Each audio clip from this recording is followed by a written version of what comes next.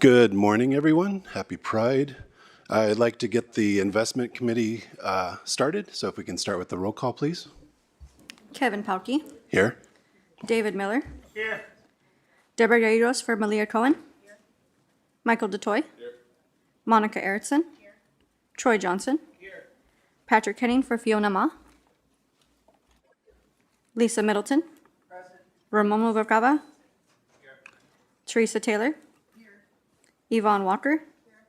Melissa Willett. Here. Dr. Gail Willis. Thank you so much. We do have one member that is joining us virtually. So I do have to go through this attestation. Good morning, board members. Because we are not all present in the same room and board members are participating from remote locations that are not accessible to the public, Bagley Keene requires the remote board members to make certain disclosures about any other persons present with them during open session. Accordingly, the board members participating remotely must each attest either that they are alone or if there are one or more persons present with them who are at least 18 years old, the nature of the board members' relationship to each person. So at this time, I'd like to ask Mr. Patrick Henning that you attest accordingly. Thank you. So that brings us to the next agenda item. Just so that everybody is aware, we are going to move into our executive report, and then after executive report, we'll move public comment to the beginning. I have 1, 2, 3, 4, 5, 6 public comments, and then we'll move the public comment to 2 minutes each. So floor is yours, Mr. Gilmore. Thank you, Chair.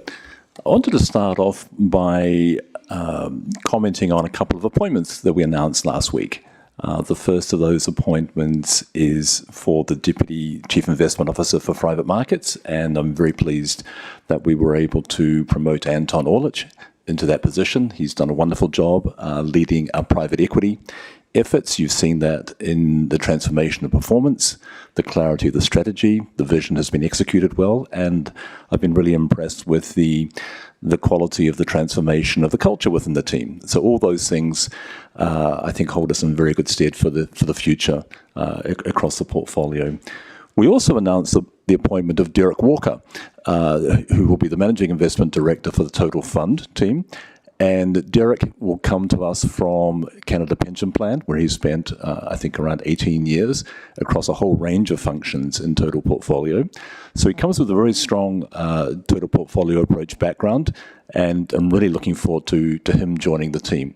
So that will complete the leadership team within investment. So it'd be great to have that happen.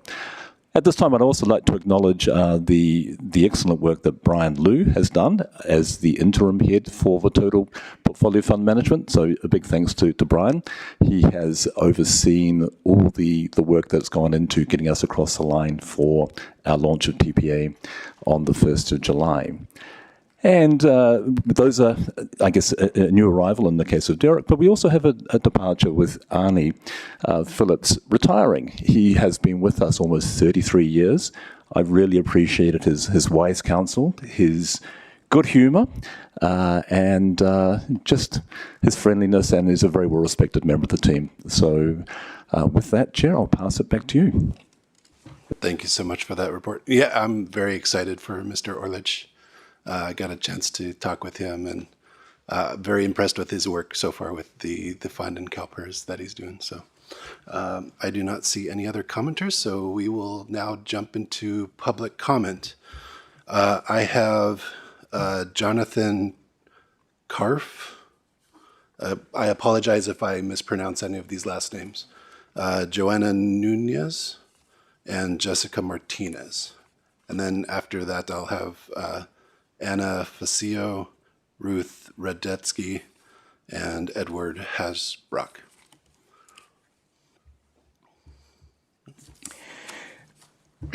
Greetings and thank you for your work on behalf of the 29,000 faculty in the Cal State University system. I've been the CFA retirement specialist since 2007. I've also been a CalPERS retiree since 2019. In those roles, I'm aware of your fiduciary duty to steward the investments in the interests of your members. Today, however, I'd like to amplify the letter sent to you by SEIU regarding economic risks associated with some of your investments. Palantir provides ICE the ability to track and deport undocumented immigrants. The meat, agriculture, construction, home healthcare markets are all highly dependent on the labor of undocumented immigrants. According to the 2024 House of Representatives data, undocumented immigrants paid almost $100 billion in taxes that year. They paid $25.7 billion in Social Security, as well as $6.4 billion in Medicare taxes, neither of which they can access.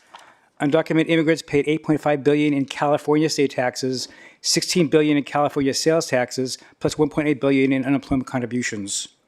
From the Institute on Taxation and Economic Policy, in a large majority of states, N equals 40, including California, undocumented immigrants pay higher state taxes and local taxes than the top 1% of households. Consequently, we are very concerned about the economic risks to our members due to the current federal administration's immigration policies. Thank you very much. Thank you for your comments. Jessica Martinez and Joanna Nunez.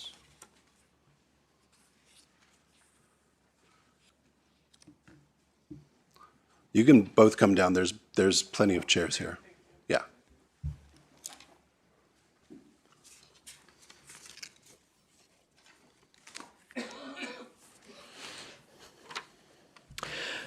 Good morning, members of the Investment Committee. My name is Joanna Nunez. I'm an assistant professor at Sacramento State in the Department of Women's and Gender Studies. I am also the mother of two and the daughter of immigrants. I'm here today because I cannot be at peace knowing my pension is being invested in corporations like Palantir Technologies, corporations whose technology enable the reign of terror being unleashed on immigrants, Black and brown people like my parents and my neighbors. Palantir produces technology used for military targeting, predictive policing, and mass data collection, to name a few of the evils it is involved in. Its technology provides the infrastructure needed to track, abduct, arrest, and kill people in our communities and abroad. My comrades in SEIU have already laid out for this committee in clear financial terms why Palantir and other companies like it are a risky investment. I want to underscore that they are also on an ethical one. Companies that profit from grave human rights violations should have no place in our pension investments. Palantir is not a bet on innovation, it is a bet on permanent crises, and permanent crisis is not a retirement strategy. As acclaimed author and journalist Naomi Klein has argued, corporations like Palantir turn catastrophe into profit. They do not invest in the future of society, they bet on its collapse. As a professor of women's and gender studies, I teach my students about our capacity to build a world together that is not invested on domination and exploitation. Across the country, people protesting Palantir are chanting, "Palantir, you know it's true, the crimes of ICE depend on you," but those crimes also depend on investors. They depend on institutions willing to treat human suffering as an acceptable source of return. And right now, through CalPERS, those crimes depend on us. We must divest. Thank you. Thank you. Jessica? Good morning. My name is Jessica Martinez. I'm faculty at Sacramento State. I'm a member of the California Faculty Association and a CalPERS plan participant. I appreciate the board's responsibility to safeguard our retirement security through responsible, long-term investment decisions. I'm speaking today because I believe CalPERS should carefully examine its investments in Palantir and Axon through that fiduciary lens. These companies are increasingly connected to immigration enforcement and deportation operations. Palantir provides technology that supports immigration enforcement and deportation operations, while Axon supplies law enforcement technology used in those efforts. At the same time, economists have warned that large-scale deportation policies could significantly reduce economic growth, increase inflation, and weaken the labor force that supports our economy. Immigrants have been a major driver of recent GDP growth and remain essential to our state's and nation's economic future. As an educator, I see every day how immigrants Students and families contribute to California's future workforce and economic vitality. As fiduciaries, I hope you will consider not only the short-term performance of these investments, but also the broader economic risks associated with business models tied to policies that may undermine long-term economic stability. As a CalPERS participant, I want my retirement funds invested in a strong, sustainable economy that supports thriving communities and lasting prosperity. I urge the board to review these holdings and consider whether continued investment in Palantir and Exxon is consistent with that responsibility. Thank you. Thank you. Next, I have Anna Facio, Ruth Radetsky, and Edward Hasbrook.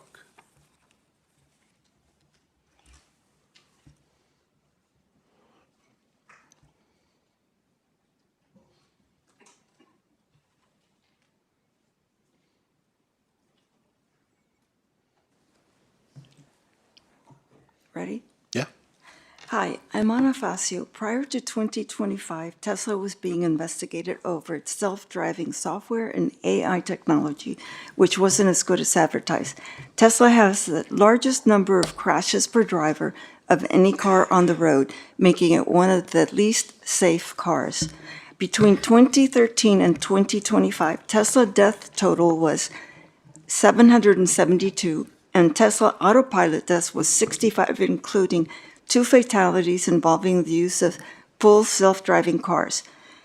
In 2026, Electrics reported Tesla is dealing with a major active lawsuit and regulatory action against the company, with exposure estimates ranging from 2.7 to 14.5 billion. TÜV reports shows European EVs are outperforming Tesla where it matters most: build quality, reliability, and roadworthiness.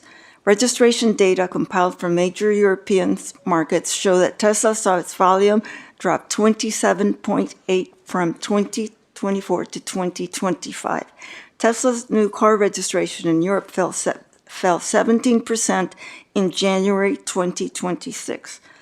It's a very weak start to 2026 for Tesla in Europe when Chinese EV giant BYD has more than doubled its market share across the European Union, Britain, Switzerland, Norway, and Iceland. Tesla is no longer a good financial investment. Please consider divesting from Tesla. Thank you. Thank you. Good. Next. Good morning. Good morning. I'm Ruth Radetsky, former CalPERS member from San Francisco, here to ask you to divest from Tesla and to stay out of SpaceX. We've made the financial arguments, and though they are as compelling as ever to me, your SEC filings prove they are not compelling to you or to the portfolio managers who report to you. And for that, you are failing in your fiduciary duty. But more importantly, in continuing to invest in California public servants' money in Tesla, in continuing to empower Elon Musk, the trillionaire who helped slam America's stores shut, except for white South Africans, the trillionaire who continues to meddle in elections at home and abroad, the trillionaire whose attack on USAID had caused the death of 500,000 children by January of this year. By continuing to empower Elon Musk, you are on the wrong side of history. You will carry that shame with you long after this country closes the book on this shameful chapter in our story. After Trump was elected the first time, I exercised my right, as the daughter of a refugee from Nazi Germany, to claim German citizenship, so that if it became a matter of life and death here, I could find refuge in the country my mother fled. The first time I went to Germany with my shiny new passport, I told that story. Each time, the person I told it to cried tears of redemption. More than 70 years later, those people still carried their parents' and grandparents' shame. Do you want to inflict that shame on your children? Sell Tesla. All of it. Now. Thank you. Thank you. Next, Edward. My name is Edward Hasbrook, and I'm disappointed that the report that we just heard said nothing about your continued investment from Tesla, and that the report you commissioned from the staff you have chosen to withhold from public release. Closed session discussions and a secret report do nothing to provide any evidence to the public that your continued investment in Tesla is based on a realistic assessment of its valuation and risk, or on anything other than continued dogmatic religious adherence to index-based investment and to a myth of the market, or on a false idea that continuing to that selling Tesla and spreading that investment over a larger number of holdings would increase your risk rather than reducing your exposure to extreme risk and a few very large holdings. But again, you've done nothing to dispel those public concerns. You're probably tired of us and wish we'd go away. We're tired of coming here again and again and not having our concerns acted on or discussed publicly, not seeing any evidence to back up your continued dogmatic, blind faith, blinkered investment in a meme stock. But it's not just us. Even if we go away, the questions, the issue will not go away until you address it publicly. And the questions will be asked, most importantly, when, not if, the bubble bursts of Elon Musk's cult of personality and the protection from enforcement action that he's bought himself by buying a fascist government. When that happens, those questions will be asked of you. Why did you continue to invest in Tesla despite its risks and overvaluation? Sell it now. Thank you. Do we have any callers? Yeah, 3.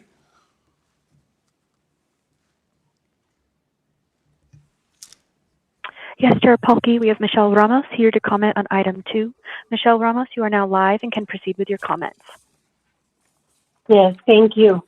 Good morning, board members. I am Dr. Michelle Ramos Felicia, professor at California State University San Marcos, vice president of the California Faculty Association, CalPERS plan participant, a proud immigrant, and along with my colleagues here, I want to share my concern about how my retirement is being invested. I am aware that CalPERS is investing in Palantir, a tech company that supports immigration and customs enforcement with identifying, tracking, deporting immigrants. Thus, my pension is being invested in a company that supports terrorizing the very same communities where the students I teach come from. My campus, CSU San Marcos, is located in North San Diego County, where we witness the violence that ICE inflicts on community members daily.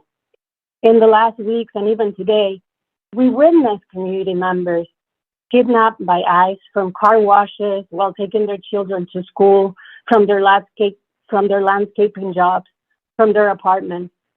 Students have lost parents, siblings, and have to deal with great loss. This great loss, in addition to trying to figure out how to continue living without a parent or a loved one, while attending to their responsibilities as students and their new responsibilities as caregivers, given that their parents have been kidnapped. And so I ask you, how do I respond to my students and my neighbors impacted by ICE that my pension is invested in Palantir? Palantir's values are not aligned with the CalPERS fiduciary interests of its participants in the communities in which we live and work. And thus, I urge you to divest from Palantir. Thank you. Next caller.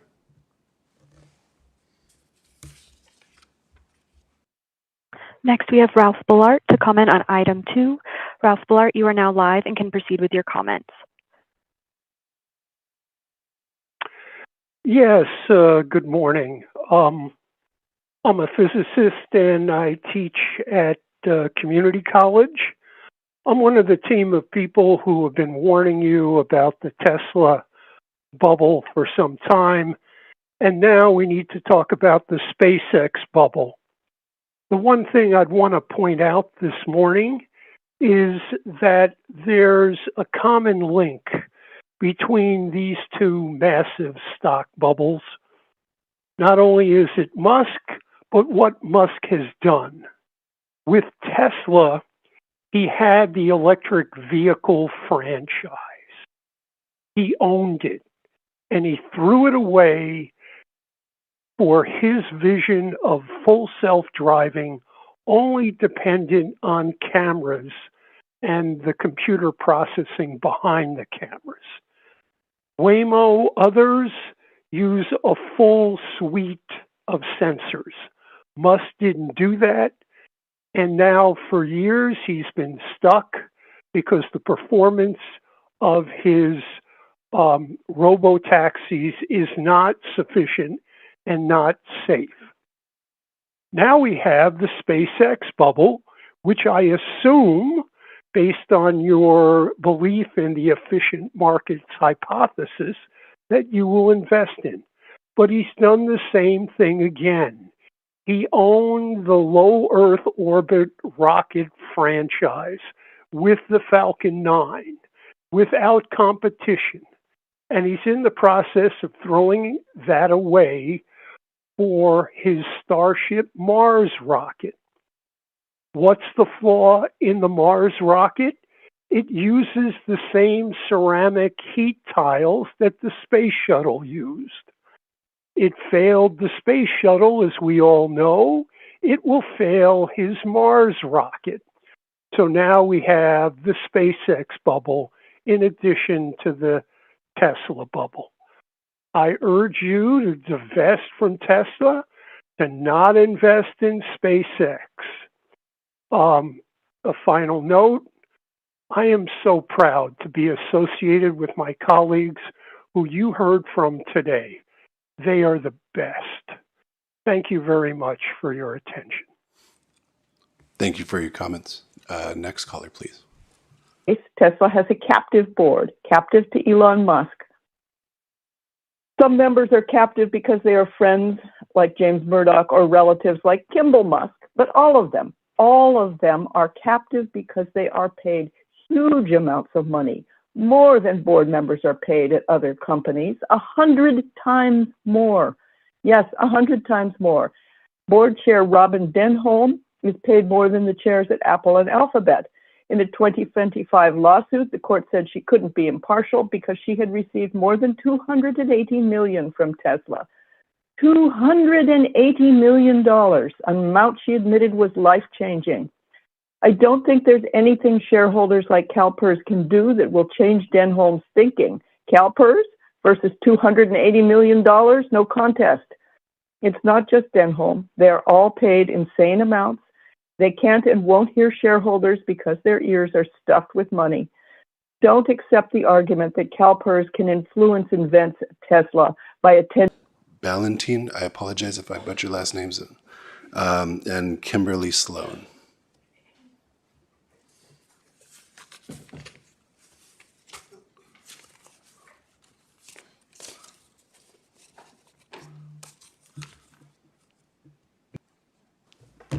Good morning. My name is Kimberly Sloan, and I'm here again today with some of my team members, Chrissy Ann and Amanda.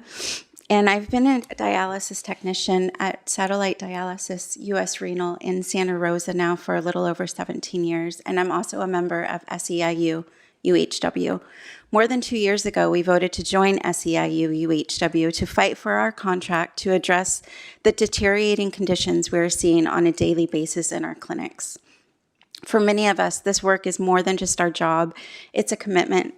Our patients come to us 3 to 4 days a week, often for years. We know their families and their struggles, and we're responsible for caring for them during some of the most difficult times in their lives.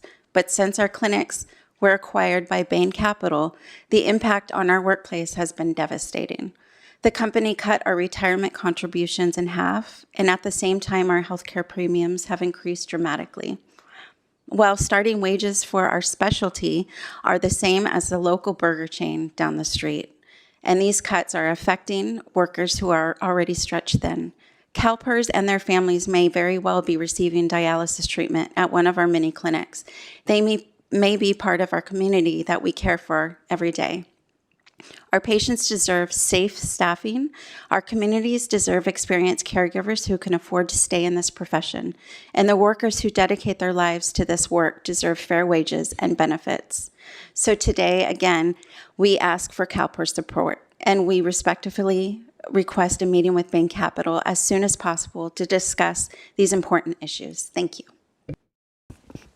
Thank you. Good morning, Chair and members. My name is Chrissy. I am a nurse and I work in satellite dialysis. Today, I am here to speak about concerns regarding recent changes implemented since U.S. Renal assumed management of our clinics. As fiduciaries and stewards of public investment, I know you are focused on performance, efficiency, and long-term value. However, I ask that you also consider how business decisions affect the patients and healthcare workers who experience these changes every day.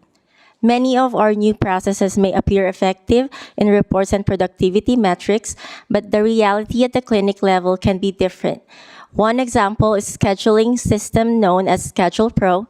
On paper, schedule may show 30 to 45 minutes between patients, but in practice, staff only have 5 to 10 minutes to disconnect one patient, clean, prepare the station, and safely begin treatment for the next patient.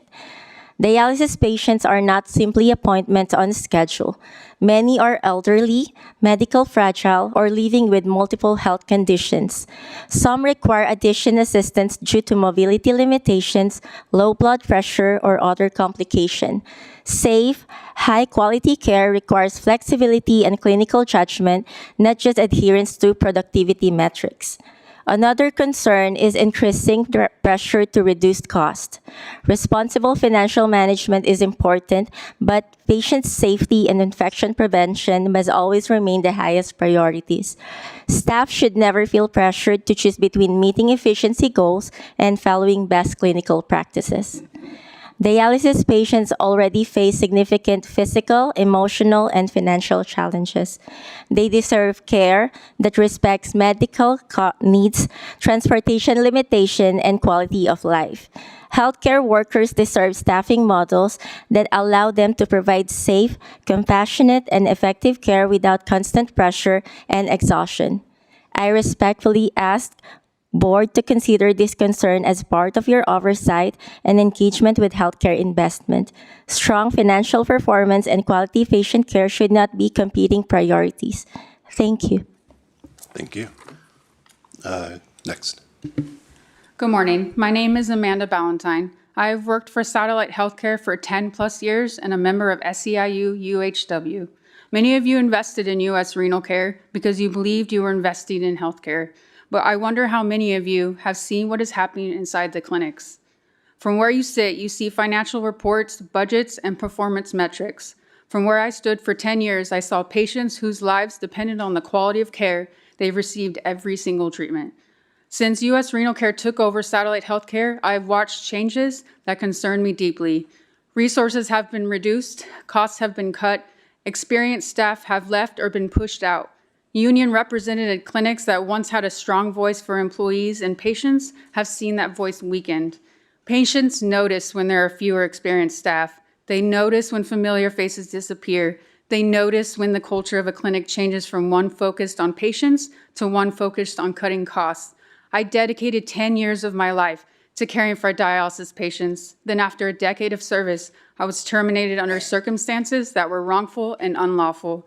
While my experience is personal, it forced me to ask a question that every investor should ask. What happens to patient care when the people who have dedicated years to serving patients are no longer there? The answer is simple. Trust is lost, experience is lost, continuity of care is lost.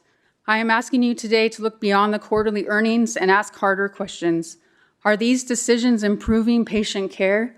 Are experienced staff being valued and retained? Are patients receiving better care today than they were before?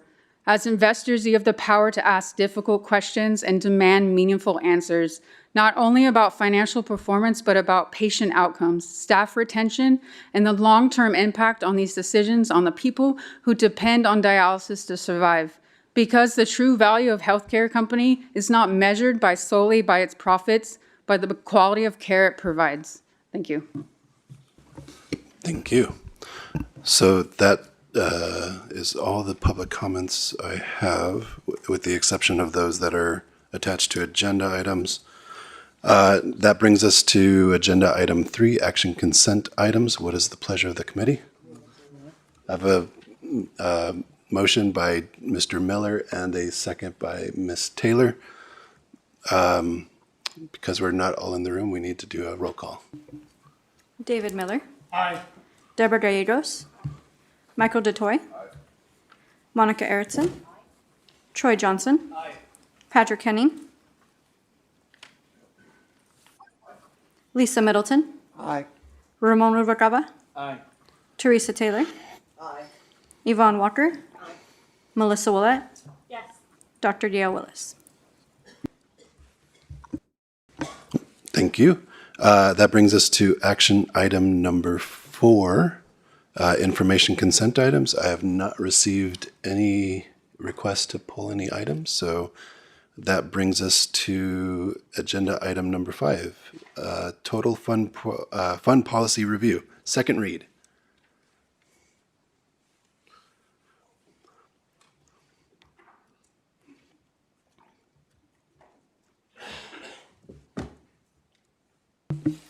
Ms. Deming, the floor is yours.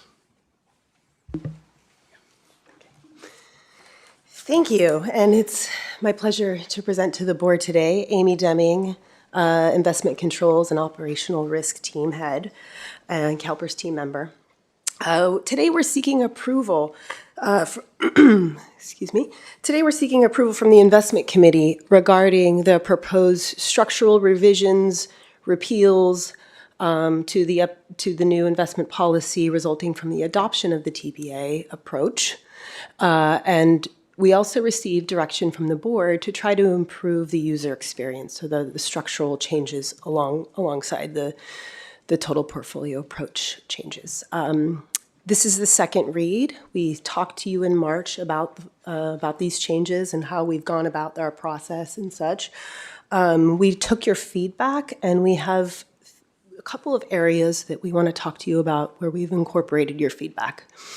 Firstly, within the CalPERS Statement of Investment Policy, which we're sometimes calling the umbrella policy that's overarching all of the rest of the policies, we've updated it to clearly reinforce pension sustainability as a strategic investment objective and aligning that with the goal of improving the funded status and aligning it also with the asset liability management policy.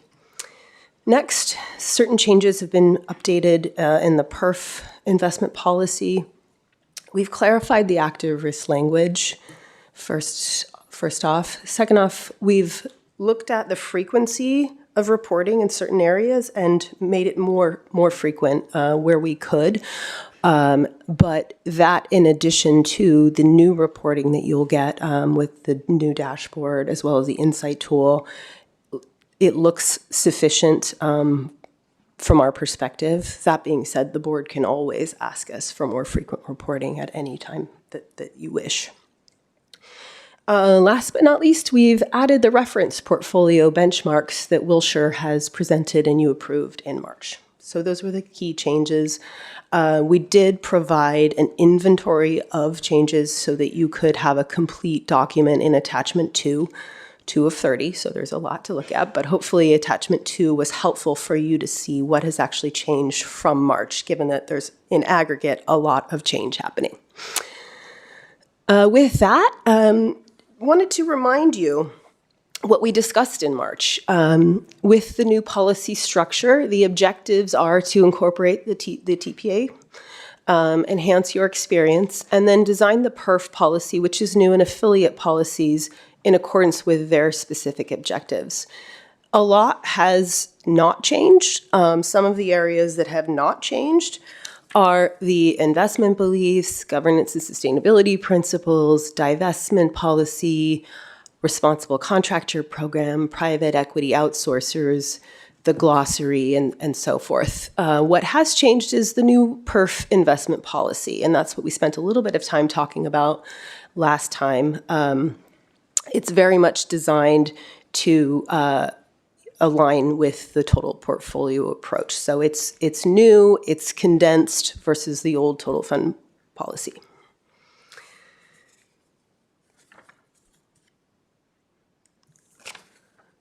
We also spent some time talking about the tracking changes that we've done. So again, this is all to share really and be transparent about what's changed and what's not changed.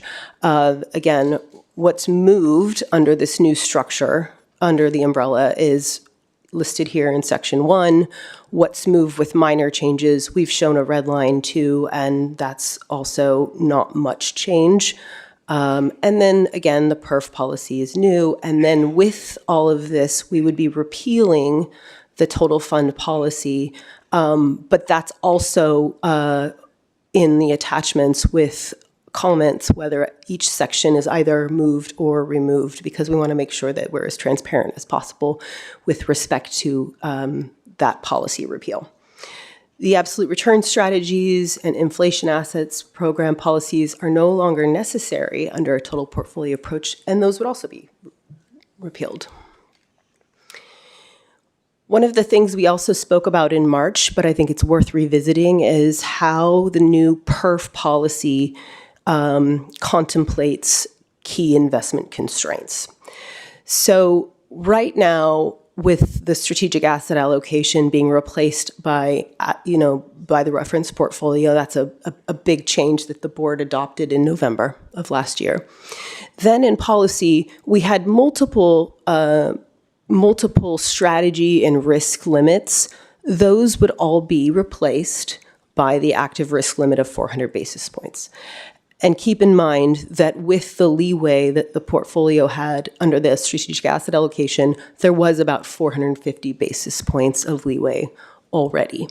The intention here is to also be reporting on the dashboard with how we're actually using the active risk. So again, transparency on that one. Leverage. The policy currently has about 15% active and 5% strategic leverage, so replacing that with an aggregate of 20% leverage, so not big change there. And then there are deal level requirements. Certain deals require prudent person opinions. There are limitations to concentration to a fund or a general partner. No change there. So that in aggregate are the key things that I wanted to highlight from March. We have also, throughout this process, worked very closely with Wilshire and Makita. So with that, I would like to open it up for questions, but also bring Tom Toth and Steve McCourt from Wilshire and Makita to provide their feedback on this process and how they've also gotten comfortable with this change.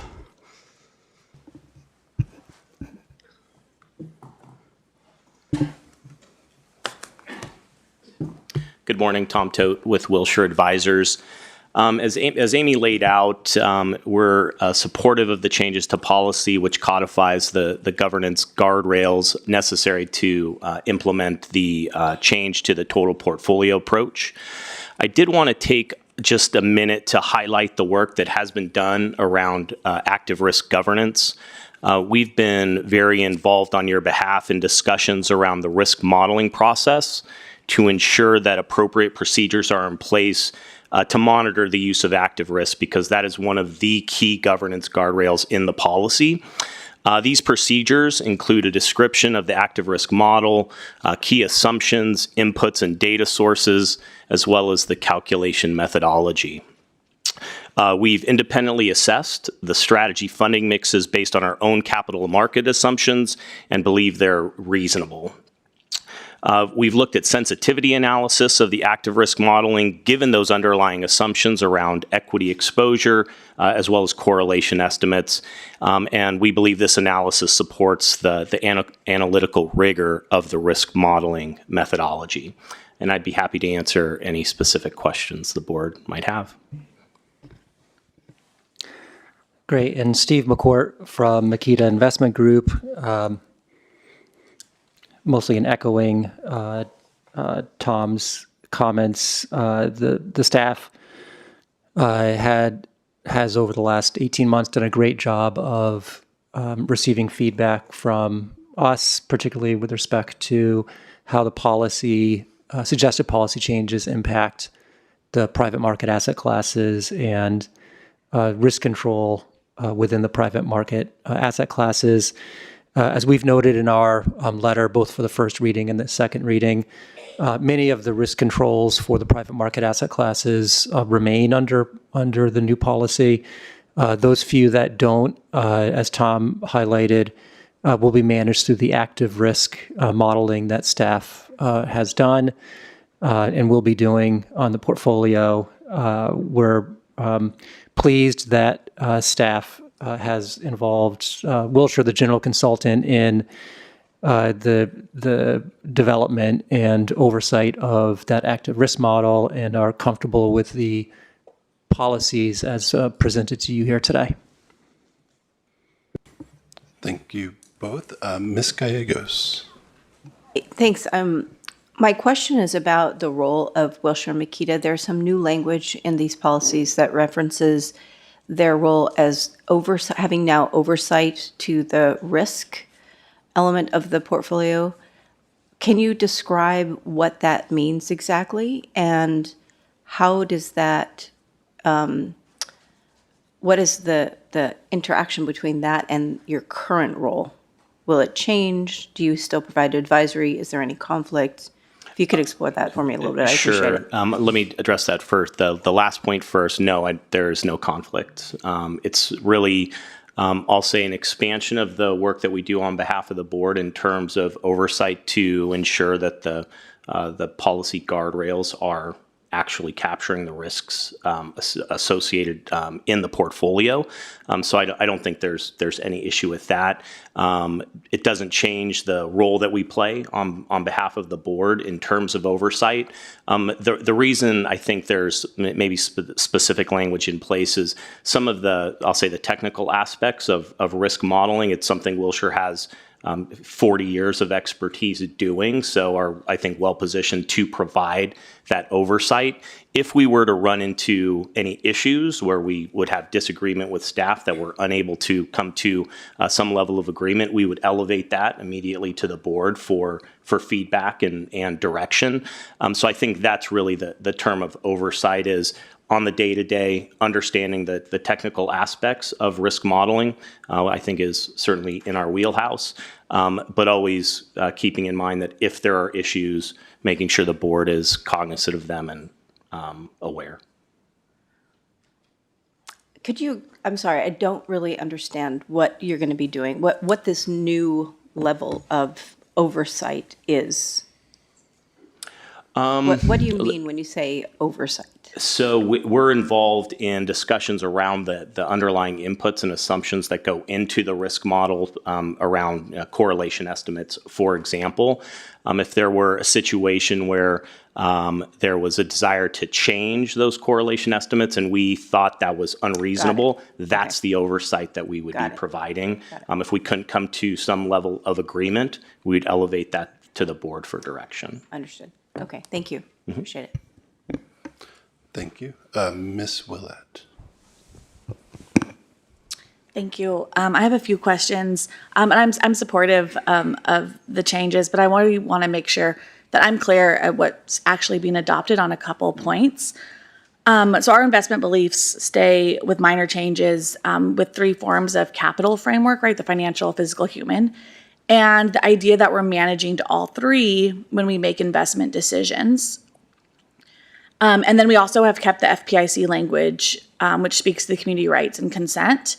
So a question I have for staff is when we go from this document into the actual work of evaluating a private markets deal, for example, like an infrastructure fund building data centers or a private equity fund with portfolio companies in communities where our members live and work, where in that process does the question of stakeholder input get asked? And I mean that broadly, not just with the FPIC sense, but whether the workers or the community or stakeholders that are impacted are and will be affected by those investment decisions, how that capital gets deployed. Do they have a genuine input on whether into our analysis and their diligence?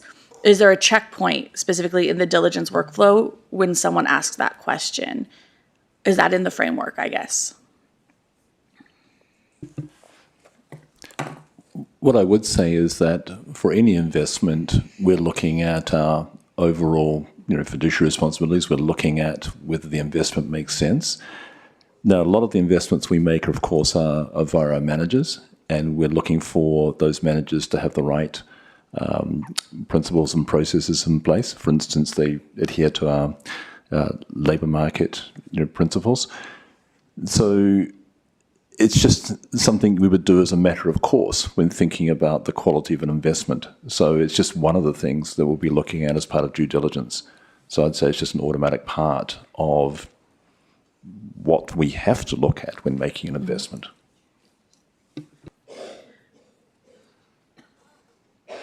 Okay. Thank you. That's really good to hear. I'm happy to hear that. I just do want to make sure that we're clear that there's a difference between adopting the principle and there's a mechanism that we know specifically backs up that principle. So I'm going to maybe specifically on a couple of those items, it's going to come up in 6C and 6F later today. So we'll drill into it at that time. Thank you. Ms. Taylor. Thank you very much for your report. And it looks like everything that we had asked to be in there is in there, so thank you very much. And it's a lot of information, and I tried to go through all the attachments, and I think that there's two that are specifically helpful in the change of policy and stuff. But what I was going to bring up is that as we go forward and discuss this later in in agenda item 6, I just want to advise staff and our investment consultants that we do need to manage the risk when it comes to what Ms. Willett was talking about, and that is inclusive of how that becomes an accountability issue. So yes, checking a box is fine, but we want to make sure that when these principles are being broken, that there's some accountability behind it. And we've talked about this a million times, and I'll bring it up again. I just want to make sure. Thank you. I am not seeing any more requests for questions. Thank you so much for this report. Thank you to all the staff that put this together. And thank you for taking our comments into the first read and putting them into this. I saw the changes, so I really appreciate the work. So with that, is there a motion? I have a motion to move approval of the second read from Mr. Miller and a second from Ms. Taylor. We need to do a roll. Public comment. Oh, public comment. Thank you. We do have one public commenter on 5A, Mr. J.J. Jelensik.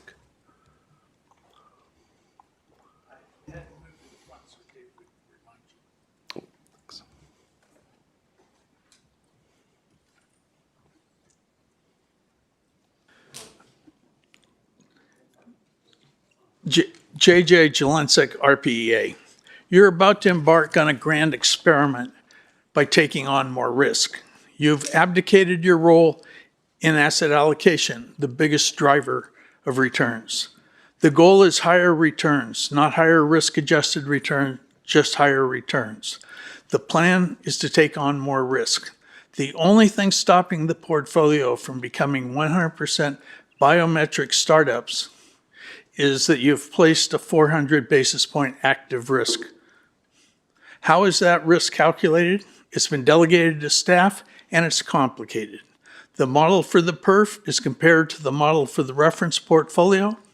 No information is provided on what or how comparisons will be made. Neither model is available to the beneficiaries of the public. It's worth noting that the reference portfolio itself is heavily weighted to a proprietary index fund. How does the model handle higher risks for assets? Well, we assign values. Private equity is already your highest risk asset. The plan is to move to higher risk categories within private equity: smaller funds, smaller portfolio companies, growth and venture capital. Secondary transactions will play a role. Positions purchased at a discount will immediately be marked up to the GP's assigned net value. The markup from market value to GP value will be counted as unrealized returns. How will the returns be risk adjusted and reported? Well, we don't do it now, so why should we start? The plan to expand private debt, the PERF will get higher nominal returns for taking on the risk of lending to organizations that cannot and will not borrow in the public market. Hopefully, these higher returns will actually get collected and not just as payments in kind. Hopefully, you will get the principal back. How will the risk-adjusted returns be calculated? They won't. Real assets will increase returns by moving to riskier assets. Hopefully, the riskier assets will lead to higher returns. It works so well in housing. Thank you for your consideration. Thank you. So with that, I do still have a motion from Mr. Miller, a second from Ms. Taylor, to approve the second reading of the total fund policy. Can we have a roll call vote, please? David Miller. Aye. Deborah Gallegos. Aye. Michael DeToy. Aye. Monica Erickson. Aye. Troy Johnson. Aye. Patrick Henning. Lisa Middleton. Aye. Ramon Rubalcaba. Aye. Teresa Taylor. Aye. Yvonne Walker. Aye. Melissa Willett. Yes. Dr. Dale Willis. Excused. Thank you so much. Action item 5A passes, which, thank you very much. That brings us to action item 5B, asset liability management, second read.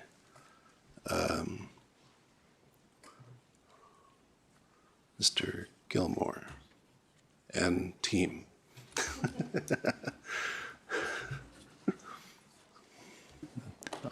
I'll pass over to Michelle next. Thank you.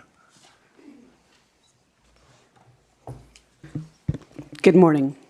Michelle Nix, team member. So this morning we are going to, if you could put the presentation up, please.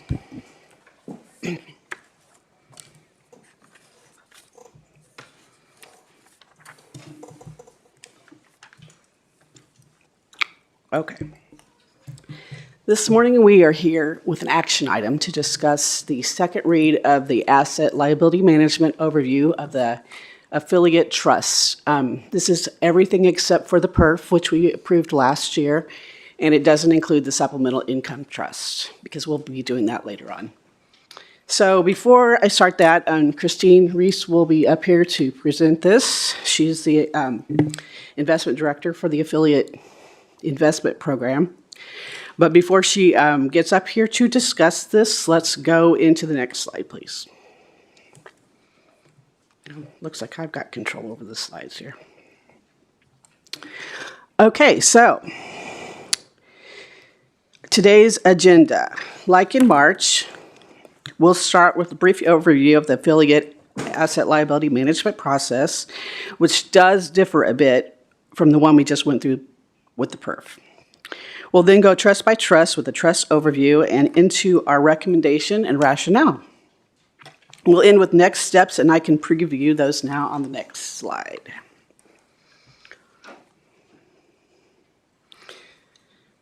So looking at the, let's see, did I go in the right slide here? So looking at the asset liability management timeline, after these June meetings today, I want to remind you that the total portfolio approach will take place starting July 1st of this year. In September, we're going to talk about the supplemental income plans, and we'll have a second reading for action and the first reading of any resulting affiliate policy updates. In November, the second reading and action for the affiliate policy updates will take place. And also in November, we'll have the first read for updating the asset liability management policy to reflect the read for action to reflect the board deliverables under the total portfolio approach. There will be a second reading in February 2027. From there, the cycle is dormant and the asset liability management process finally ends. I feel like we've been doing this forever, at least since last year. But it will go dormant until we have the mid-cycle review in early 2028. And with that, I will hand this over to Christine Reese to continue the program. Great. Thank you, Michelle.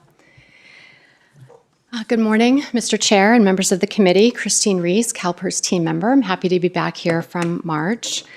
And I'm joined by two of my investment office team members, Saeed Darugaha and Rafael Garcia, to present the second reading of the results and recommendations for the Affiliate Fund Asset Liability Management Analysis, also known as ALM. We will also be seeking approval of the recommendations that are made today. Before I begin, I would like to thank my colleagues that have participated in this initiative. The collaboration and contributions are very much appreciated. So if we can turn to page 4, today's presentation covers 7 different trusts. We have 3 defined benefit, 2 health and welfare, and 2 pre-funding trusts. The ALM review for the 2 defined contribution trusts, also known as the supplemental income plans, will be in just a short while today, and that will be the first reading. So the ALM work here is based on a strategic asset allocation framework with set allocations to asset classes, which has historically been used, and the total portfolio approach, which has been evaluated for the PERF, will be assessed for its applicability to the affiliate funds after this ALM cycle. So from the first reading to the second reading, we have made a few updates. We modified the rounding for expected risk and return values from 1 decimal place to 2, and this will better show the comparison of portfolio options when there are small differences. Second, we added page 17 in response to some feedback during the first reading. This will show the impact of adding private equity to the Judges 2 portfolio.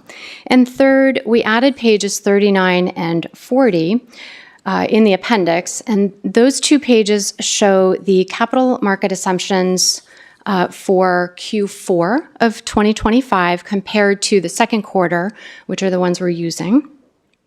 And we included a portfolio optimization for the Judges 2 portfolio as a sample.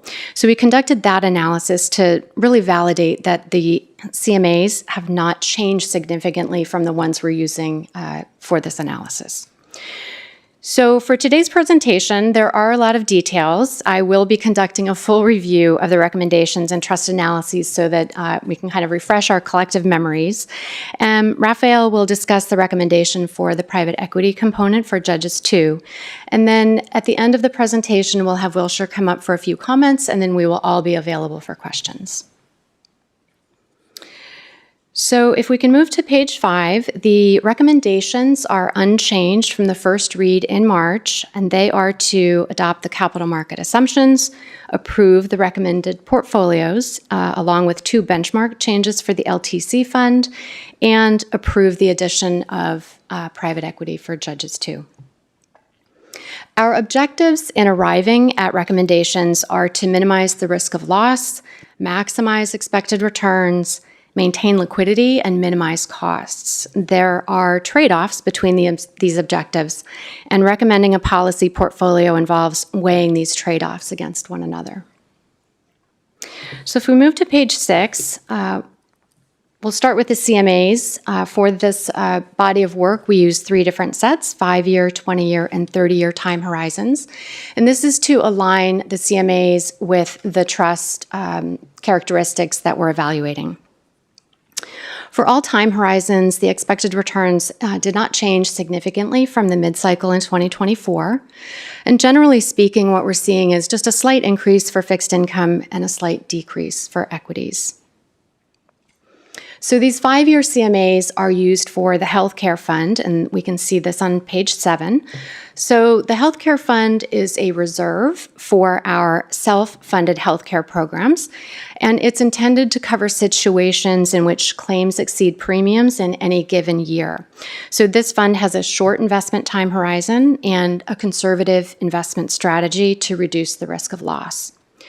The current allocation is 100% liquidity. This is also known as cash equivalents.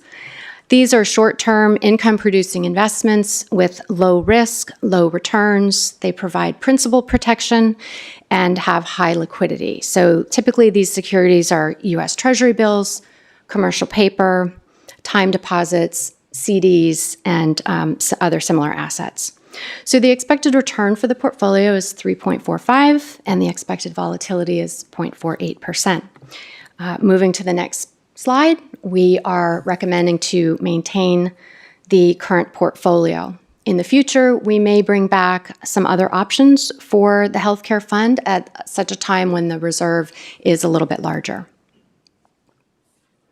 So if we move to page 9, the CMAs for the 20 years are used for the defined benefit and pre-funding trusts.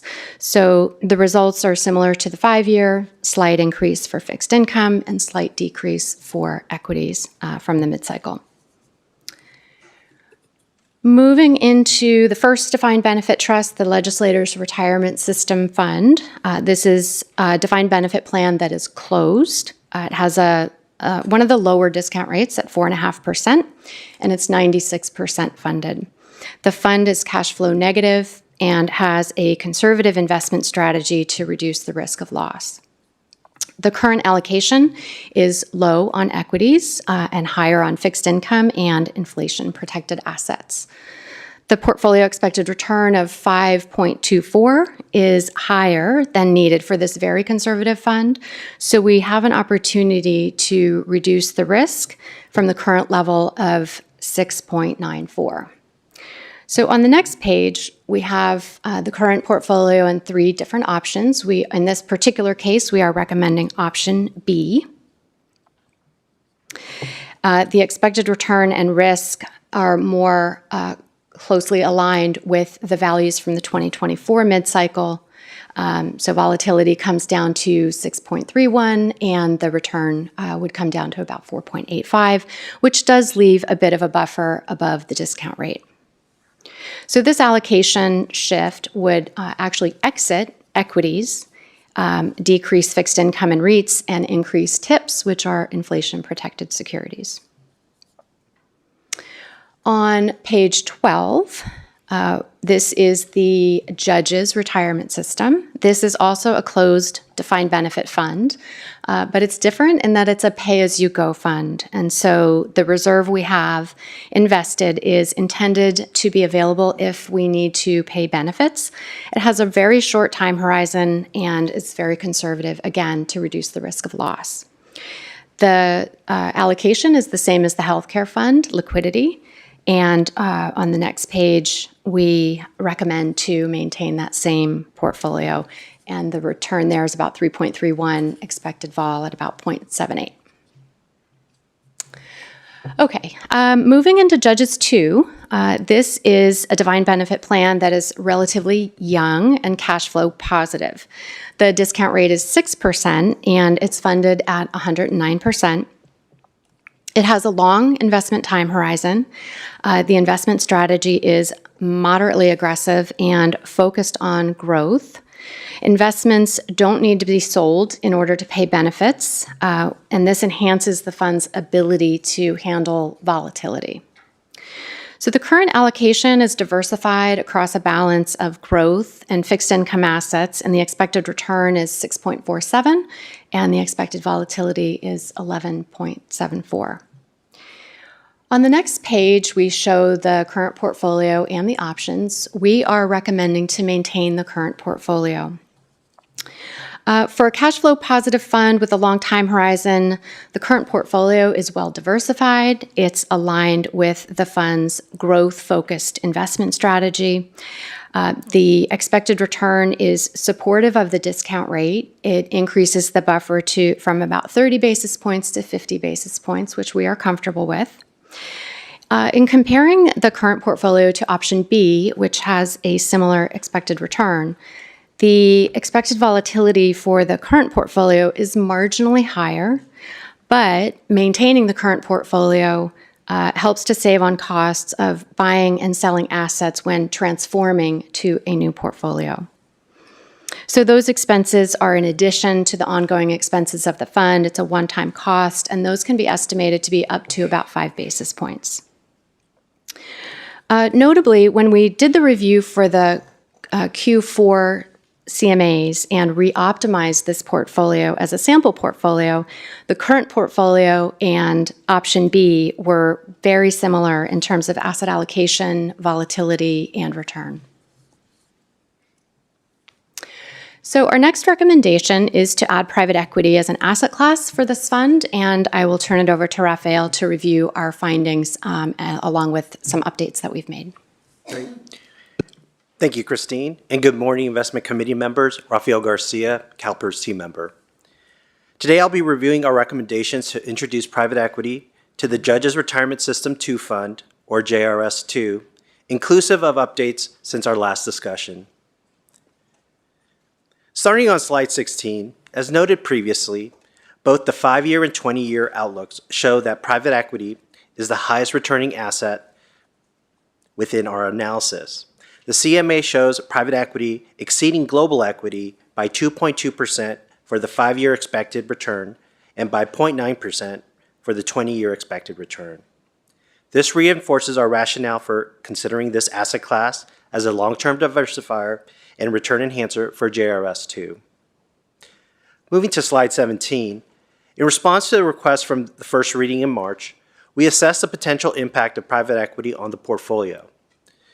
To do this, we compared the current portfolio to an optimized version that includes a 5% private equity allocation and the same level of risk. The optimization showed a shift primarily out of global equity and into private equity, resulting in an expected rate of return of 6.55% versus 6.47%, which is an 8 basis point increase in expected return for the total portfolio. The increase in expected return with no increase in expected risk improves the portfolio risk-return efficiency. On slide 18, there are no changes to the strategic rationale presented at the first read. Private equity remains a strong fit for JRS2 as the fund is open, cash flow positive, and able to support a long-term, less liquid investment. Moving to slide 19, the implementation approach is centered on establishing an incubated private equity program, which is a process used to test a new investment strategy, manager, or product before deciding whether to commit more capital. The incubation approach will provide a flexible investment amount with a maximum limit of 5%. This will be in a controlled environment that allows private equity to be carefully monitored and grow in a measured way rather than having an immediate strategic asset allocation target. If approved, we will be bringing policy changes in September and November for first and second reads, and no investments will be made until the policy language is approved. This sequence is intended to ensure the committee has the opportunity to review and approve the governing policy before any capital is deployed. This concludes the portion of my presentation, and I hand it back to Christine. Thank you. Thank you, Raphael. So moving on to slide 20, we will resume the trust review. So the next set of trusts are the pre-funding trusts, and we'll start with the California Employers, Retiree Benefit Trust. This is also known as the CERBT. This is a voluntary program for employers to pre-fund future benefits such as retiree healthcare costs. Our goal with this program is to offer strategies that have differing levels of risk and return so that an employer can select the strategy that most closely aligns with their goals. We have 3 strategies. Their investment strategies are moderately aggressive, moderate, and moderately conservative. So the current allocations, expected returns range from 6.57 to 6.2. And expected volatility ranges from 12.42 to 8.98. So approximately 60% of employers are in strategy 1, 25 are in strategy 2, about 14% are in strategy 3, and about 1% actually are in multiple strategies. For all 3 of these strategies, we recommend maintaining the current portfolios. From the 2024 mid-cycles, returns and risk have both increased somewhat, but remain within a range that we believe aligns with the investment strategy and provides employers that choice of strategy. The current portfolios are well diversified, and maintaining them avoids the cost of transitioning to a new portfolio. So if we can move to page 24. CEPT is also a voluntary program, and this program is for employers to pre-fund future pension payments. Again, our goal with this program is to offer a choice to the employers, and we have 2 strategies here. We have a moderately conservative and a conservative. The current allocations expected returns here range from 5.8 to 5.39, and the volatility ranges from 8.96 to 6.35. And the time horizon on this trust is a little bit shorter than the CERBT. CERBT funds retiree healthcare benefits pretty far down the road. This trust is to fund future pension payments, which has kind of a shorter time horizon. Approximately 42% of employers are in strategy 1, 28% in strategy 2, and 30% are in both strategies concurrently.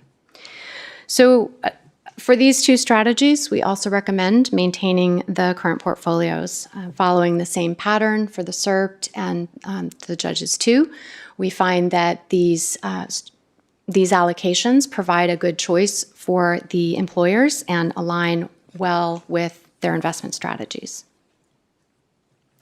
So if we can move to page 27, this is our last set of CMAs. These are the 30-year, and these are used for the Public Employees Long-Term Care Fund.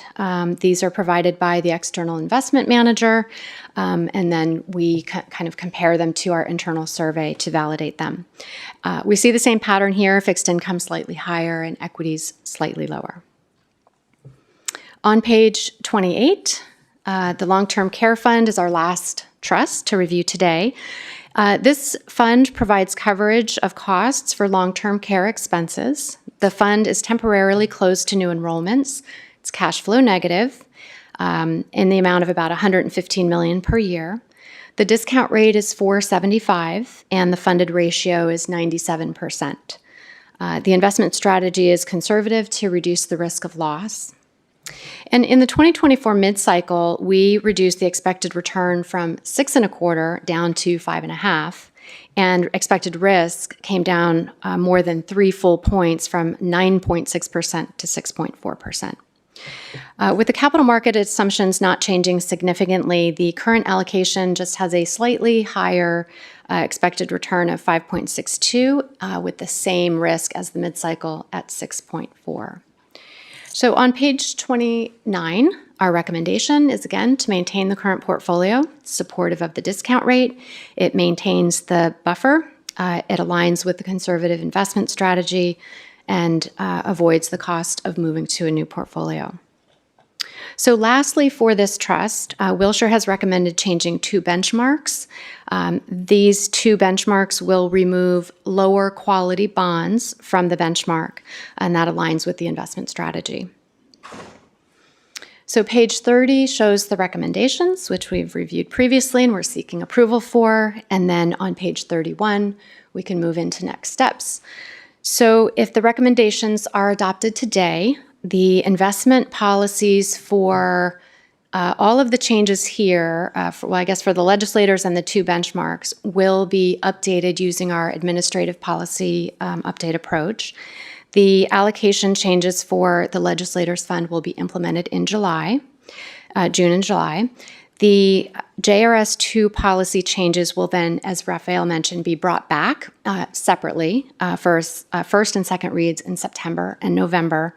And then the first reading of the SIP is shortly after this reading. So at this time, I invite the board consultant Wilshire to come up and make a few comments, and then we will be happy to take questions.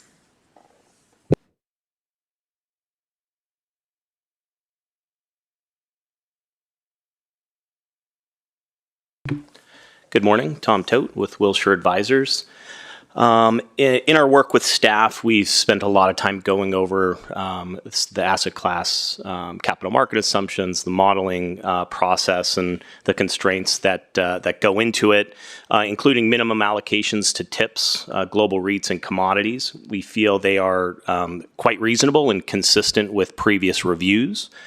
The candidate portfolios appropriately balance the expected return and risk at the total portfolio level, taking into account each fund's specific circumstances, including size, their funding status, and contribution patterns. Given that, the recommendations in front of you reflect a disciplined, stable approach with only targeted adjustments as warranted, and so we're very comfortable with those recommendations. I'd be happy to answer any questions.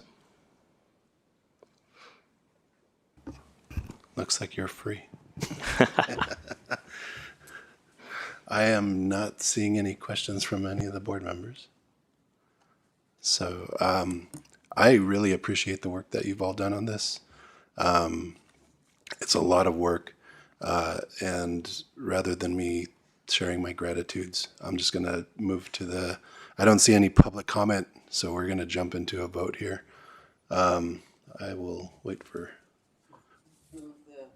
Okay, so let me put this on the record. So I have a motion by Ms. Taylor to adopt the capital market assumptions, approve the recommended portfolio for each affiliate fund as the policy portfolio as presented, approve the following benchmarks as recommended by Wilshire on the long-term care fund, and approve inclusion of private equity for JRS 2 as an incubated investment strategy not to exceed 5%. And I have a second from Mr. Miller. With that, can we have the roll call, please? David Miller. Aye. Deborah Gallegos. Aye. Michael DeToy. Aye. Monica Erickson. Aye. Troy Johnson. Aye. Patrick Kenning. Aye. Lisa Middleton. Aye. Ramon Rurucaba. Aye. Teresa Taylor. Aye. Yvonne Walker. Aye. Melissa Willett. Yes. Dr. Yale Willis. Excused. Thank you so much. That passes. And again, thank you so much for all the work that you put into this. I really appreciate it. So thank you all. I think we can get through one of these before we take a break. So that will bring us to agenda item 6, information agenda items. I think we can get through one before we take a break here. So let's start off with the quarterly Chief Investment Officer report. Mr. Gilmore. Thank you. If we can have the slide, please.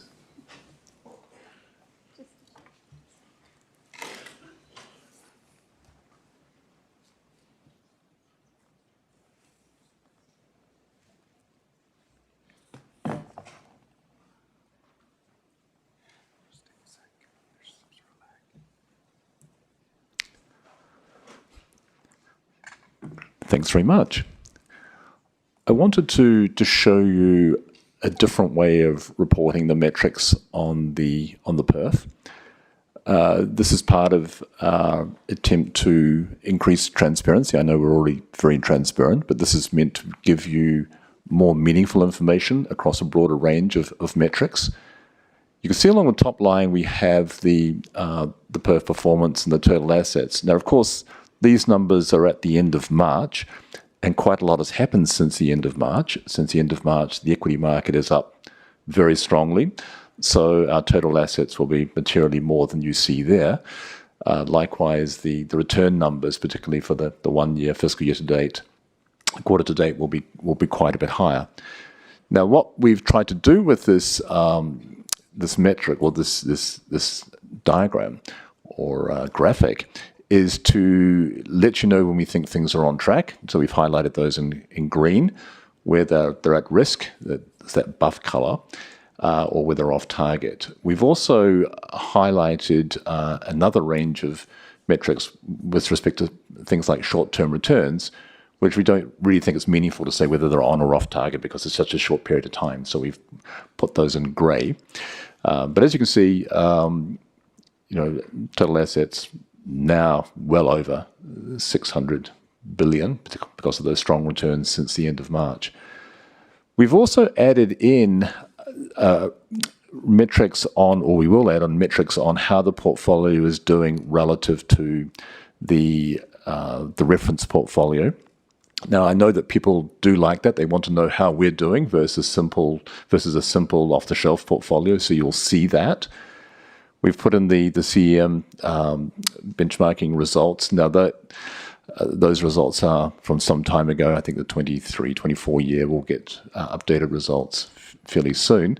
And we've got the funded status. Now, that funded status there, which you see is 81.6, is a bit lower than we showed 3 months ago, but that's because the total assets there are lower.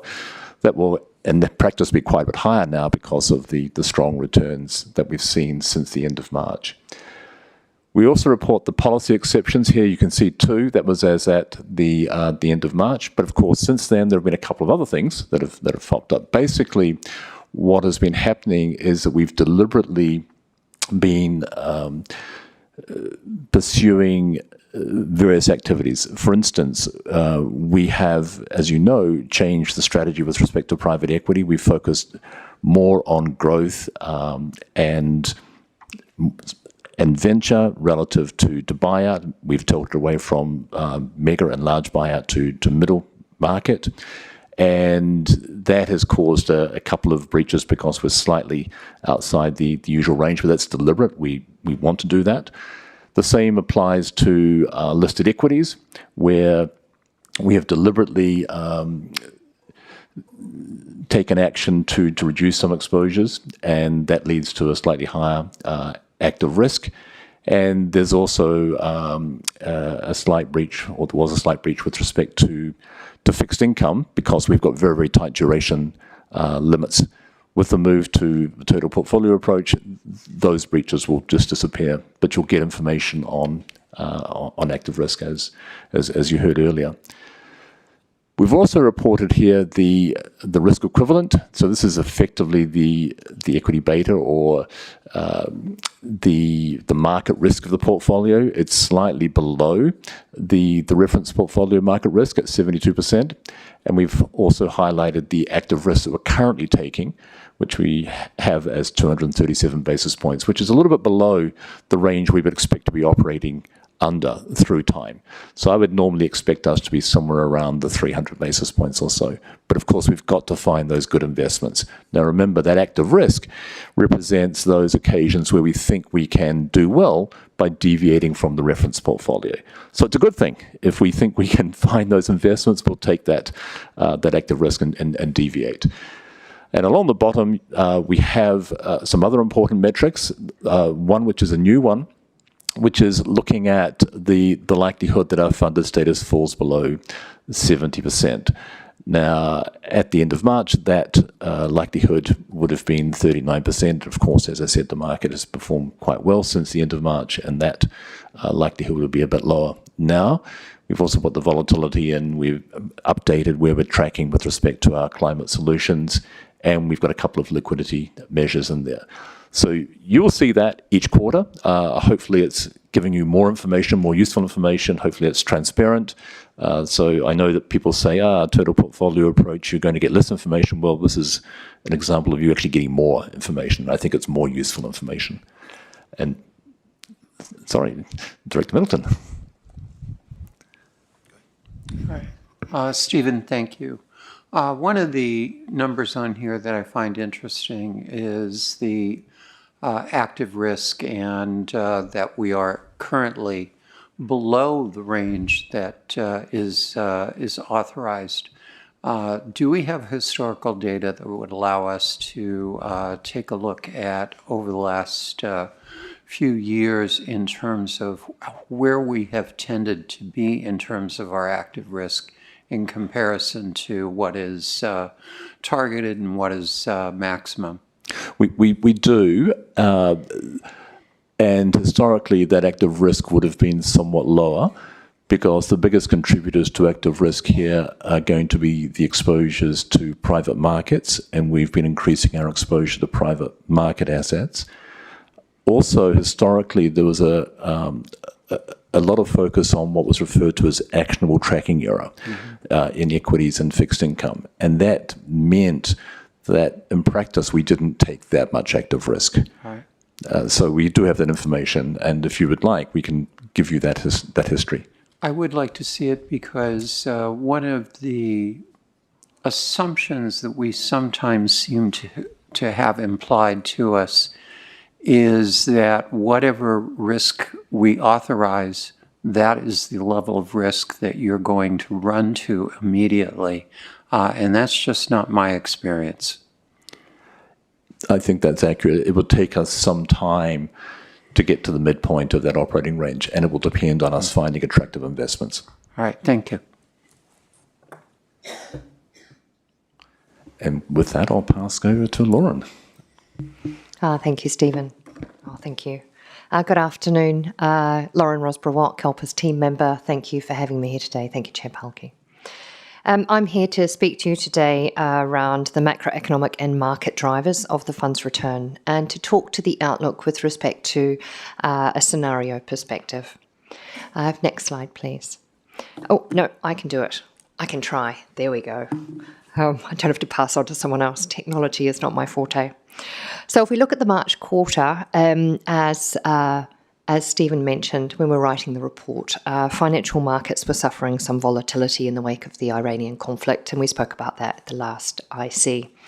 And they've largely recovered. Now, given that the fund has a longer-term perspective, I'm going to speak to trends over the last year rather than over the last quarter. And also, as Stephen mentioned, over the past year to March, returns have been robust for the assets and the fund more broadly. Public equities have performed strongly via rising tech and AI-related stocks, and on the back of continued economic activity and revenue growth. Credit and private equity have performed well given the robust economic backdrop going into calendar year 2026. And stable and higher for longer short-dated interest rates have supported credit returns more broadly in both public and private markets. We've had greater resiliency in emerging market economies and less dependence on the US in the post-pandemic world that supported emerging market debt returns. And sovereign debt has gone through a full circle where growth expectations into the end of 2025 declined, and now real rate expectations have increased, and the US Treasury returns in our portfolio have printed positive for the year to March. Now, the secular themes that we've spoken about before continue to drive market returns, but it is causing a divergence between asset markets and sentiment, which is shown on this chart here. So weaker sentiment reflects the rising uncertainty since the pandemic as the economic, political and geopolitical environment changes, and it's shaping activity and inflation with notable volatility of news announcements and rapid policy shifts. The secular drivers of climate transition, the global demography shift towards an older workforce, and the large-scale AI and tech investment are raising concerns around the labour market and the labour share of business income from households.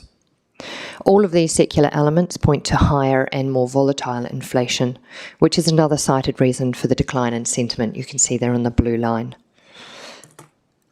Specifically with respect to CPI, it printed 4.2% for the year to May. But even if we take out energy, which was the largest component of that because of the conflict at present, core PCE inflation, which is the Fed's target that takes out energy prices and food prices, is running at 3.3%. So you can see that there's a broadening of inflation pressures in the US economy, and inflation is running above target. Financial markets not only price in what has happened, but also price in expectations for the future. And to that end, expectations are for continued growth in earnings to the AI sector, as well as relatively stable fundamental backdrop with no expectation of Fed rate changes this year. And finally, on a global scale, a boost in defence spending by governments, and that supported the broader equity market outside of the US. Indeed, despite the news flow and weaker sentiment overall, the broad backdrop has been supportive of asset returns and absolute returns reported today, and improved this funded status of the fund from 75% in 2024 to, I think the last public number was 83%. 83%. So the AI theme I'm going to focus on, and looking at this slide, is becoming a larger contributor to the growth outlook, and it's anticipated to continue to support economic activity going forward. Consumer spending, as you know, is just under 70% of the US economy, but rising inflation has been eating away at the amount households can purchase, and we've seen real personal consumption fall from a run rate of 3.4% in 2024 to 2.4% on average in 2025, and the last number for Q1 2026 was 1.4%. The AI and tech build-out, now that's both data centres, also other CapEx, information technology and research and development. That's been a growing contributor. Numbers differ, but broadly speaking, around a third of economic activity over the last year is attributed to this growth. When we look forward into 2026 and 2027, these secular themes start to influence on analysts' expectations, and I'll point you to the graphic above. A reminder of this graphic, it shows reference portfolio returns, that's equities and bonds, in 1 year's time, if inflation and growth surprise to the upside or the downside relative to trend. And the colour is an indication of the conditional returns, that is based on historical relationships, that's conditional on moving from one of the four areas, from where we are today to one of those four areas: stagflation, recession, inflationary boom or disinflationary boom. So on one hand, concerns around the impact of higher energy prices have on growth in conjunction with elevated supply push inflation due to the reduction in global oil supply with the Iranian conflict, as demonstrated there by a shift from their cross towards the left of the oval that I've drawn on the heat map. The corresponding reference portfolio return is weaker than today, denoted by the movement towards orange. On the other hand, the AI CapEx spend has some analysts anticipating stronger growth in a year's time because of the demands for CapEx exceed supply, what we call demand-led inflation, and that's lending towards the right side of the oval there in the graphic. Both seem likely outcomes, and in fact, what we're seeing are both are occurring simultaneously, so they're not mutually exclusive. And you recall I spoke another time here at the IC around a mild stagflationary environment, and we are seeing that with growth slower than what we had in 2024-25 and inflation being elevated. To the extent that consumers' real income is squeezed with rising prices and the AI build-out continues, it's worth highlighting there that the oval is above the middle in terms of inflation, so that inflation is anticipated to remain elevated in the foreseeable future. To this end, the fund's diversification is its strength. So the chart here refers to a reference portfolio, but we own assets that perform well in an inflationary environment, real estate, for example, in particular infrastructure, and that over time, this diversification can help to weather shocks as we move from that cross in the graphic. Just to sum up, looking ahead, global macroeconomic landscape is highly uncertain and dependent on the evolution and potential conclusion of the conflict. There are two narratives forming for the remainder of 2026. These are not mutually exclusive, i.e. both are underway right now. Global fragmentation, the persistent AI cycle, and a backdrop of sticky inflation. So thank you for your time. I'm happy to take questions.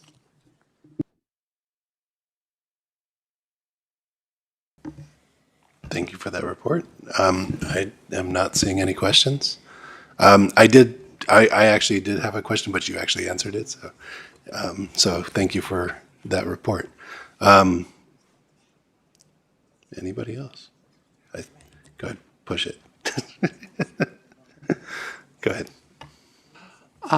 Lauren, we've heard an awful lot about potential bubbles on various investment strategies and various investment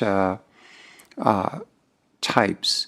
Can you give us your assessment as to what you think the risks are related to a sudden devaluation in any particular asset or asset class in light of what we have seen over the course of the last 5-6 years since the onset of COVID that has clearly made a substantial change in consumer outlook? Thank you very much for your question. I think the most cited overvaluation, as it were, is in public equity markets, specifically in AI and tech-related stocks, so often spoken to as the Mag 7, for example.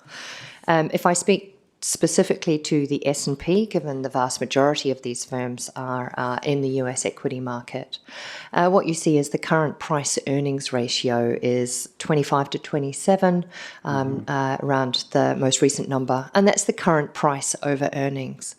What you see looking forward, however, is the 12-month forward price earnings, remember markets price and expectations for the future, is actually lower at around 21 times. And the reason for that is AI, unlike the dot-com bubble, for example, has notable and persistent revenue or earnings that we're seeing. And as a result, with respect to the ratio, as earnings is expected to go up, the price-earnings ratio is falling. What we have seen over the first half of this year, in fact, since the start of the year, is a broadening out of growth in the US equity market. Right. In fact, the S&P X Mag 7 has actually outperformed the total S&P since the start of this year.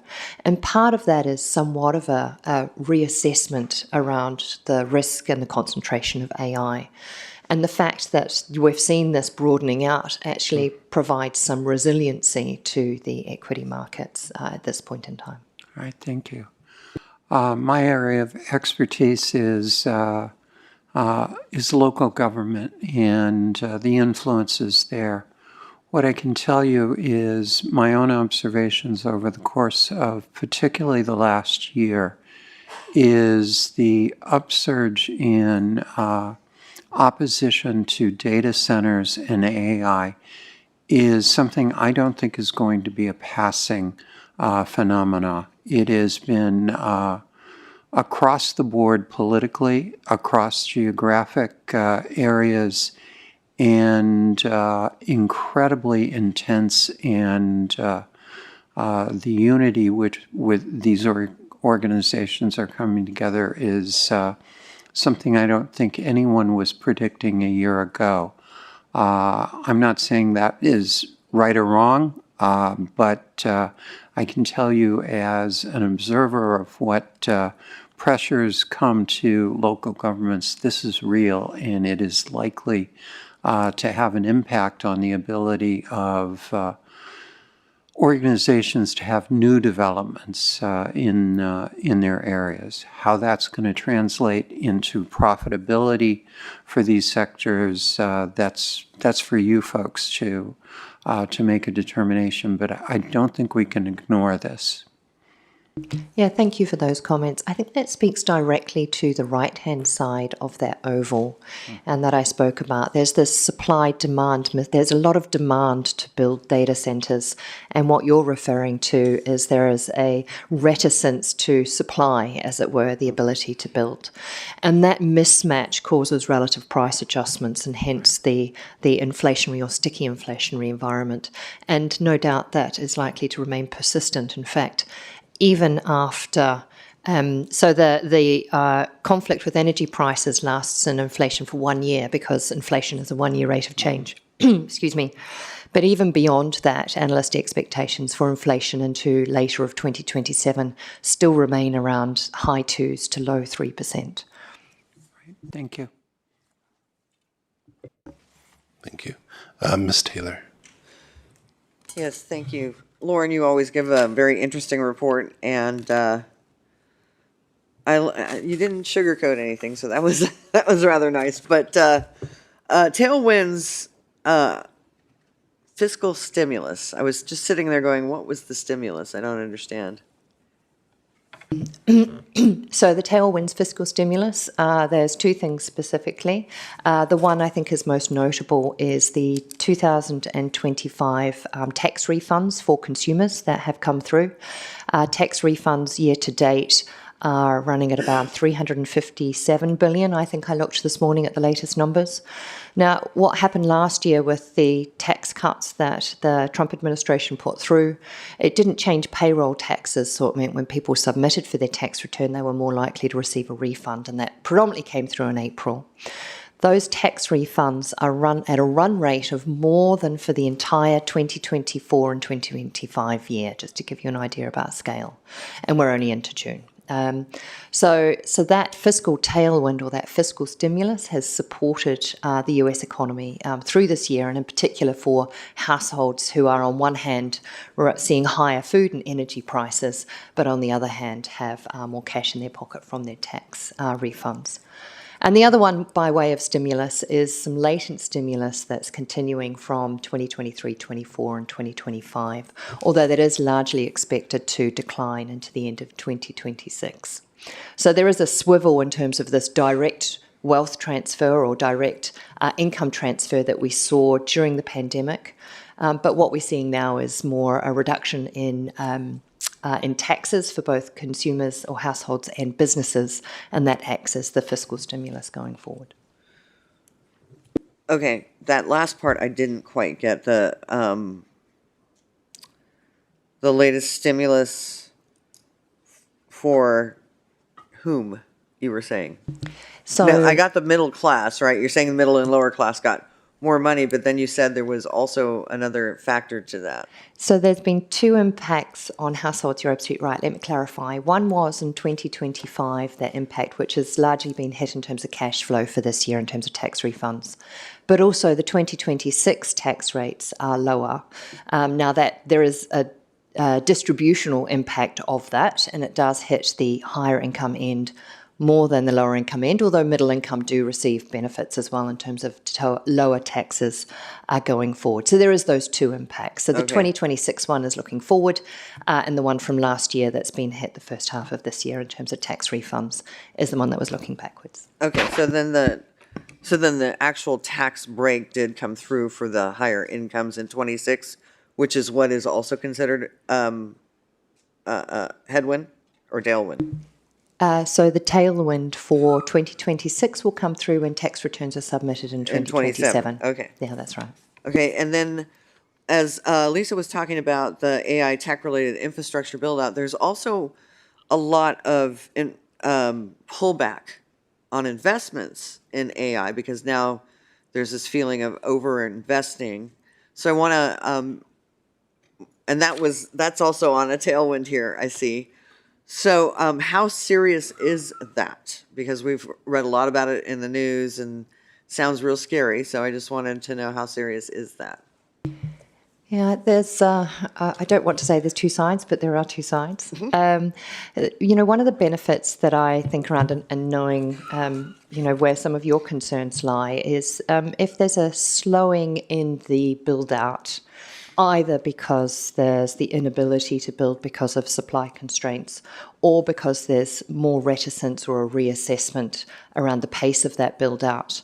That helps in terms of thinking around the relative changes that we're seeing in society at the moment. And specifically, I'm thinking here around the labour force.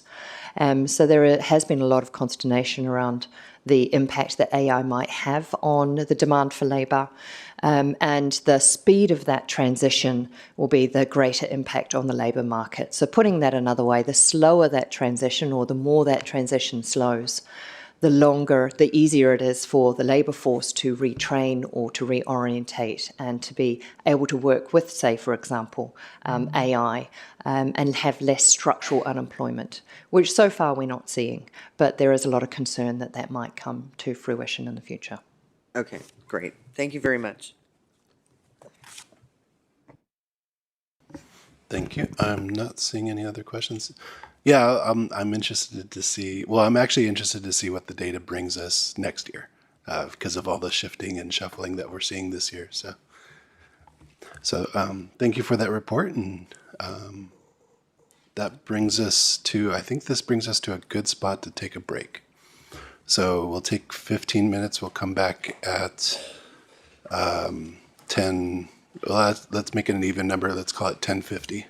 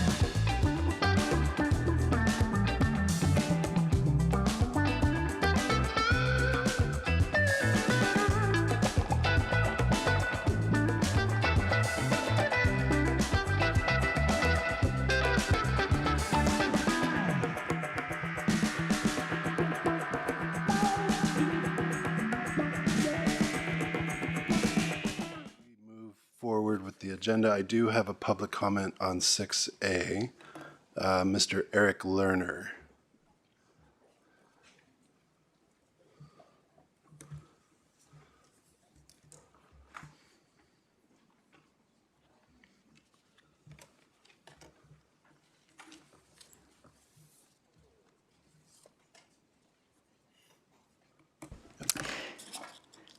Good afternoon, trustees and staff. My name's Eric Lerner. I'm here today representing California Common Good, a statewide network of thousands of union and community members.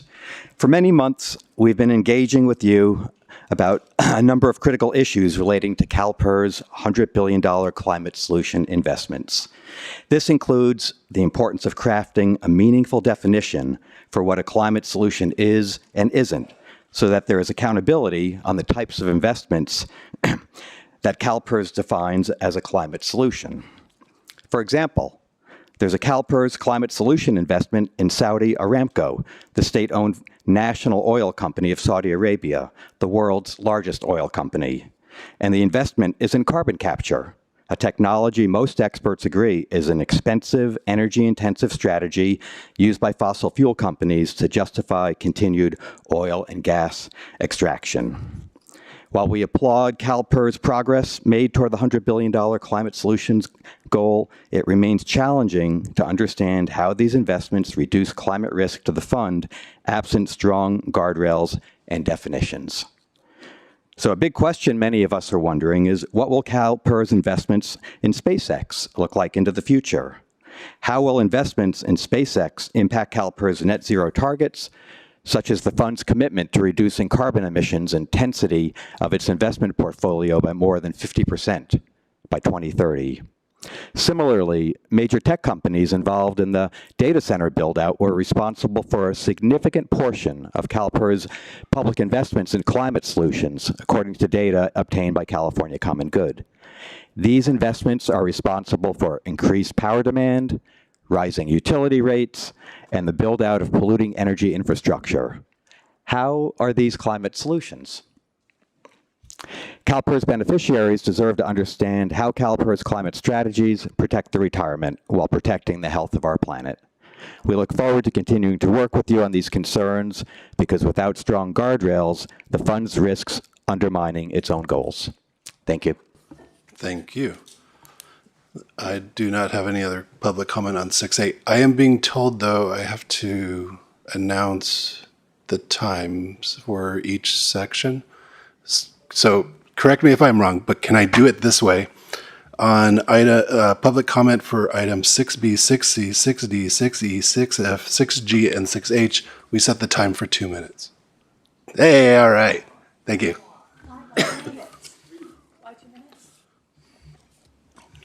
Thank you.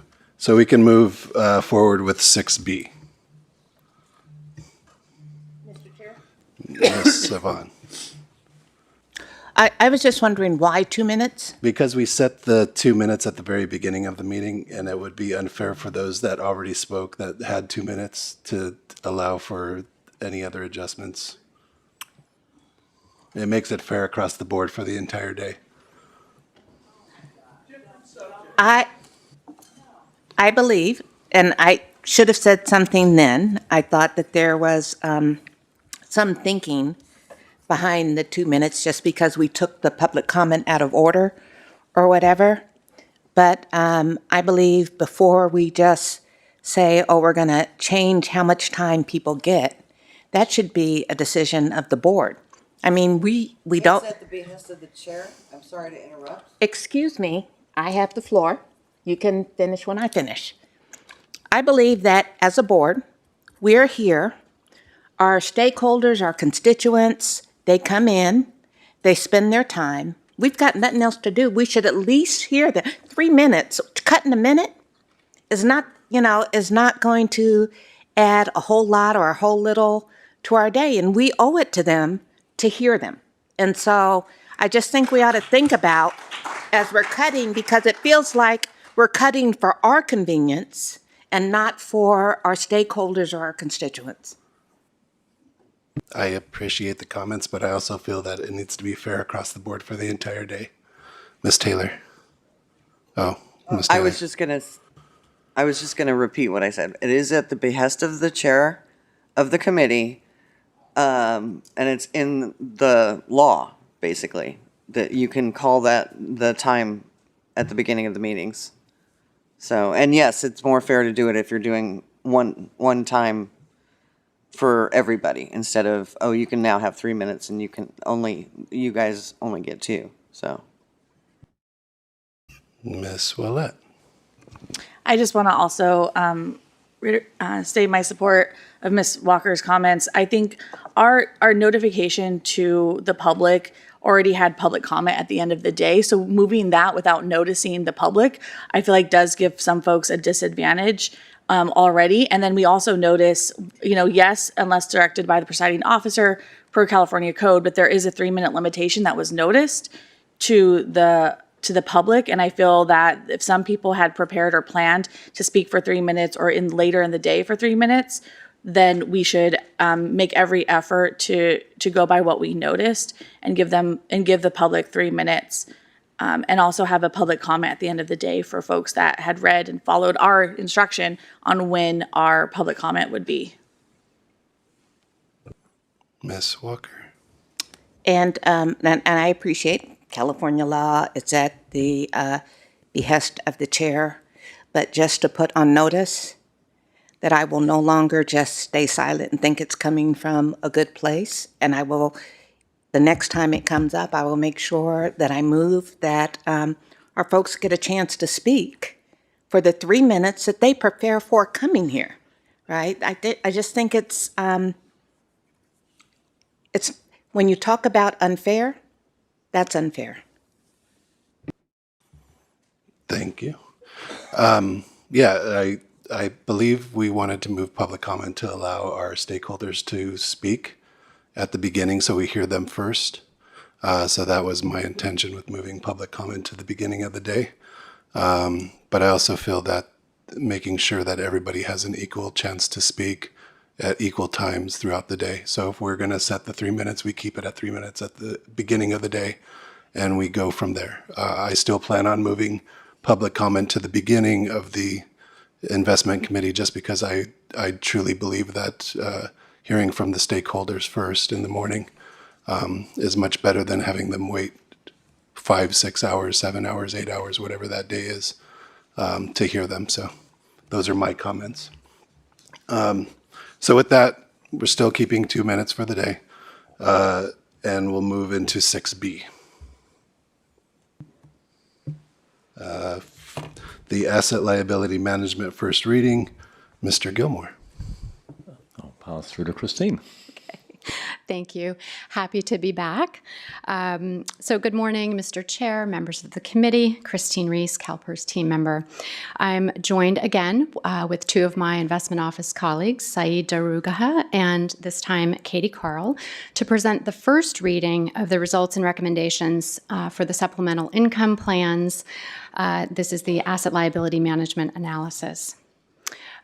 So before we get started, I would like to take a moment again to thank my colleagues, both internal to CalPERS and external, for all of the collaboration and contributions. For today's presentation, I'll review the analysis and recommendations. Katie is going to review some program characteristics and the elements of a glide path. We'll also have Wilshire come up at the end, and then we are all available to take questions. So to provide an introduction, the supplemental income plans are, and we can stay on this page. So the supplemental income plans are defined contribution savings vehicles for individuals, and the focus of this review is the strategic asset allocation for the target date funds glide path within the investment lineup. The glide path sets the allocation and de-risking path for each of the 11 target date funds that we have. So this review and the recommendation were developed in close partnership with RVK, an investment consulting firm with expertise in defined contribution plans and glide path analysis and design. The primary objective of the glide path analysis is to select an asset allocation that minimizes retirement income shortfall, maximizes income replacement, and minimizes cost. So if we could move to page 4, The recommendations resulting from the analysis are to adopt the capital market assumptions, approve TIPS, which are Treasury inflation protected securities, and its associated benchmark as a new asset class allocation within the target date funds, and to adopt the recommended glide path. So at this time, I'll turn the presentation over to Katie to talk about plan characteristics and how a glide path works. Thank you, Christine, and good morning, Mr. Chair and members of the committee. Katie Carl, CalPERS team member. I'll be discussing a few elements of the Supplemental Income Plan, also known as the SIP. I'll cover the structure of the program, investments we have in the lineup, participant usage, and basic elements of a glide path.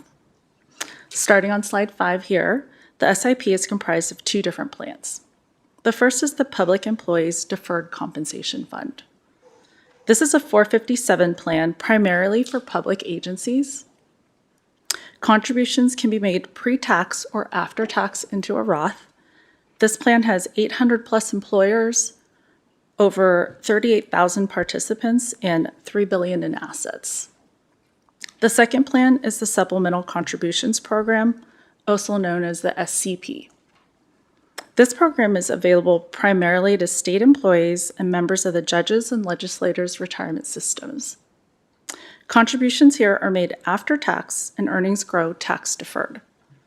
This plan has over 5,000 participants and approximately $125 million in assets. Participants in each of these plans have access to the SIP investment lineup, which includes target date funds, core funds, a self-managed account, which I'll describe on the next slide. Here on slide 6 are the 3 fund categories within the SIP lineup that are based on how involved a participant would like to be in managing their own asset allocation. The first category are the target date funds. Participants here can invest in a fund closest to their retirement date, and the allocation and rebalancing will be managed for them throughout their career. The second category are the core funds. These funds are for participants looking to have a more active role in their investments. The lineup has broad market index funds covering major asset classes. And participants in these funds manage their rebalancing and asset allocation. And then the third category is the self-managed account, or SMA. This is available through a brokerage. Participants can use this account to invest in assets that are not part of the SIP lineup. In this account, they have access to mutual funds, ETFs, stocks from all major exchanges, bonds, money market funds, and certificates of deposit. Here, participants manage their own rebalancing and asset allocation. It's most important to note that participants have full choice and can invest in any or all of the funds within this investment lineup. As well, participants can invest in a target date fund that aligns with their retirement date, or they can select other target retirement date funds if they would like a fund with a different risk profile. So on the next slide, we can look at participant usage across these 3 categories. Since our last ALM review, that was in 2022, target date fund balances and contributions have risen. Balances have increased from 54% to 56%, and contributions from 75% to 80%. The target date funds are the default option if a participant doesn't make an election when they join the program. Participants are free to change their fund selections at any time, though. Core fund balances and contributions have decreased since 2022. Balances have declined from 44% to 41%, and contributions have declined from 25% to 20%. The self-managed account usage remains consistent with industry averages at around 3%. And now we'll look at how a target date glide path is structured on the next slide. So the target date fund glide path is a plan that adjusts the mix of investments in a portfolio over time from higher risk assets to lower risk assets as the target retirement year approaches. These adjustments are managed by CalPERS as the plan sponsor, which alleviates the participants from rebalancing and asset allocation activities. The chart is a visual representation of how a glide path de-risks the target date funds, and 2 different types of glide paths are shown here. The top line is a through glide path, which is what the SIP plan uses, while the bottom line is a to-retirement glide path. So focusing on the top line, to step through how the glide path works, the horizontal axis shows the number of years before and after retirement. The dashed line in the center represents the retirement date. And to the left of the line are the pre-retirement years, and to the right are the post-retirement years. The vertical axis shows the percentage of growth assets in each of those funds. For the target date funds that are farthest away from the retirement date, the percentage of growth assets starts high and stays constant. This is shown on the left side of the graph and is known as the plateau phase. And as retirement date draws nearer, the percentage of growth assets declines. This is the de-risking phase and is represented by the diagonal line. And a few years after retirement is the landing phase, which is on the right side of the graph. And at this point, the portfolio has a more conservative asset allocation and maintains it throughout their retirement period. The SIP program utilizes a through glide path based on participant demographics and industry trends, which show the participants generally do not take immediate distributions at retirement. Instead, they delay withdrawals until later in life, making a longer de-risking phase more appropriate for this program. Moving to slide 9, just reviews some of the benefits of a glide path. And those are, it provides an asset allocation framework that alleviates the need for participants to rebalance their own portfolio. It provides a diversified suite of funds that offer broad market exposure and de-risks over time. It provides a formal review every 4 years in line with the ALM cycle to ensure it remains optimized, and it considers risk and return over the entirety of a participant's career. That completes my part of the presentation today, and I'll hand it back to Christine. Thank you, Katie. So if we can, we're on page 10. So this is a representation of the retirement income model that's used to evaluate the effectiveness of a glide path. So market data, participant demographic data, projected retirement spending, retirement income sources, and actuarial data are all used in the model to assess how well a glide path performs against various measures in providing income in retirement. On page 11, we have a little bit more detail on the glide path optimization methodology.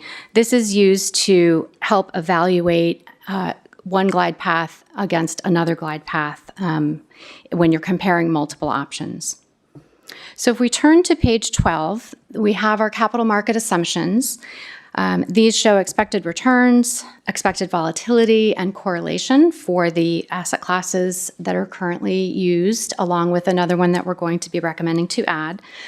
Notably, the CMAs are sourced from the same survey and time period as the CMAs for our other affiliate trusts. So although we have an outside investment consultant doing the modeling, we do use our internal CMAs for this exercise. On page 13 are the glide path demographic inputs based on our SIP participant population data and assumptions from this review compared to the review in 2022. So I'm just going to kind of walk through this. The retirement period, the projection time period, for the glide path starts at age 21 and assumes retirement at age 62. The years of service for this analysis was reduced from 42 years to 41 years to bring in a little bit more of a conservative approach on the calculations in case, that there's a full year in the start or the end of a career that is not actually a part of the years of service. Household size is estimated at 2 people, and contributions in terms of what the participants are contributing from 2022 until now have decreased. They now range from an average of 1 to 2.8%. The income replacement goal is up 6% to 89%. And what that is a calculation of how much of the pre-retirement income will be needed in retirement to maintain the same kind of level of quality of life. So these two measures, the annual contribution declining and the income replacement goal increasing, have likely changed due to economic pressures of higher inflation. The pension formula that's used in the modeling is the 2% at 62. The majority of participants do fall into that category. And then lastly, the analysis assumes no Social Security, as the majority of the participants that work at the agencies do not participate, many of those agencies do not participate in Social Security. So before moving to the next page, which begins to cover the results and recommendations for the analysis, I'd like to spend a moment and talk about the evaluation process that was used to arrive at these recommendations. So we first evaluated the current glide path. Then we compared 5 different optimized glide paths, and these different glide paths introduced changes such as increasing international equities, adding short-term bonds, or adding Treasury inflation-protected securities. If we now look at page 14, the evaluation showed that adding an allocation to TIPS in the glide path would be beneficial, as it produces similar retirement income at lower levels of risk and increases inflation protection. Although TIPS can underperform in a deflationary environment or be impacted by rate shocks, a historical analysis confirms that TIPS have, on average, outperformed cash equivalents and short-term bonds in protecting purchasing power. So the allocation to TIPS will be in addition to an existing small allocation to TIPS that's inside of the real assets component. So putting this all together, we'll look at the current glide path compared to the recommended glide path. So if we move to page 15, this shows the current glide path. And this chart is structured very similarly to the chart that Katie reviewed, with the target date funds on the horizontal axis and the asset allocation on the vertical axis. The asset allocation is also shown in the table below the chart. So the changes we see between the current glide path and the recommended glide path are going to be decreases to global equities, real assets, and cash equivalents, and increases to fixed income and the addition of the TIPS asset class. So if we move to page 16, this is a representation of the recommended glide path, and you can see there's a new asset class, TIPS, in both the chart as well as the table. To better see the percentage differences between the current and the recommended, we can look at page 17. And the table at the bottom shows the changes for each target date fund and each allocation, and the changes range between 1% and 5%. So if we move to page 18 and look at how this new recommended glide path performs in comparison to the current glide path, we have 10 measures that we're showing here, and 7 of the 10 are either improved or remain constant, and 3 measures show a slight decline. So highlighting some of these comparisons, the risk-return profile is improved, with expected return decreasing by 0.01%, but expected volatility decreasing by 0.28%. The ending balance at retirement is slightly higher. The probability of shortfall is marginally higher from 93.7 to 94.1. However, the 2 rows at the bottom show that the worst case annual return at retirement and the probability of negative returns near retirement are improved. Also, another part of the rationale is that TIPS will bring in that some level of inflation protection. So the results of our analysis lead us to the recommendations on page 19. And again, it's the capital market assumptions, adding TIPS with the associated benchmark, and approving the glide path. And then for next steps on the next page, we'll take feedback from the committee today. We will be prepared to present a second read in September. We will be prepping the updates to the investment policy We will also be collaborating with the program team to communicate the changes to all of the participants and all of the employers that are in these programs. And if the recommendations are adopted in September, the glide path will be updated on October 1st. Lastly, in 2027, the 2020 fund will be merged into the income fund. So we'll actually move the participants into the income fund. Both of those funds will have an identical asset allocation. So we can close the 2020, move participants into the income fund. And shockingly, we will be opening the 2070 fund. So this concludes our presentation. And at this time, I'll invite Wilshire to come up and make a few comments.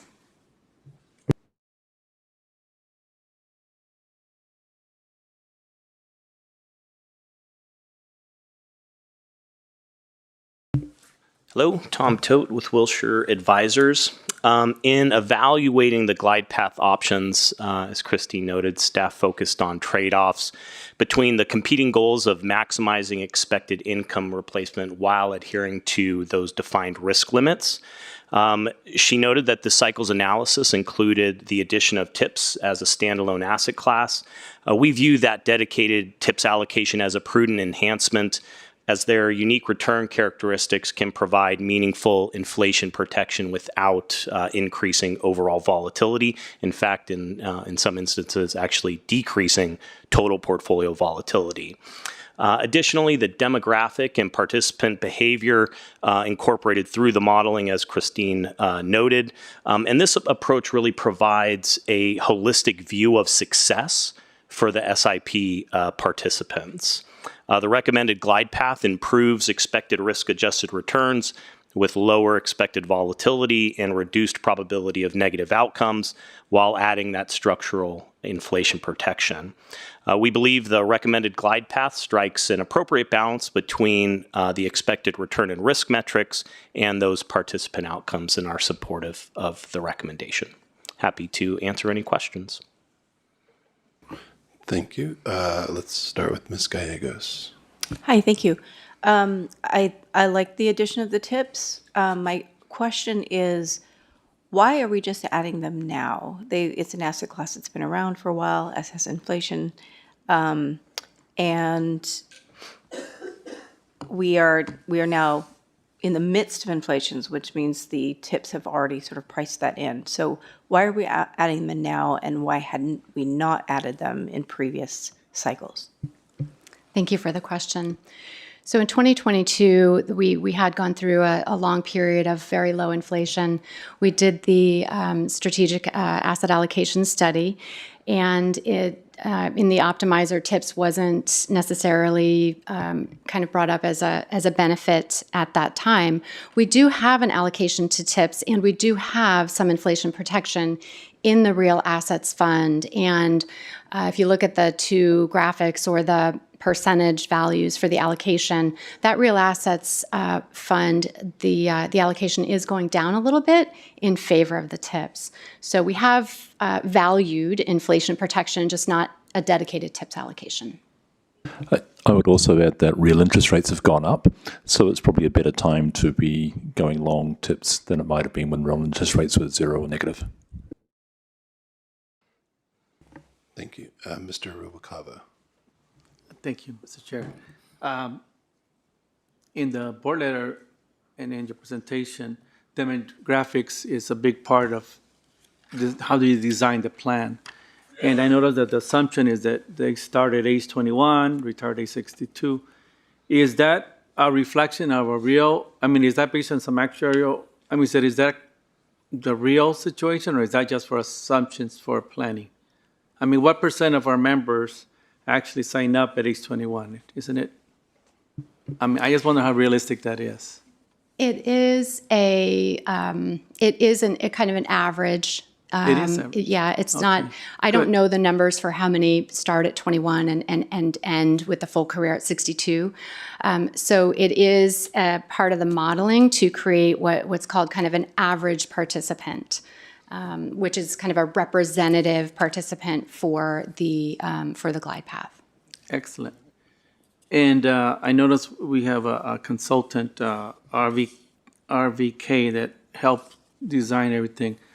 We also have third-party administrators, one for each plan, Voya, and I guess it's Nationwide. Are they involved in any of this stuff, or they just basically administer it? Yeah, so Voya is the sole administrator for this plan, and then Nationwide is the administrator for the Savings Plus program, which is for the state employees. So it's So this guide plan is only for the 457 that CalPERS has administrative role over for agency employees. Exactly. Okay, So thank Voya is the administrator there. And no, they're not involved in the modeling that we've done. We do collect demographic data from them. So they do have a lot of the demographic data, which we collect and then provide into the modeling. And they will also work very closely with us on the participant and employer communications, as well as sunsetting the 2020 fund and then moving the participants into the income fund and opening the 2070 fund. So they are definitely a close partner. They just aren't part of the modeling Gotcha. for the SAA. Gotcha. I'm a big supporter of retirement income replacement 457 plans. I mean, that was my introduction to the retirement world, was way back when, was through a 457 plan experience. So I am supportive of adding an inflation protection program into the guide plan, the target date funds, and I appreciate you having the chart which shows how closer to when it's added and how it increases in percentage as a person gets closer to their retirement age. So thank you very much.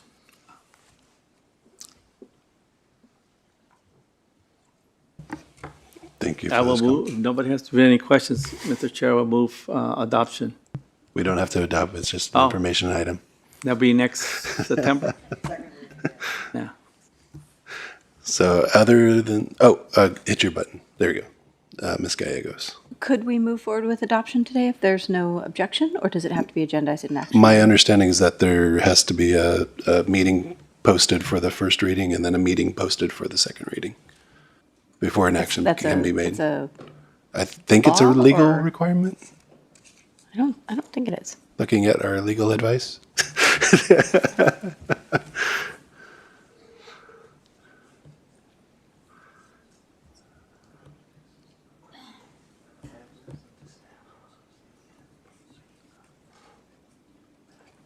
Okay. So technically, the agenda is noticed that an information item could be turned into an action item.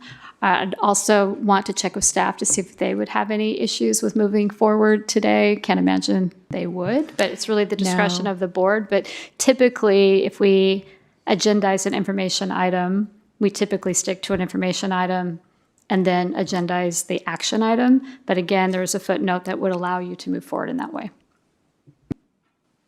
I would move that we move forward unless there's any objection to the board and get this implemented.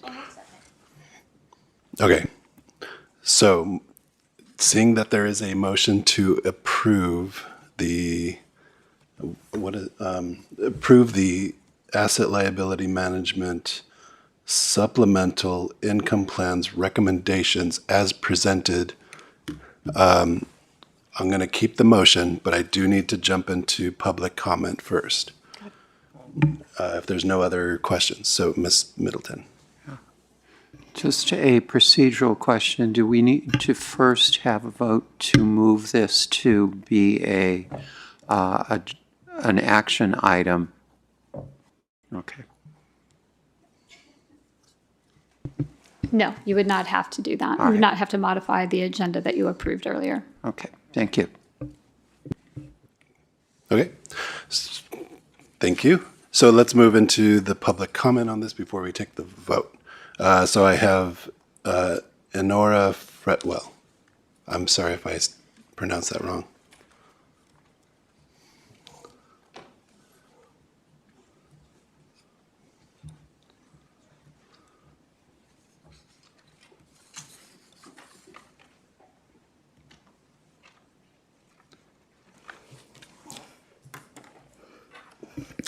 Hello, Elnora Fretwell, the public. You changed the time without the whole public and board members knowing you are changing the time, and it's not on the agenda. You say you wanted to hear our thoughts, but you cut the time down. The reason you first gave was because the other public didn't have that same time frame.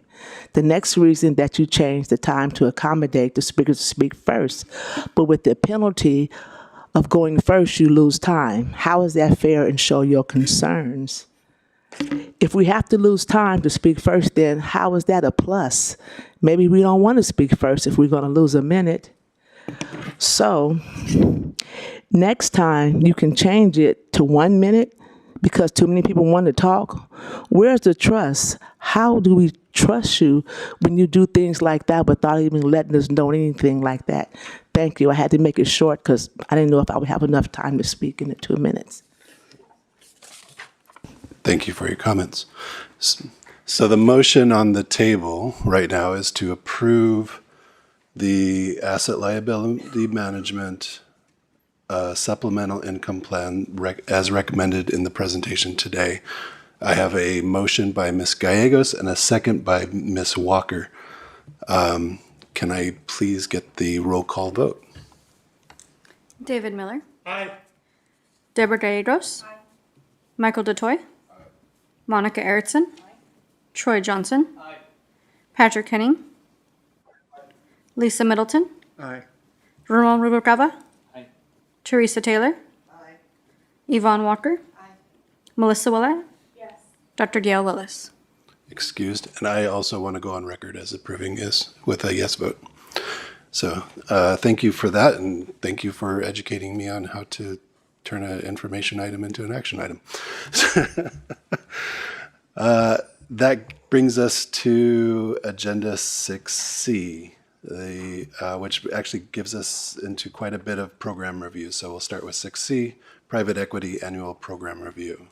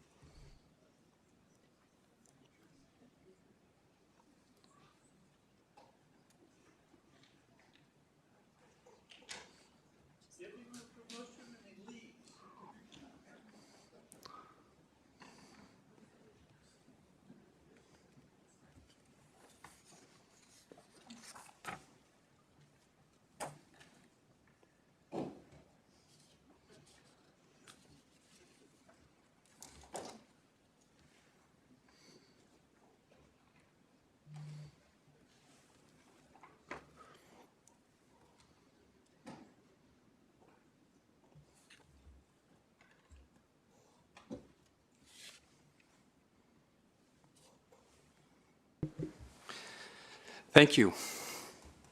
That was the fastest vote I think I've ever seen. That was the first time for me. Thank you, Chair Kevin Pelkey, Vice Chairman David Miller, and fellow members of the Investment Committee. I'm Anton Orlich, and on behalf of the private equity team, I'm here today to walk through our 2026 annual program review, covering where we've been, where the strategy is going, and what we have delivered. Why we think the road for private equity remains compelling. The headline is simple. 3.5 years into our current strategy, CalPERS Private Equity has undergone a fundamental transformation in culture, in strategy, in process, portfolio construction, returns, and competitive standing.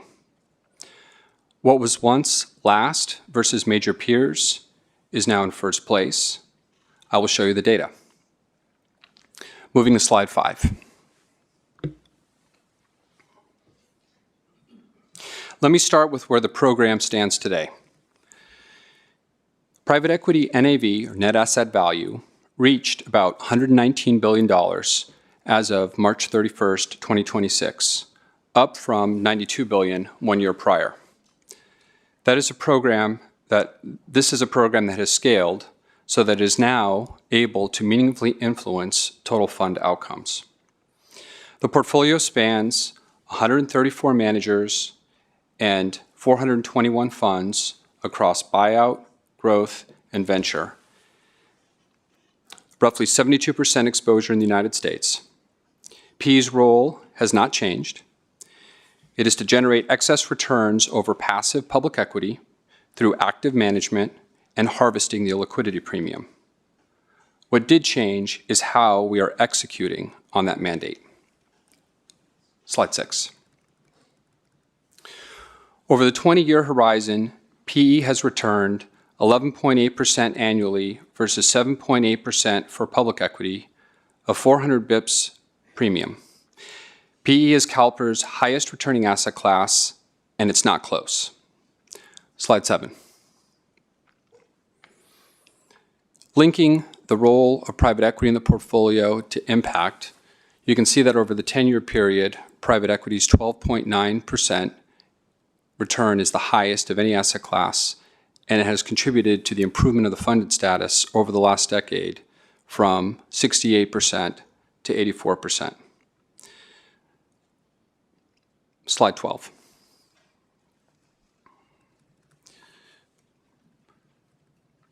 To appreciate where the private equity team is today, it is important to understand where it came from. The prior strategy in place until 2022 had a challenged record relative to the PE universe. CalPERS Private Equity beat the State Street Private Equity Index in only 14 out of 91 10-year periods. To be clear, the program did succeed in its goal of outperforming public equity, but it could have done better.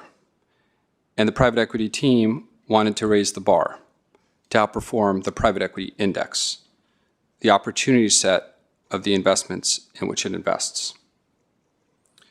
13. Beating the private equity index would have meant that CalPERS would have outperformed public equity by a greater margin. Slide 14, please. Against other large domestic peers, we ranked 29th out of 30 across major time horizons as of mid-2022. Among all public pension PE programs with more than $1 billion in net asset value, we ranked 54th or 55th out of 56. Slide 16. The structural culprits were well documented. Decades of procyclicality, underallocation during the last decade of 2009 to 18 that cost the total fund over $11 billion in foregone returns, concentration in large buyout, investment selection that failed to capture the alpha that is available in private equity. To address this, the board and CEO acted strategically and courageously to stop 3 decades of procyclicality and to endorse a new PE strategy. And in November 2022, we launched a fundamentally different approach built on 6 pillars. Slide 17. First, consistent pacing. We did not let the dramatic increases in commitments in 2021 define the portfolio. Instead, we focused on keeping commitments at about $16 billion per year for 4 consecutive years, averaging about $15.8 billion. We committed consistently even when market sentiment suggested the 2023 and 24 vintages would underperform. We also used secondary sales to mitigate our exposure in the 2021 vintage. Slide 19. Second, portfolio construction. We reduced large buyout net asset value from 46% to 33% and grew growth and venture combined from 20% to 38%. We relaunched the venture program after a decade-long absence, providing our members access to the returns of Silicon Valley that their hard work helped make possible. Slide 22. Third, structural alpha from separately managed accounts and co-investments. We reached our goal of at least 40% of commitments in co-investment generating meaningful fee savings. Our estimate is that for each $1 billion in co-investment, we save roughly $400 million in management fees over the life of the investments. Fourth, culture. Our team engagement scores have meaningfully improved over the last 3 years. Despite detailed engagement survey results are available in the appendix. Despite a supermajority of the team remaining in place, the scores have meaningfully improved.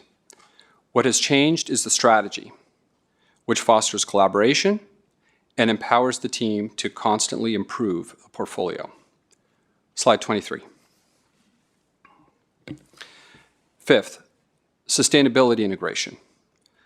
We have enhanced considerations of ESG issues in our diligence process in conjunction with sustainable investments to improve our risk-adjusted returns. Also, our proactive sourcing has led to a portfolio that is more diversified in human capital. Over the last 3 completed fiscal years, we have committed about $6 billion to emerging managers and $17 billion to diverse managers.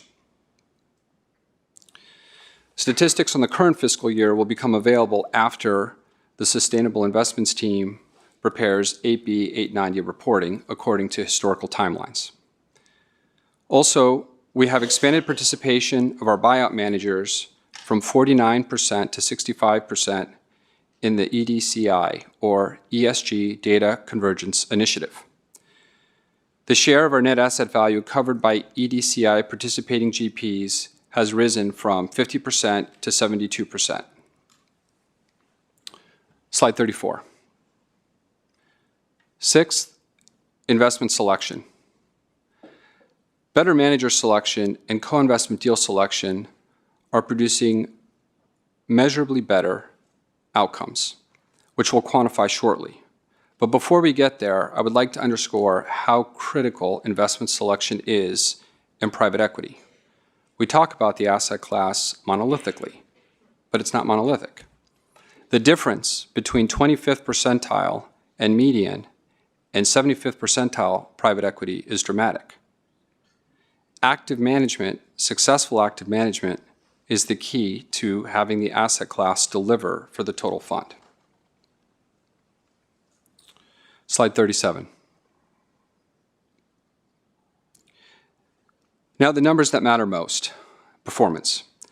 We will assess the performance of the current strategy across 4 dimensions: relative to the prior strategy, relative to public equity, relative to the private equity index or the private equity universe, and relative to peers. Starting with the comparison to the prior strategy, the current strategy has generated a since inception net IRR of 29.5% versus 11.2% from the prior strategy. On an annualized total value to paid in capital basis, the current strategy is running 1.17 times versus 1.05 times for the prior strategy after accounting for all fees and expenses. 38. The outperformance is compounding every quarter.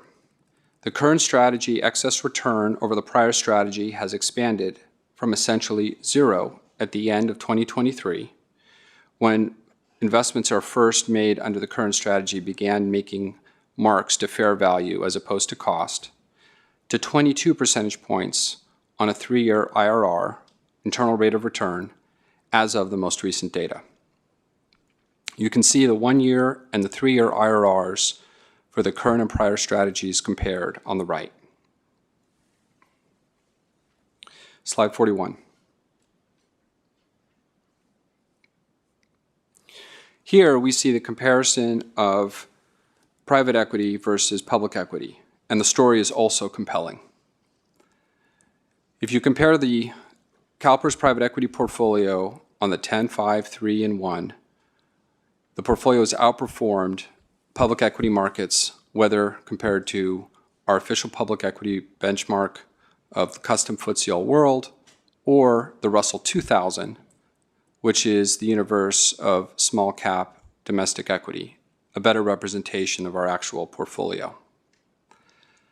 What we would highlight is, for the 1 and 3 year periods, the breakout between the current strategy and the prior strategy. And it's clear from that decomposition that it is the current strategy that's delivering the outperformance versus the public equity markets. And this has occurred at a time when public equity performance has been particularly robust, well above its historical average, and something that is not likely to continue in perpetuity. Slide 42.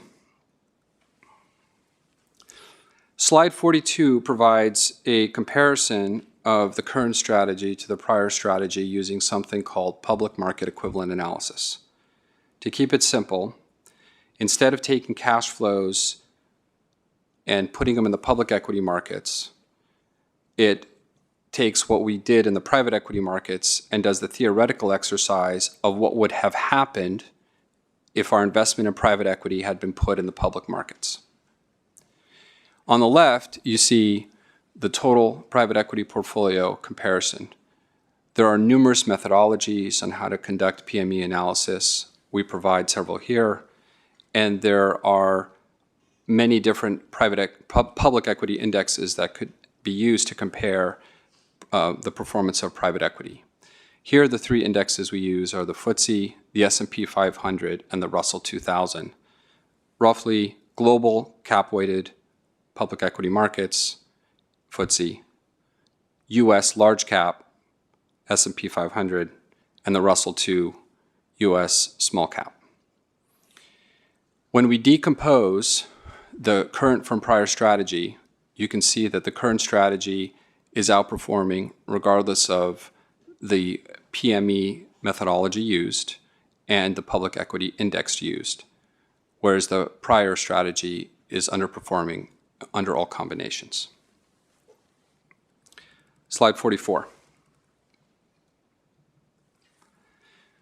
Here, we provide a comparison for the private equity universe. Private equity indexes allow you to assess how the team has done versus the opportunity set of investments from which the team has had the opportunity to select. The reversal here has been decisive. The current strategy is running at a 30.9% 3-year IRR against the State Street Private Equity Index, in excess of about 22 percentage points. This holds regardless of which PE index is used. On slide 45, you can see a comparison versus Burgess, Cambridge, and State Street Private Equity Index. All tell the same story. Officially, we use the State Street Private Equity Index to benchmark the success of the team in selecting private equity investments. Slide 47. This looks similar to what you saw on the previous slide, but it's differentiated because it uses time-weighted returns instead of money-weighted returns. It's to illustrate that regardless of whether we use time-weighted or money-weighted returns, the story is very similar about how the current strategy is delivering returns in excess of public equity and delivering overall private equity program returns better than public equity markets. Slide 49. We're going to move to a set of comparisons versus peers, and this is perhaps where the transformation is most striking. Slide 49 shows investment metrics data, which is included in Makita's letter to the board. As you can see, when we launched the strategy, the CalPERS private equity program was negative 420 basis points versus the median public pension plan on a 1-year time horizon. Moving to the right, and with the breakdown of the current strategy and prior strategy, you can see that the prior strategy continues to underperform versus public equity, or versus peers, whereas the current strategy is delivering dramatic outperformance, approximately 18.7 percentage points. Slide 50. This is a different cut at how to evaluate CalPERS versus peers what we have here are the 30 largest domestic public-private equity programs that rank at least, that are publicly reporting on the dates of 12/31/22 and 12/31/25. CalPERS went from last on the 3-year time horizon as of 12/31/22 to first as of 12/31/25. This is publicly reported time-weighted returns from the peer universe. Slide 51. Here we have a comparison against Canadian pensions. 3 years ago, CalPERS was uniformly behind all these Canadian peers, and now CalPERS leads. Those peers do not have the reporting frequency of domestic programs, and that's why we focus on the 1 and 5 year periods here, and that's why there are some non-available entries as we wait for those peers to report. But the picture is clear. We have dramatically improved our standing versus Canadian peers. Slide 52. Wilshire puts together a data set called the Trust Universe Comparison Service, or TUX, and it tells a similar story. We moved from 3rd or 4th quartile to the top percentile on the 1, 2, 3, 4, 5, and 7-year horizons, and 1st quartile on the 10-year horizon. The residual drag of the prior strategy will most impact the longer time horizons for obvious reasons. That is a dynamic that will improve as more of the portfolio falls under the current strategy. Slide 54. Why are these comparisons so important? And what does CalPERS private equity performance mean for the funded status for the total fund beneficiaries' outcomes? As of March 31st, 2026, the cumulative dollar value of each of the current strategies versus prior strategies has been dramatically positive. Think about this as, instead of investing the $47 billion in the current strategy as we've done over the last 3.5 years, what would we have less in the total fund by being in the alternative? So as of 3/31/26, if we had invested those dollars in the prior strategy, we would have $15.4 billion less in the total fund. Same logic applies across the 3 other comparisons. Approximately $10 billion less versus public equity, even though it has been a frothy time in public equity markets over the period of 3 years. $14 billion less if we'd been invested generically in the private equity index, State Street, which of course is uninvestable, but it provides a good theoretical comparison, and $15.5 billion less versus the peer median. Slide 55. The total fund's peer standing tells the same story. This is different from the prior similarly formatted slide in that it shows the total fund percentile rankings for the 1 through 5 year time horizons. CalPERS was 3rd or 4th quartile in total fund as of 12/31/22 and is now top decile on the 1 year as of 3/31/26. The point here is, as we've seen from parts of the presentation before, it's private equity that's actively managing equity risk, which provides the highest risk reward of any portfolio, and so it will have the biggest impact on the total fund. And we have been able to move the needle for the total fund through private equity. Slide 56. To describe the impact for our members in another way, the $47 billion deployed under the current PE strategy, had it been invested instead in the prior strategy's return, would have led to an outcome of 3rd quartile for the total fund versus the 1st quartile where we stand today. And that's over the 3-year horizon. Even if we had invested in public equity, which has done quite well over this period, the total fund would be 2nd quartile. With the private equity index and the PE median peer, we would have been 3rd quartile. In closing, 4 years ago, the PE program needed a turnaround, And today, by every major measure laid out in the presentation, returns, peer ranking, funded status, team culture, that turnaround has arrived. The current strategy is working, and moreover, as the current strategy continues to scale, the impact on the total fund will continue to grow. The results are demonstrated by the 2023 and 24 vintages, which are first quartile by both IRR and total value to paid-in capital in the 35-year history of the PE program. The PE team remains committed to disciplined, consistent commitment in the asset class, superior manager selection and co-investment deal selection, ESG integration in the diligence process, and cost-effective implementation, which improves net returns. We think the next decade of results will build on the foundation that the team has put in place. And under the CIO's total portfolio approach, which launches in a few weeks, the PE team will continue providing, hopefully, excess returns in excess of passive public equity.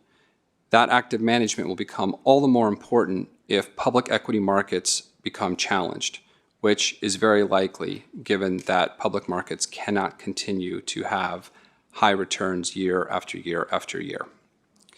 Thank you, and I'm happy to take questions. Thank you so much for that report, as they all line up. All right. Thank you for that report. Let's start with Ms. Taylor. Anton, thank you for that fabulous report. I'm, as always, very happy with our performance and how and you guys moving us to the head of the pack. So, congratulations on that. And a couple of questions on our ESG. Because you said you're implementing ESG throughout the portfolio, yet I have seen a lot of data centers that are energy suckers, right? But also we are purchasing utilities, which makes sense, except that a lot of these utilities are still running coal and other fossil fuels. Are we, with these co-investments, are we planning on moving the strategy away from those kinds of investments or those kinds of energy with our investments, given our climate situation right now, and that we consider climate our third largest risk. So I see us doing a lot of that. We've got two newish, one not so new, one kind of new utility, and they both are have expanded our fossil fuel. And I think that's a mistake right now, but also I feel like if we're a co-investor, then this gives us an opportunity. Is this something we're looking at? Appreciate the question. Very important question. There's quite a bit of it that I can't speak to. In open session? No, it's more that it belongs to my colleague, Sarah Kaur, in real assets.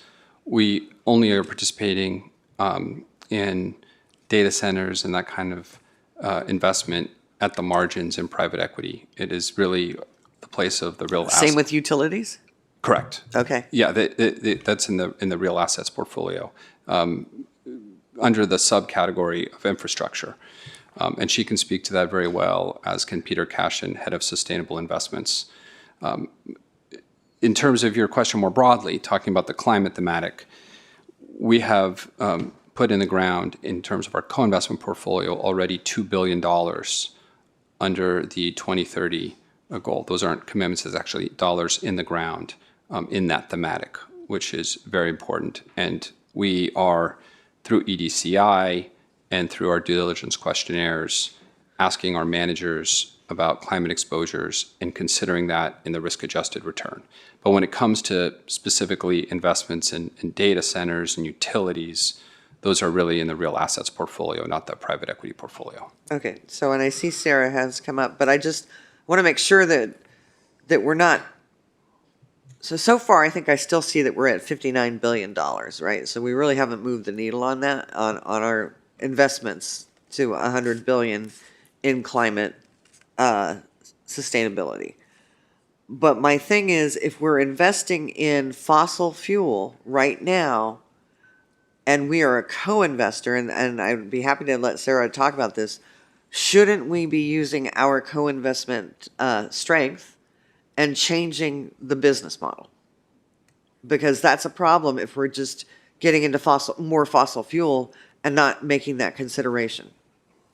Yes, and I'd like to, be respectful for my colleague. I'll let, Sarah address it now rather than in her presentation or Peter Cashin. To be clear, in our co-investment portfolio, we are not making investments in fossil fuels. I just wanted to give you that background for private equity. With that, I'll pass it over to Sarah. Okay. Sarah Corley, Real Assets. I'm happy to answer the question now, or if you're going to defer it to the infrastructure presentation and keep this on private equity, that's fine as well. I'll take your direction.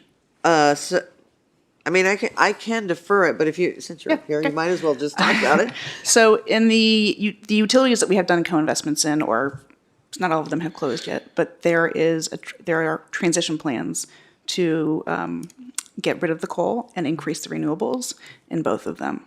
So that was part of the thesis going in. We will be keeping an eye on that and making sure that that is actually happening. I think we need to have a report of that to the board. But the ingoing thesis was that the coal would be reduced and the renewables would be increased.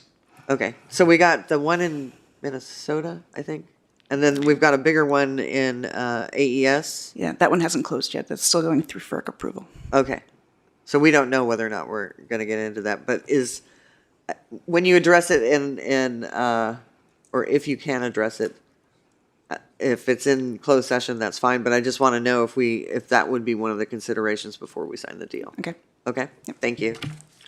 Director Taylor, I'll address a couple of your questions as well. Peter Cashin, Sustainable Investments. Regarding the $60 billion, that was the climate count as of last November 2025. So we're actually tabulating the updated numbers as we speak. Okay. Those will be available for the November board. Obviously, we'll have an early look probably towards the end of the summer. There is time. It does take time for private market managers to report.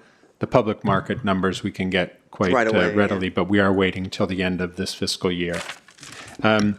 Regarding your comment on data centers, renewable energy, so hyperscalers identify energy provision as one of the biggest constraints for the build out of data centers. Last year, more than 90% of the new electricity that came online was from renewable energy. Essentially, that's because it's faster to market, typically cheaper and readily available, as compared to gas-fired power plants. Turbines can take up to 4 to 5 years to be provisioned, so there are significant delays there. So renewables will play a key part in the data center build-out. Regarding transition, that, as you know, is one of the 3 components of our climate solutions definition: adaptation, transition, mitigation. So we do monitor that across both our public and private market companies. Okay, thank you very much, Peter. Peter, you brought up when you said the data centers, I forgot about water. And I think we need to keep an eye on because what I'm reading all over the place is that communities are saying their water is being taken away from them, basically. And we can't afford that like in Central Valley or wherever else. Correct, right? True.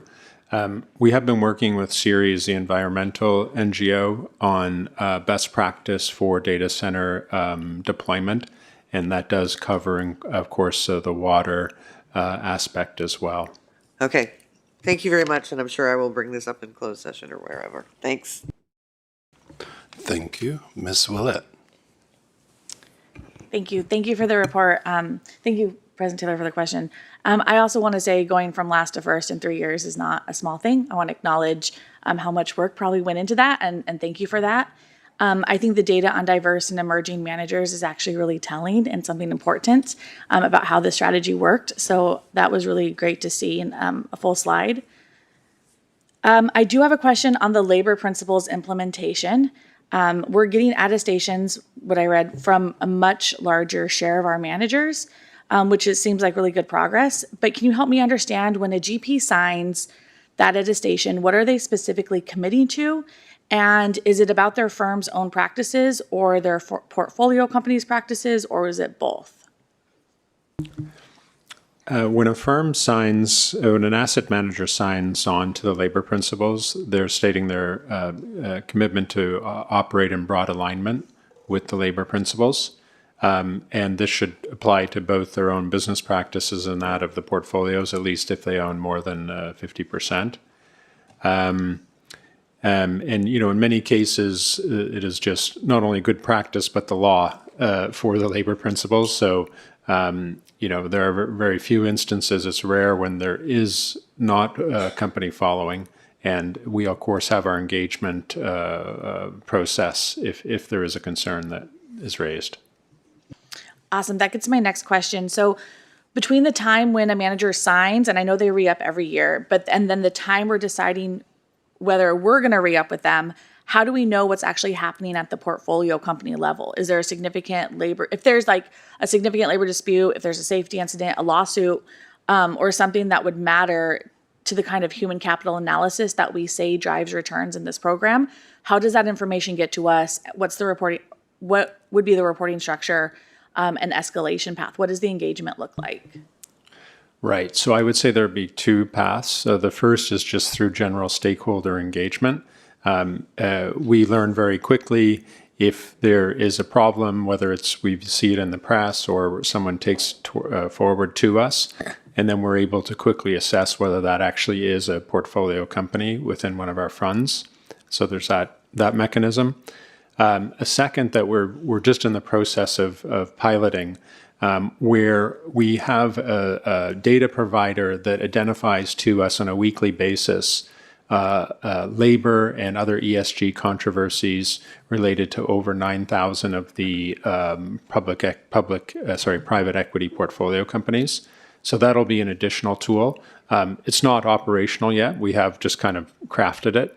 And we're also piloting it with public markets. But this will be an additional tool to identify issues as they arise. Excellent. I like hearing that, and that tool sounds amazing. I want to make sure, because I think it's right that our human capital management is a return driver here, and we want to make that clear. And I want to make sure that the accountability structure matches our commitments. The final question I have, though, I do want to ask about fees. We wouldn't have a private equity conversation without talking about fees. So it's my understanding, and I'm going to paraphrase, so let me know if I got it wrong, but that our fees won't go down even with our co-investments increased because we measure an IRR. Is that right? The return metric used should be improved regardless of which one because of co-investment on average. We should think about, well, first of all, everything that you've seen in the report is net returns. Mm-hmm. And you can improve those net returns by improving the gross returns or by reducing the cost on those gross returns. And co-investments have done both. We have done better on the gross returns with our co-investment. That's co-investment deal selection. And then because they're lower economics than commingled funds, we have also reduced the gross to net, or essentially capture that gross to net spread. And that would be true whether you use a multiple or a percentage-based return, which is money-weighted, or time-weighted return. Okay, so our beneficiaries can see in our public disclosures exactly how much we pay in fees, but they can't see that net return or that gross to net spread. So essentially, I think our fees this report, the totality of the report has shown that our private equity program is doing really well for our total portfolio, our fund.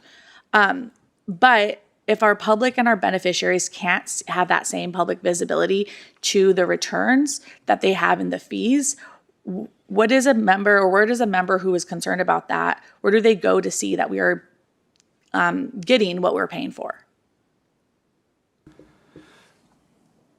So we think that is represented by the net return because it's providing the returns after all of our investment selection and cost saving initiatives. And then there's reporting that we provide under AB 2833, which provides the amount of fees and that we pay, along with pretty detailed categorization of those fees, and then our portion of fees of portfolio companies. So there are some other places where there's reporting, but the vast majority of it will be around the 2833 reporting. That's annual. So remind me, the 2833 reporting is fees, but is that then fees tied to returns? So our members or the public can see that we are getting what we're paying for. Yes, and it's actually so granular that it's tied to the actual, not just manager, but the vehicle. Okay. And so you can see what we are paying across those different categories in fees and expenses at the vehicle level. Okay, thank you. Sarah Court, I'm going to help my colleague Anton out now. That report that he was speaking about also has gross and net returns in it. So for the more recent vintage years, you can see across the entire private markets, you can see gross versus net. Thank you.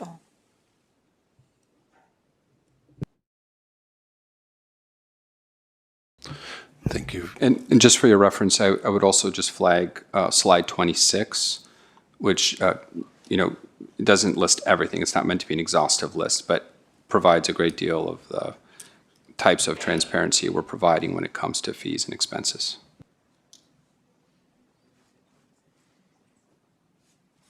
Good. All right. Thank you for those comments. Mr. Miller. Well, I had a few questions, but I think most of them have been covered. I just so pleased and impressed with the report, with all the work by the team, and it just, it's very encouraging. And one of the things that I think was interesting, I appreciated President Taylor's mentioning water in terms of, I think we often look at, certainly the industry as a whole looks at environmental almost exclusively through this lens of carbon footprint. But I think as time goes on, we'll see as that focus and the performance on that aspect, that dimension of environmental performance is addressed more and more. Water, resource conservation and recovery, water, waste, hazardous waste, et cetera, will become an increasingly important factor differentiating performance over the long haul. And so looking at something like the water issue, I think, is a very important thing to bring up, because there's a lot more to the environment than carbon footprint. Even things like extended producer responsibility for the products they're creating. I think the Europeans have been quite a bit ahead of us for a long time on these subjects, but it's something that for CalPERS as a leader to be thinking a little bit more broadly over the long haul when we think about what we're talking about when we're talking about environmental performance as something that can differentiate and help us pick the best when we've got choices in a broad, diversified portfolio. Some of those aspects can help differentiate between, even between folks in a sector like the energy sector, whether it be on the private side or the public side, because in the long run, some of them will prevail and others will not. And so this whole presentation has been just really encouraging and enlightening, and I'm just want us to be out there shouting it from the rooftops that this is a huge move forward for us, and I'm just looking for more and better. Thanks. Thank you. Ms. Middleton. All right, thank you. Anton, first I want to say thank you to you and to your team. Any performance that goes from last to first in a matter of just a few years is something that's remarkable and does not happen by chance. So thank you. One of the comments that you made is that you have used ESG in order to improve sustainability of the portfolio. Certainly one of the arguments that we have tried to make here at CalPERS is that ESG is an evaluation tool. So could you elaborate a bit on how you've used ESG as an evaluation tool, and to what extent can we document this as a counter to some of those critics that we have arguing that ESG is not an evaluation tool, but it is simply a politicalization of what our portfolio is? Sure, I can kick off, and then Anton can jump in. So first, thanks for the question. So ESG is really closely integrated into all private markets, including private equity. Over the last 2 years, more than a year and a half, we've been implementing this program. It starts in the process with part of the first screen, where we have a section dedicated to ESG review. The ESG specialist on my team then assesses whether it's a higher risk project or not. And if it is, then that requires increased engagement with the company and better understanding how they're going to address those risks. We, of course, and for many years have relied upon the ILPA questionnaire and getting input from that. For us, it's really overall an important risk mitigation tool. And that builds or goes towards improving the resilience of the portfolio. As we continue to build out the ESG program, the area that we want to focus on in addition to this is where can ESG be an explicit value add activity? Right. So one example of that would be in real estate. So to incorporate ESG to improve efficiencies that will result in higher returns. So some of our managers have value add playbooks specifically related to ESG. So we want to, now that we have the team in place and devoting the time to it, we want to then now build that out and also check other sectors that could benefit from that. Right, thank you. I just want to say how appreciative the team is of the comments from you, Director Middleton, and Vice Chair Miller, and Director Willett. We are so thankful for the opportunity to deliver for the members and appreciate your feedback. Thank you. It is very challenging to connect a broad framework of decision making and investments to very specific outcomes. Right.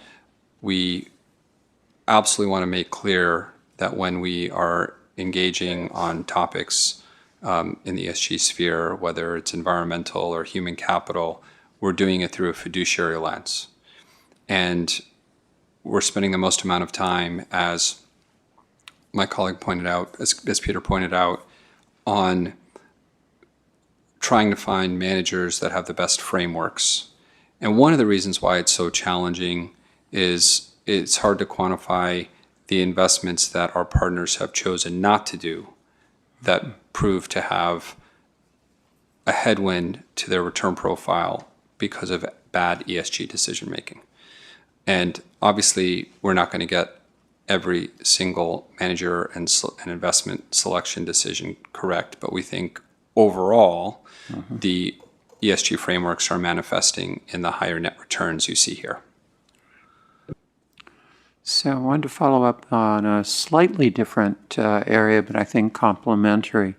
You mentioned that we are moving much more to a focus of growth and venture as opposed to buyout. One of the issues that has emerged in private equity is frequently we encounter that we have invested in organizations that create controversy and create headline risk.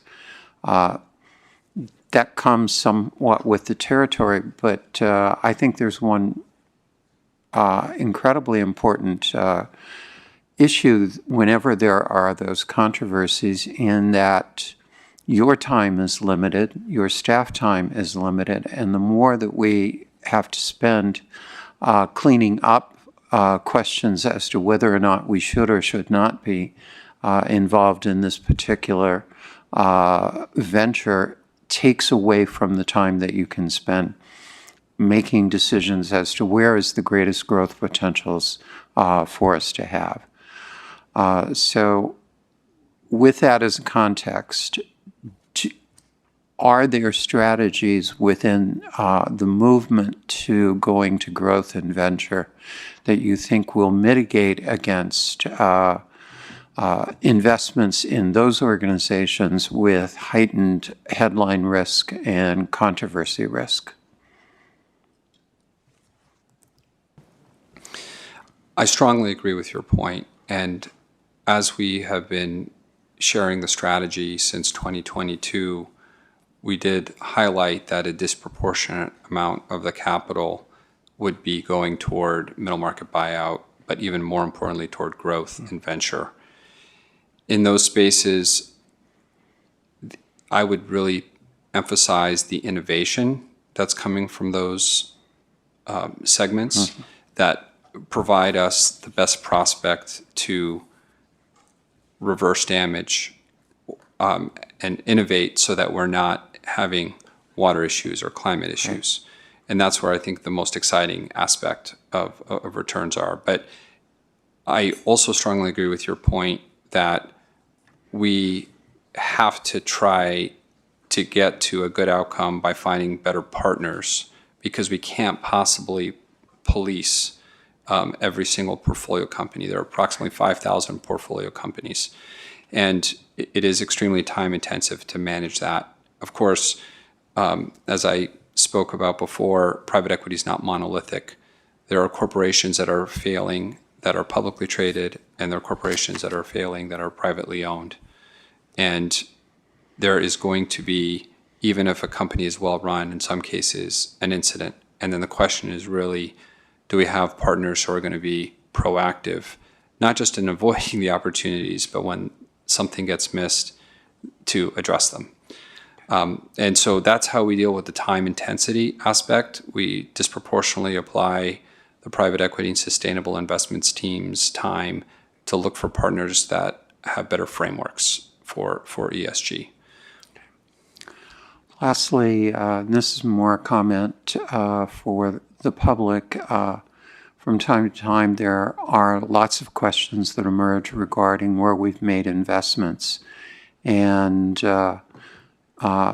if we were to abandon all efforts to outperform the market and simply put nearly $600 billion into an index fund and public equities, we would be equally invested in all of those various ventures that many have encouraged us to have no exposure to whatsoever, because they are embedded within each and every one of those index funds. That's true. Okay. Again, thank you. Thank you for those comments. I don't have a question, but I will add, I was up early this morning watching some of the CNBC, Squawk Box, and Bloomberg, and there was an article that jumped in that said that there is more companies moving into private equity, private markets. And so hearing that and then looking into the future of what do the markets look like in the future, do more businesses end up going into private markets? What happens to the public markets?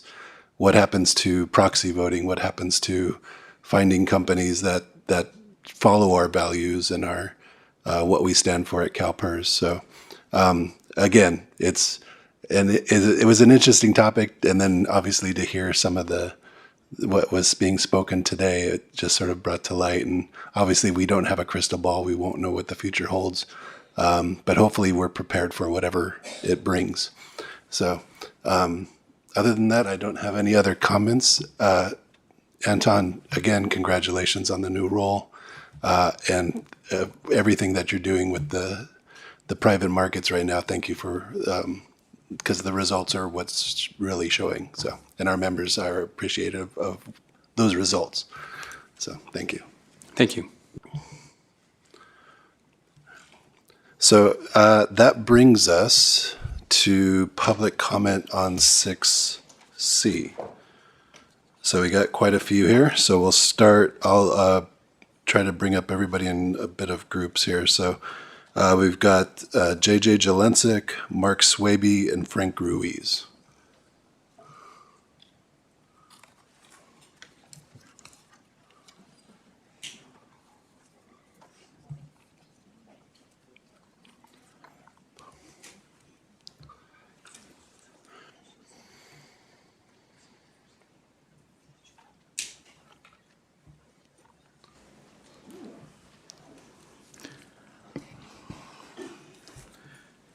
Or we can go out of order. You're Mark. Oh, you are? Okay. JJ Jelensik, RPEA, and I apologize for wanting to talk to my trustees about how they are investing my money, and I hope that the minute you gain by cutting me short improves the quality of your life. W.C. Fields once said, if you can't dazzle them with brilliance, baffle them with bullshit. I have less than 2 seconds per slide, so I'll focus on slide 41 compared to slide 21. Last month, that's same data rolled 3 months. The super duper new strategy improved 12.9%. So remarkable change on a 3-year average in 1 quarter, especially when Russell and FTSE went down. Private equity is designed to maximize risk-adjusted return. We know the current strategy takes on more risk and should have a higher return needed to get to the same risk-adjusted return. The level of risk remains undefined. As fiduciaries and prudent experts, you know the private assets have what is the Wall Street Journal has called crazy math. Let me quote from Jonathan Weld's April 12th, heard on the street column. Like its counterparts in private equity, private credit, private equity is supposed to mark its assets to fair value each quarter. Those assets usually lack market quotes and are difficult to value. This opens the door for managers to rely on subjective pricing model, and when they invest in funds, the accounting rules allow them to adopt the stated asset value provided by the fund manager. This is how Steptone was able to record a same-day markup on December 31, 2023.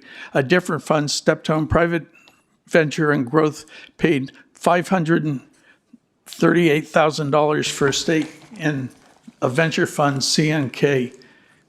Mr. Jelensik, can you wrap up your thoughts? It made a 16% markup. Having studied and listened to the presentation, can you say you know how private equity works, where the returns are coming from? Are they real? Do you have a clear or any discussion of the risks being taken or how to adjust the returns? If not, are you confident you are executing your duty of care? Cherry picking assets leads to cherry picking results. I encourage you to read the fiduciary liability waiver you signed, read Government Code Section 1090, and seek legal counsel. Thank you for your attention. Thank you for your comments. Ms. Brown. Mr. Swaby, hi, thank you for allowing me to speak on behalf of Mark Swaby, a state retiree of 32 years of civil service who could not be here this morning due to a medical illness. His comments on private equity are as follows. Mark is opposed to CalPERS investing more billions of our precious pension fund money into private equity contracts for the following reasons. 1, CalPERS, as of its own chart of private equity investments, showed that we are invested in 341 companies many individual estimates of more than $2 billion. Per Mark's comments earlier this year to the board, an individual investment of less than $500 million cannot return more than $1 billion. A closer inspection showed that CalPERS had some forever contracts, I will tell them those are called zombie funds, with funds dating back to 1999, 2000, 2010, and 2015. The chart he reviewed indicated that we were likely reinvesting returns from some of those old private equity contracts into new contracts with the same companies because we had no clear profitable exits. These forever contracts had no exit fees that would not severely reduce any returns to CalPERS. So Mark has a different idea. Why don't we instead invest in some of those larger private equity companies that are publicly traded, or like Bain Capital that has subsidiaries traded on the New York Stock Exchange, NASDAQ, and so on and so forth. You could take that $2 billion and invest it in TPG common stock and then earn dividends in the public, something that you could track and know the real value. So instead of becoming a limited partner paying secret contract initiation fees, carry fees, and exit fees, we could instead become a shareholder of TPG and have more money, only paying a small broker's fee. Can you wrap up your comments? Thank you. Thank you. Mr. Ruiz. Thank you for allowing me, a CalPERS retiree, to speak. Welcome back to the upside-down, inside-out, substandard deviation world of private equity nightmare investing. In Alice in Wonderland, the caterpillar Absalom asks Alice, "Who are you?" To which Alice says, "I don't know." This is a question that Alice struggles to answer in Wonderland. Not until Alice says who she is that she comes out of her nightmare. In similar fashion, this is the question that CalPERS board continues to struggle with in their nightmare investing. Today we will have a 68-page sales presentation in 2026 Private Equity Annual Program Review by State Street, CalPERS, and Wilshire and others. The presentation was filled with colorful charts, graphs, and public equity language. All that was missing was the estimated billions in each category of private equity investments, such as carry contracts, co-investments, CIA contracts, and contracts that save CalPERS $400 million per billion. I and others are concerned that in private equity investing, where we only see minimal cash returns for 5 years, how can there be such large returns? Where are the touted billions coming from in private equity? What is keeping CalPERS executives from providing a financial report and not a sales pitch based on projections and percentages? Where are the estimated billions from private equity coming from in categories of carry contracts, co-investments, CIA contracts, and contracts that save CalPERS $400 million per billion? And I and others challenge the CalPERS board to ask the executive staff to produce such a report. What are we spending, and what is CalPERS being paid in cash, not percentages? Only by knowing that will CalPERS board wake up from its nightmare, Wonderland investing, and know who they are. Please do that. Ask the CalPERS executive staff for a real financial report. Thank you for allowing me to speak. Thank you for your comments. Next, I have more public commenters. Thank you. I want to know if I can have my prepared remarks attached to the agenda so my comments are on record. You can give them to the side somewhere, I think. Yeah. So next I have Mr. Larry Woodson, Michael Flaherman, sorry if I mispronounced the last name, and Margaret Brown. And after that I have Al Darby.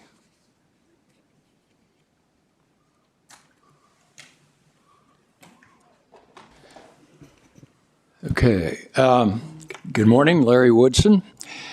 Mr. Orlick made a presentation to the stakeholders at the March 26th Retiree Roundtable where he was supposed to speak on time-weighted returns methodology, TWR methodology, which CIO Gilmore told me at the January networking session was what CalPERS actually uses in the place of the GP's IRRs to calculate returns.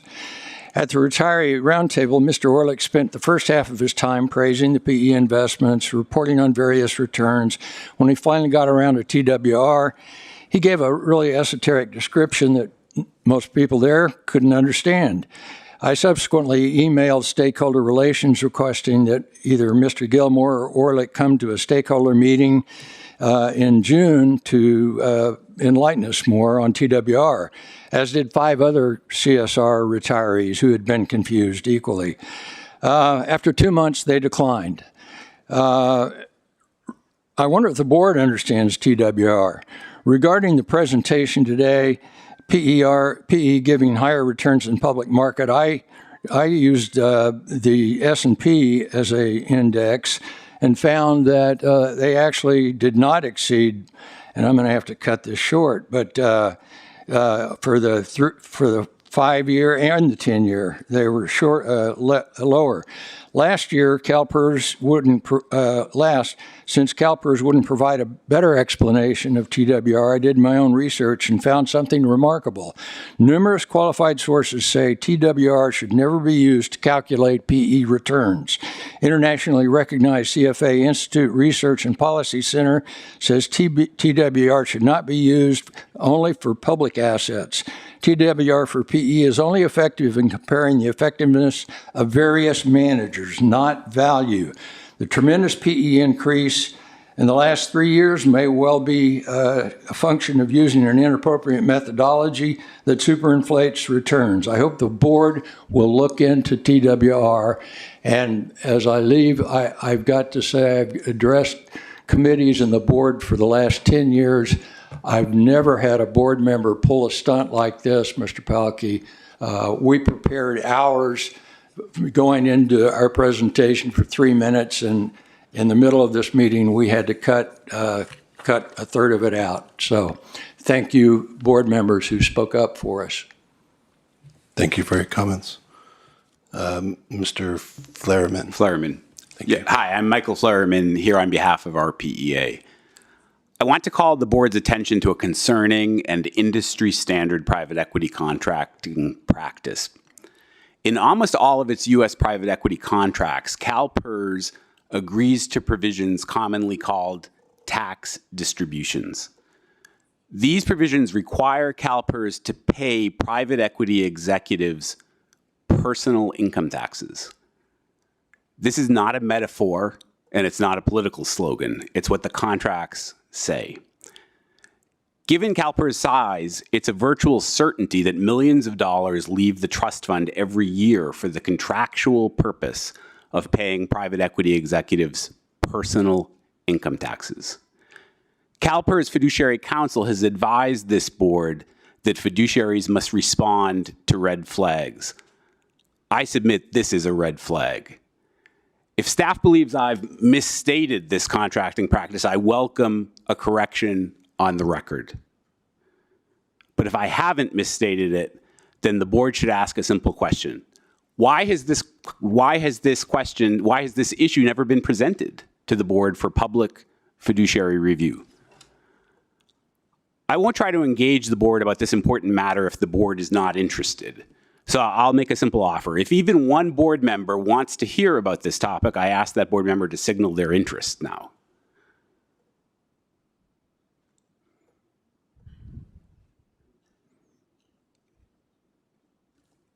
Well, I guess the record will show that nobody has expressed an interest.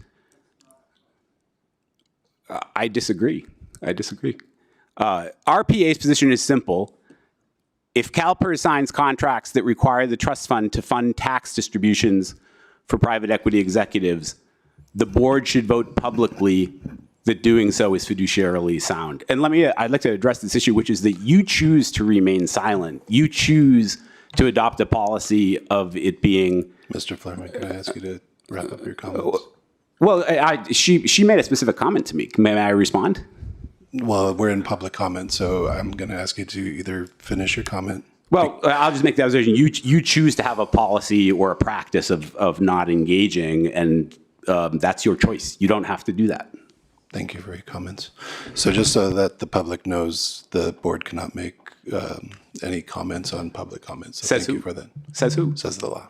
No. Thank you. No, that is not true. Thank you, sir. Cite the law. Thank Cite you, the law. sir. Thank you, sir.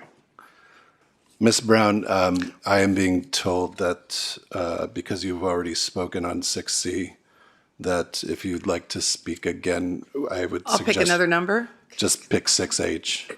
Yeah. And we'll Okay. Do you want me to call me back? You want me to come back? I mean, up? if you want to do 6D. And Yeah, it'll just take- well, actually, I already got you down for 6D. Do you want to do 6E? Sure. All right. Thank you. You want to tell me what number that is? Okay. Do you want me to come back or just Yeah, go ahead? yeah. Okay, I'll come back. Thank you. I have, the last speaker I have is Al Darby. Thank you.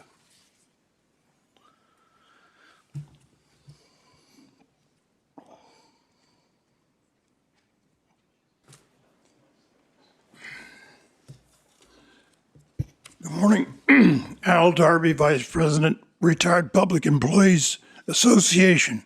Excuse my voice. There was a comment on the board that either private equity or public equity, they're all investing in the same things.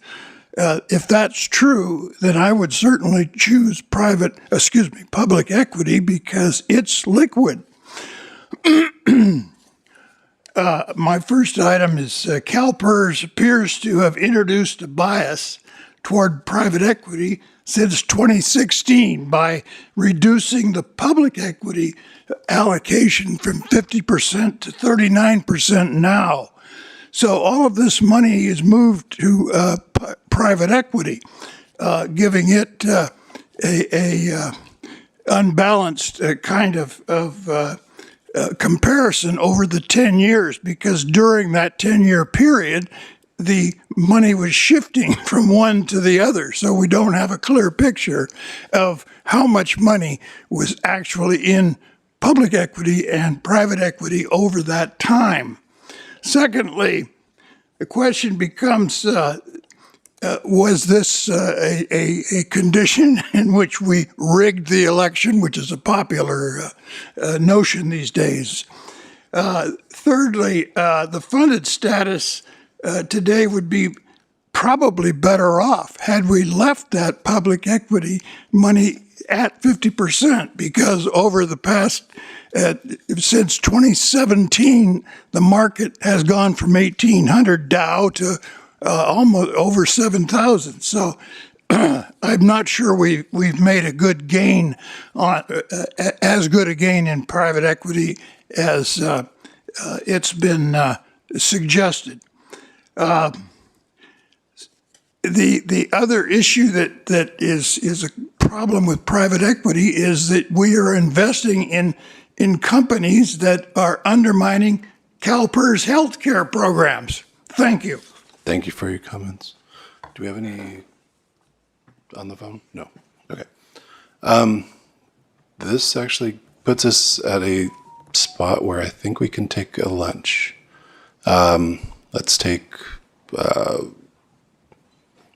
Let's come back at 1 p.m. 1 p.m.? Well, that gives us 45 minutes, right? No. 1:30. Oh, 1 p.m. gives us 15 minutes. Eat fast, everyone. Sorry, I'm not mathing right now. 1:30. Yeah. Thank you.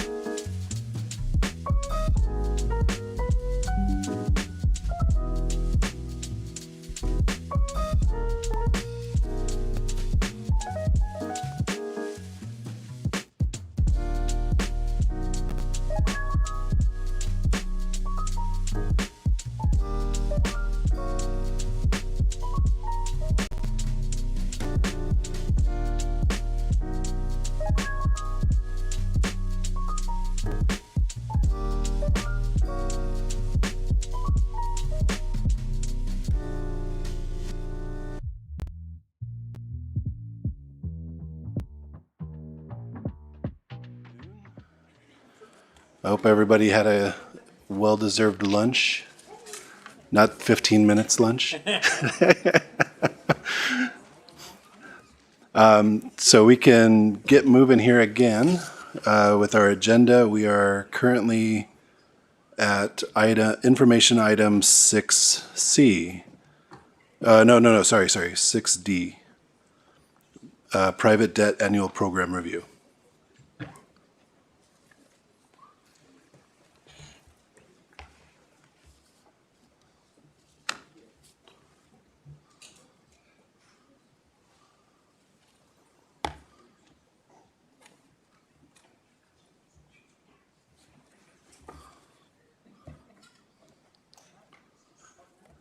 So, Masha, the floor is yours.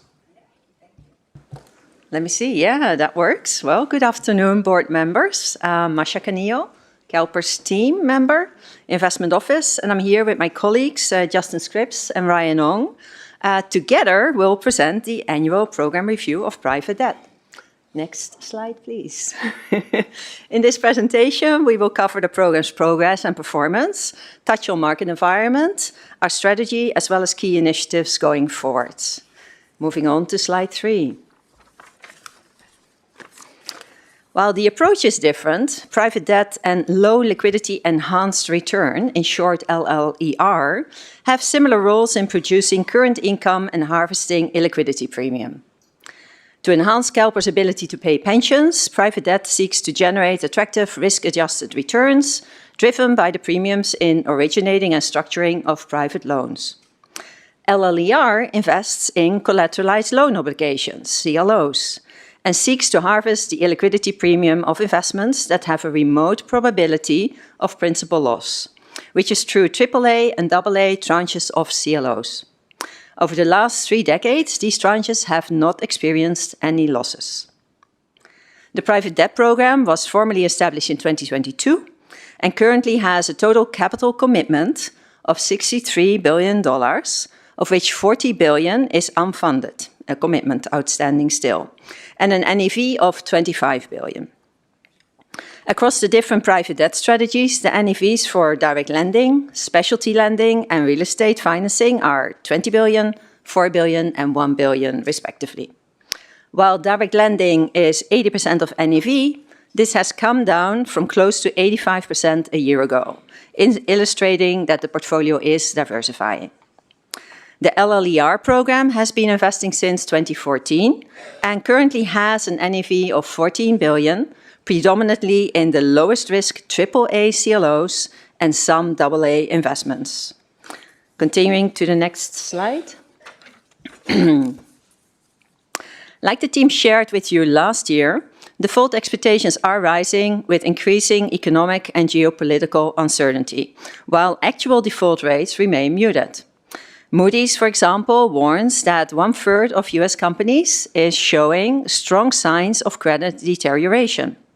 The stress on companies from the higher for longer interest rate environment, in addition to some high-profile fraud-related corporate defaults late 2025, have contributed to the concerns in the credit market. Another topic attracting a lot of attention from credit investors is AI-related risk and exposure. Lenders have started questioning the durability of the revenue streams of software companies. In the past, recurring subscription revenue was considered predictable and very sticky. This supported lenders' assumptions that as the businesses matured, those revenues would convert into cash flows to service the debt. In light of the potential AI disintermediation, the heightened media attention for BDCs' exposure to software loans has led to elevated redemption requests from retail investors in non-traded BDCs. This triggered This triggered quarterly caps.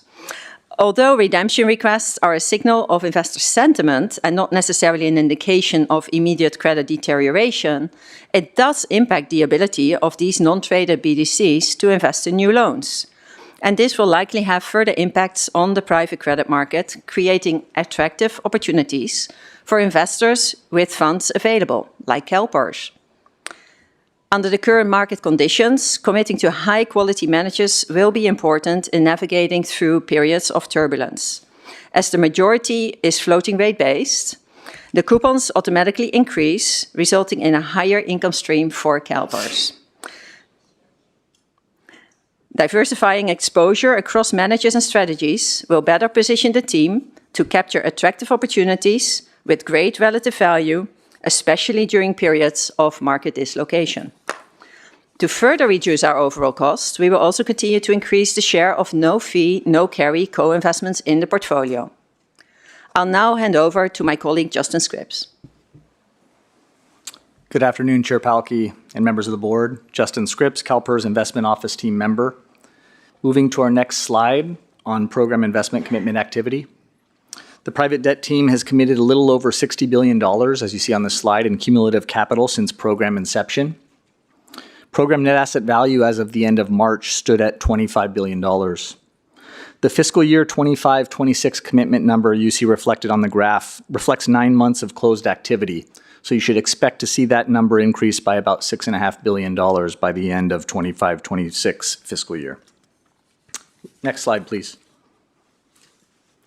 Given that the private debt program started with a focus on the direct lending opportunity set, that investment strategy represents about 3/4 of capital commitments to date.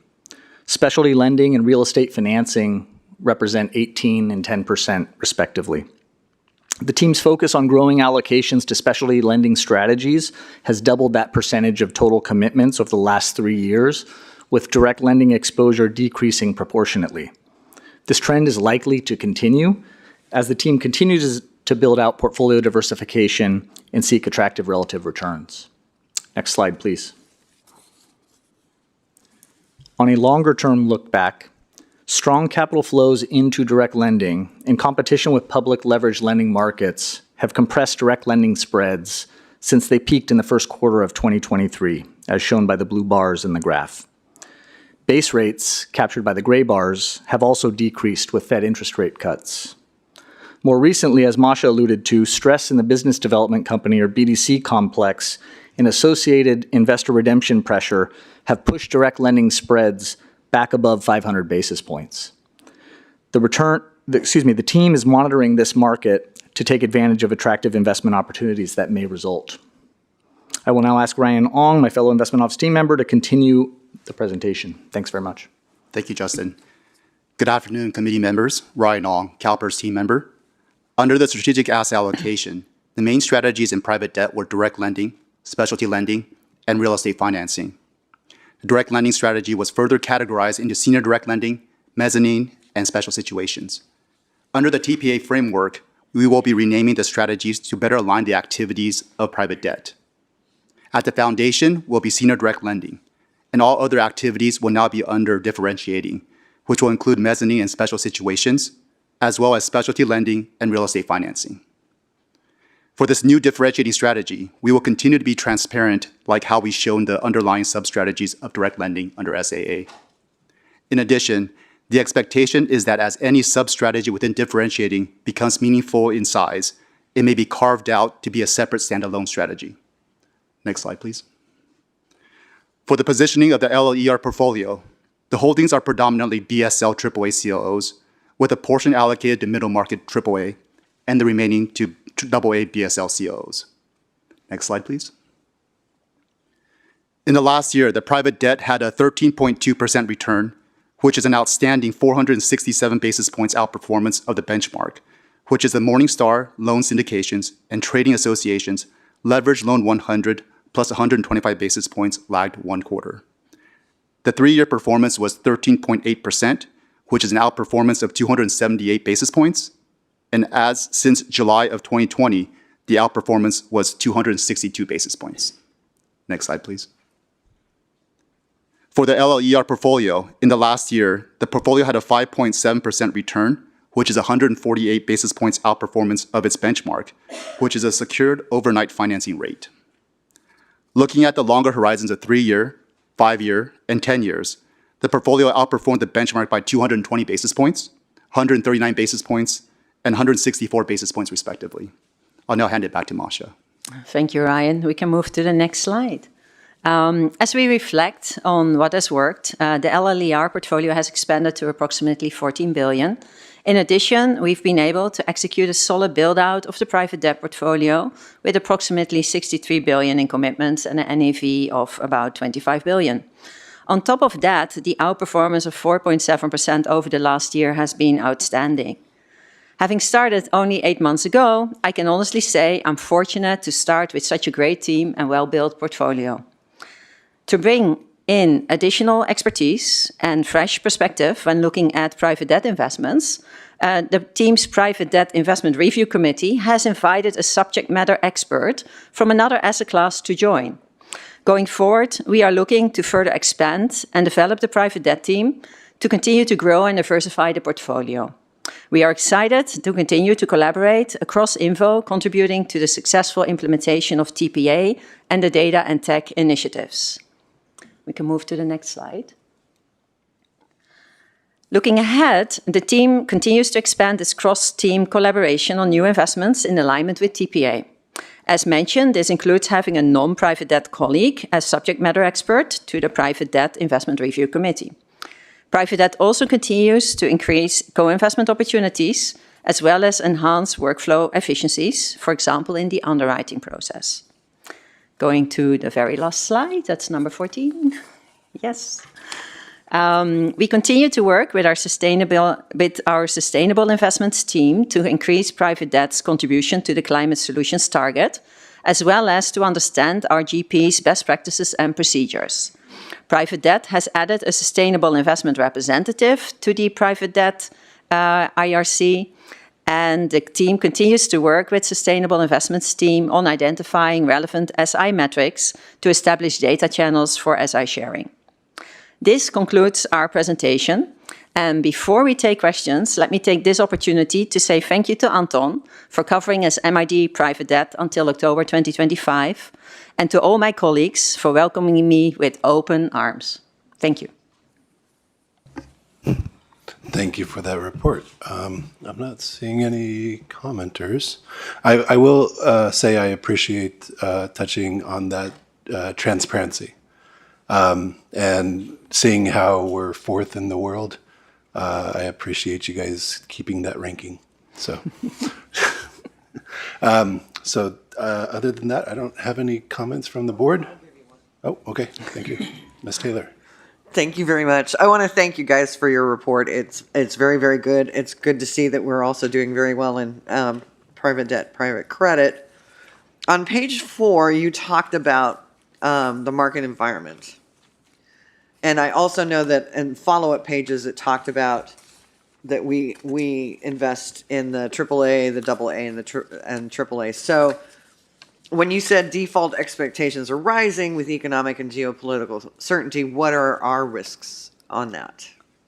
Well, we take credit risk. So as companies, the borrowers have more difficulty in terms of repaying debt. That is an increase in credit risk, right? So when interest rates stay high for longer, which is the current environment, when there's uncertainty about the basis of their business, that influences credit risk. And this is exactly, I was looking back at last year's presentation that was mentioned to you also last year. Luckily, so far, we haven't really seen an increase in default rates, but the risk is there. Out there. Yeah. Especially with the AI, I see this, the attention to AI-related risk. Mm-hmm. Okay, so, and we haven't had any, though, is what you're saying? Yeah. Oh, that's so good. far, so good. Okay. All right, thank you. Thank you. Ms. Middleton. All right, thank you. Masha, welcome, and thank you to everyone. Private jet's been in the general media news quite a bit of late, mostly with relationship to AI and data centers.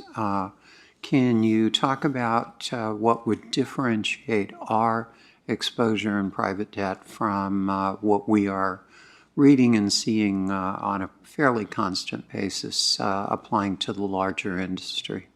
Yeah, there is indeed a lot of attention, and thank you for your question. There's a lot of attention with respect to software loans and software businesses being under threat of AI, right? So where it was very sticky revenues initially, if what the software companies did can be easily replaced by AI, that creates concern about can they then sort of continue to receive these revenues, have the subscriptions, and repay the debt. So that's really the story behind it. And a lot of these software loans were initially originated in the years 2020, 21, maybe 22. And in those vehicles, actually, you see them predominantly in the BDC market. And hence you saw the BDC market also trading down, maybe also related to the fact that the media pays a lot of attention to it. In the portfolio that you have, private debt only really started in 2022. So the very initial investments that started in 2020 and 21 are very, very limited in terms of size, in terms of the total portfolio. And for as far as we can tell, and the team definitely follows all the investments closely and talks to the managers regularly, we have no reason for real concern at this stage. All right, thank you. Thank you very much. I'm not seeing any other comments, I think. Oh, let's keep speaking way too fast. Ms. Gallegos. Can you explain why there's been the proliferation of BDCs in the private debt market? And they're publicly traded, correct, the BDCs? Does the value of the public, we're not investing in the equity of the BDC, we're investing directly in the BDC, correct? In terms of BDC investments, we don't have those. Oh, we don't? Okay, No. Never mind then.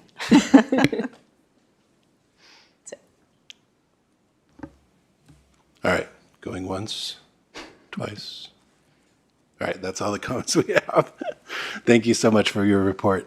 I do have some public comment here on 6D, JJ Jelensik and Margaret Brown.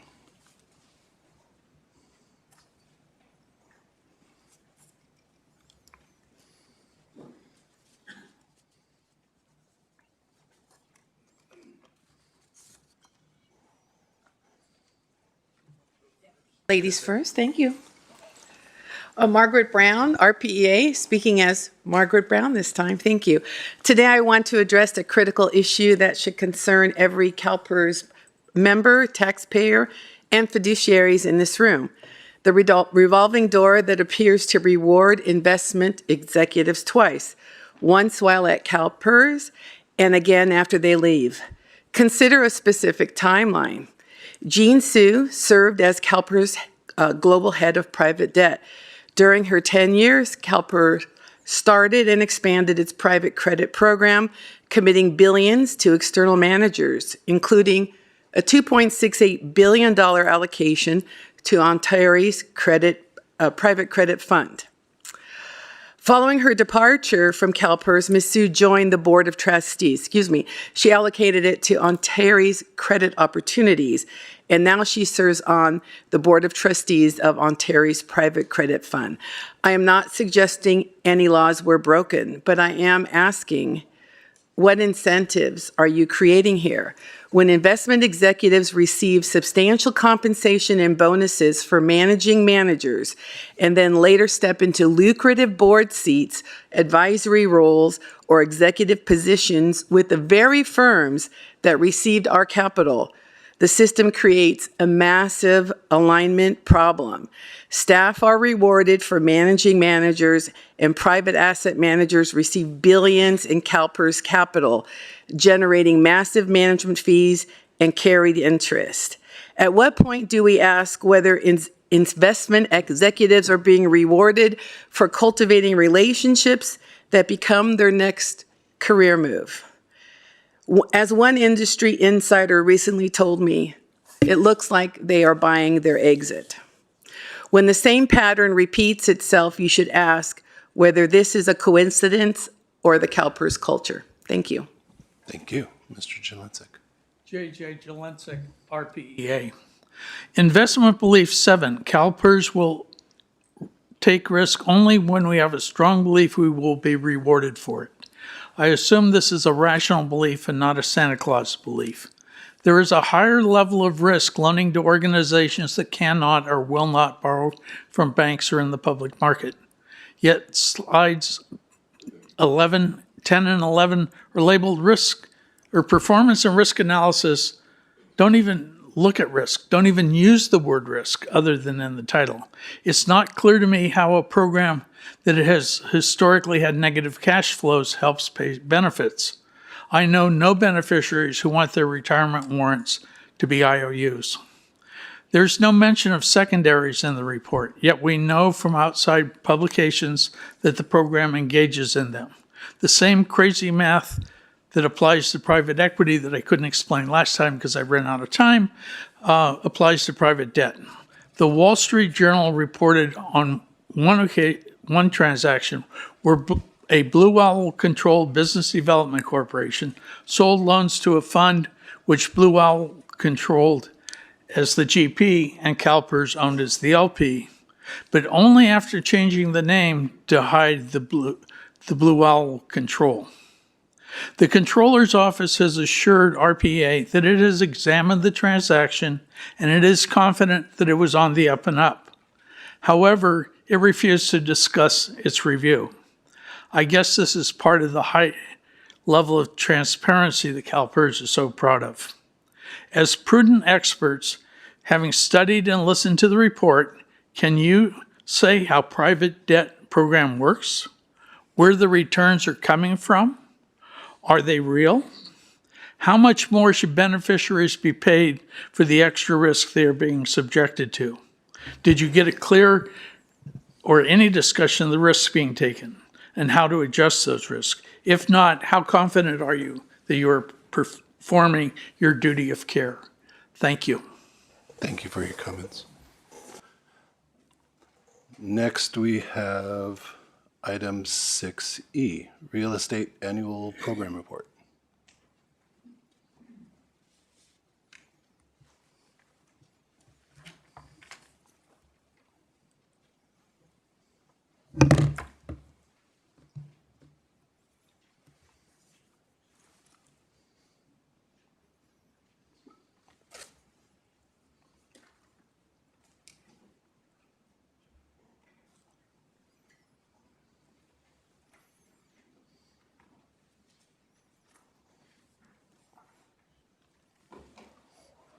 The floor is yours.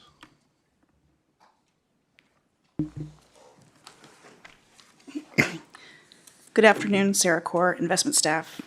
My opening remarks are going to be on the real assets program before diving into discrete presentations on real estate and then infrastructure. Upon reflection of fiscal year 25-26, it was another year challenged by economic uncertainty and high interest rates. That being said, we are seeing signs of recovery. There have been 6 quarters of positive returns in the real assets portfolio, and over the past 5 years, the program has provided $5 billion in value above the benchmark. We believe that CalPERS is well positioned to take advantage of the recovery, given our access to liquidity, while both real estate and infrastructure investors are on the sidelines. We are very mindful of the underlying risks and are fully engaged with our managers to preserve value and upgrade the quality of the real assets program. We are here with the support of the entire real assets team, even though there were only 4 of us before you today. The annual program reviews highlight a program overview, portfolio positioning, accomplishments, and ongoing initiatives. Ed and Jane will join me for the real estate presentation, and then Juan will for infrastructure.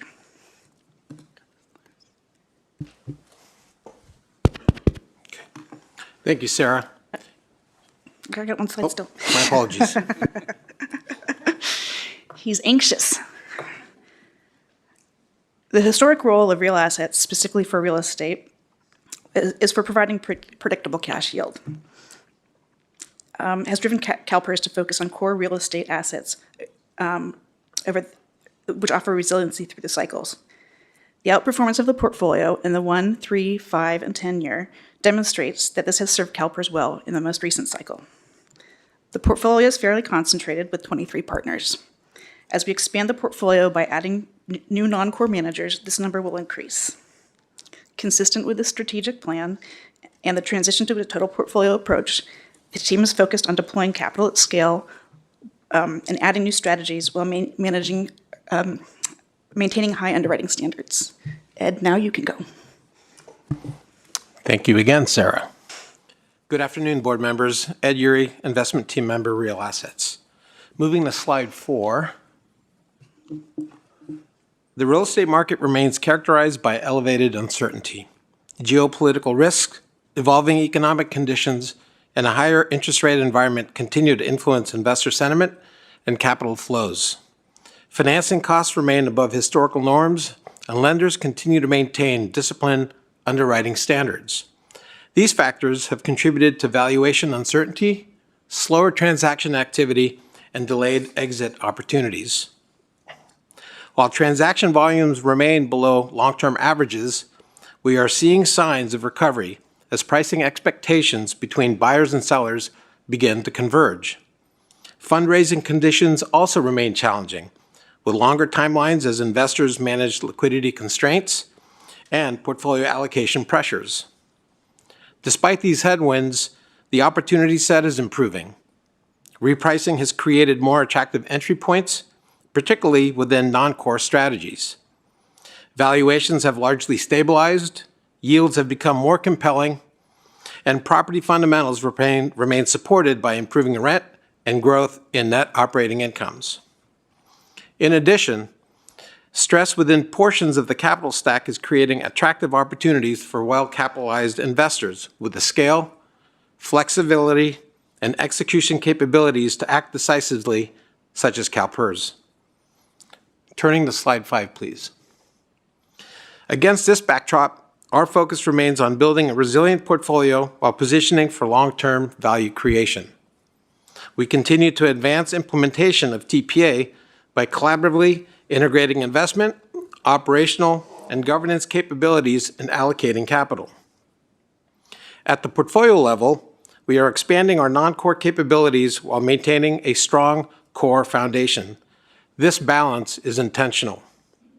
Core investments provide stability, income, downside protection, while allowing us to selectively pursue higher return opportunities in non-core strategies as market dislocation creates attractive entry points. Looking ahead, our priorities are: 1, to continue advancing TPA through cross-asset class collaboration; 2, rebalance between core and non-core strategies where market opportunities justify the risk; 3, optimize the core portfolio through selective acquisitions and the exit of non-strategic holdings; and 4, leverage CalPERS scale, relationships, and certainty of execution to access differentiated investment opportunities. Turning to performance on slide 6, the real estate sector has faced significant challenges over the past decade, including the pandemic, the rapid rise in interest rates, challenged property fundamentals, and elevated capital costs. These events have weighed on industry-wide returns. Despite these challenges, our portfolio remains resilient and continues to outperform its benchmark across all reporting periods. Excess returns range from 10 basis points over the 10-year period to 280 basis points over the most recent year. In summary, we believe the portfolio is well-positioned to capitalize on opportunities emerging across both core and non-core strategies and to generate attractive long-term risk-adjusted returns for the fund. At this time, I'll turn it over to Jane to cover the next few slides. Thank you very much. Thank you, Ed. Good afternoon, board members. I'm Jane Delfendahl, investment team member in Real Assets. I'll be discussing slides 7 through 9, which are performance and allocation analysis and review of business updates and key initiatives. On slide 7, we're looking at our positioning within real estate in terms of risk profile. The real estate portfolio is currently 88% core versus 12% non-core. As we are continuing to expand our non-core exposure, this non-core percentage is projected to reach around 25% by 2030. In addition, on slide 7, we show returns bifurcated between core and non-core versus the real estate policy benchmark. The non-core returns clearly did not meet expectations, but as discussed in previous presentations, we haven't materially invested in non-core for around a decade. So the returns you see here are driven by legacy assets that we have been seeking to liquidate. Our new non-core investing initiative started in 2024, and therefore the new commitments are too new to show any meaningful performance. As part of the non-core initiative, we've established an investment plan, including a fee-efficient co-investment program, reorganized staff, and devoted additional resources to the effort. Turning now to slide 8. Here we discuss achievements of the current year. Notably, real estate outperformed the policy benchmark over the 1, 3, 5, and 10-year periods. Also, it appears that the portfolio is stabilizing after the downturn, with 6 consecutive quarters of positive returns. Further, along with expanding our non-core investments and capabilities, we made progress on our data and technology initiative, collaborating with the Total Fund. Turning to slide 9, we discuss key initiatives going forward. These include facilitating TPA implementation along with the Total Fund, continuing to scale non-core exposure, taking advantage of CalPERS scale and brand, and continuing to advance the data and tech initiative. And now I will turn it over to Sarah Kaur to discuss sustainability. Thanks, Jane and Ed. There continues to be strong collaboration with SI to achieve the 2030 Sustainable Investment Strategy. SI has participated in the due diligence of 5 investment opportunities. We continue to work with our separate accounts on the Energy Optimization Initiative for real estate. The initiative provides a systematic approach for identifying attractive energy optimization opportunities that meet or exceed the return requirements. At the same time, the initiative seeks to reduce the carbon intensity and enhance the long-term value of CalPERS investments. Climate Solutions in Real Estate focuses mostly on mitigation, such as energy-efficient buildings with sustainability certificates. In closing, we remain focused on upgrading the quality of the portfolio, diversifying into non-core strategies, and delivering strong performance. That concludes the real estate presentation, and we'd be happy to take questions. Thank you for that report. Just looking at some of the breakdown of property types. I constantly at the community college, I'm constantly running into students that are sleeping in cars and in parking lots, and I keep thinking to myself, okay, why do these colleges not put up dorms? Are there are there opportunities like that we haven't thought of that are popping up now? I know like the housing bubble burst and things of that sort, but are there other options when it comes to real estate that we're looking at? As it relates to student housing specifically, we are, as part of redoing our residential sector plan, are looking at student housing and have made a couple commitments to that. I'll tell you, dorm rooms don't look like they did when I went to school. Thank you. Mr. Rubalcaba. Thank you for the presentation. Do you distinguish between non-core that we haven't done and then a new one that started around 2024? Can you explain a bit more what is non-core? So non-core strategies are where we take slightly more risk than core strategies, where core is buying stabilized property with sort of a determined rental growth, where non-core strategies entail repositioning assets to increase the value of that asset. So part of the return will be due to appreciation of the asset. And what's the difference between what we did before, say 10 years ago, and what we do now? I mean, how do... Core is investing in stabilized assets where they're already cash flowing, there are less opportunities for appreciation. Maybe an example here is if you've got a building that's fully leased, you might think that's core, leased to a good tenant. And what Jane's talking about, one that's not stabilized, is maybe one where it's not fully leased and you've got to go and find the tenants, or you've got to maybe do some refurbishing or redecoration to try and create something that looks more core-like. And then I would say what's different now versus when we were doing non-core 10, 15 years ago is at that point in time, there was a lot of development. So we were doing a lot of housing development that in the early 2000s, which in 2008, 9, 10 did not serve us very well. In this refresh of the non-core strategy, we will not be focusing on development. Thank you for the clarification. Appreciate it. Thank you. Ms. Willett. Thank you. I had a question on the integration of the governance and sustainability activities. You said that there are, if I can find it, 5 investment opportunities were reviewed as part of the governance and sustainability initiative. How are those 5 investments selected? What's the criteria to be reviewed? So that maybe have been poorly worded on my part. They participate in the due diligence of all new managers that we do, and they focus on the sustainability part of it. We did 5 due diligence. We diligenced 5 opportunities in the year with new managers. I'm sorry. Can you just repeat it one more time or rephrase it so I get it clear? SI participates in the due diligence of all new managers. Okay. During this fiscal year, there were 5 opportunities that we looked at. We looked at 5, and they participated in all 5 of those. Okay. Understood. Thank you. I don't. Mr. Johnson.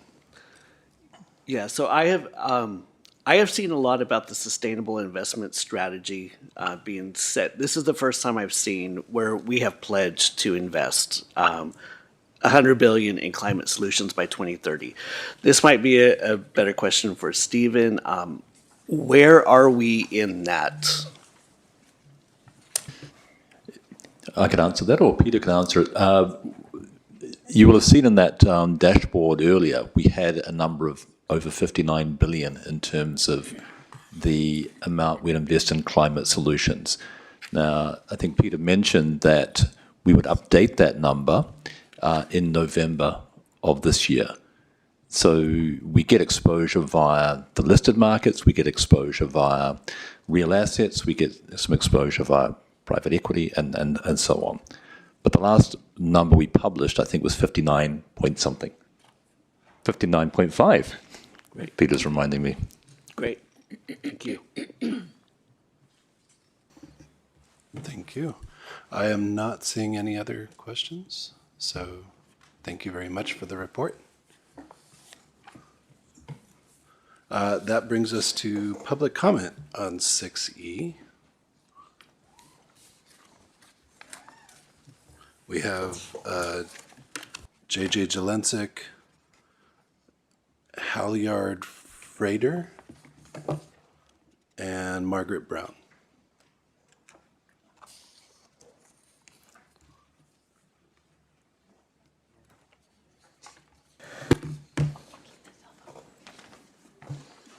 Go ahead and go first. Okay, thank you. If they're ready? Yeah. Okay. Hello, my name is Halyard Frater. I am a SEIU USWW security officer in San Francisco. I am here representing the multitude of officers who protect and who maintain the properties that CalPERS is invested in. Thank you for your opportunity to speak with you today, and I look forward to it. I've been in security for a little over a year and a half now, and I'm a proud member of SEIU USWW. Right now, myself and thousands of security officers across California are bargaining for a new contract, not just to raise the industry standards, not just for wages, but for healthcare, sick leave, and retirement plans. This is all part of a basic respect that I believe, and the union believes, is just for workers.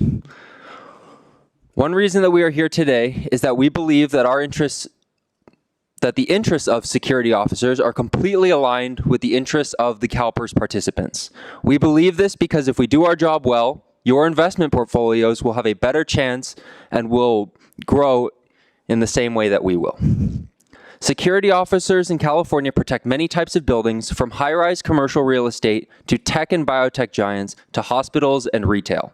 Our presence helps deter unwanted activities from unwelcome guests, provide comfort to tenants, and to help protect proprietary interests from these businesses.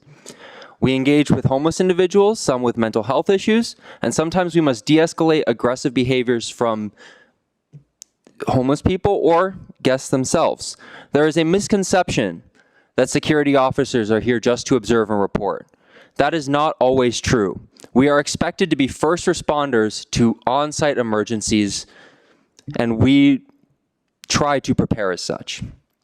We recognize and applaud CalPERS response contracting policy standards and their directly owned asset properties. This gold standard should be a model for all responsible building owners to strive towards, but unfortunately, these high standards don't apply across the fund's entire investment portfolio.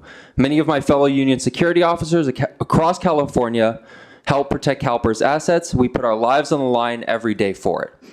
Our goal over the next couple of months with these thousands of security officers will be to bargain for a new contract. Our goal is to raise industry standards to keep pace with the demands of being a security officer, and I appreciate your time today. Thank you.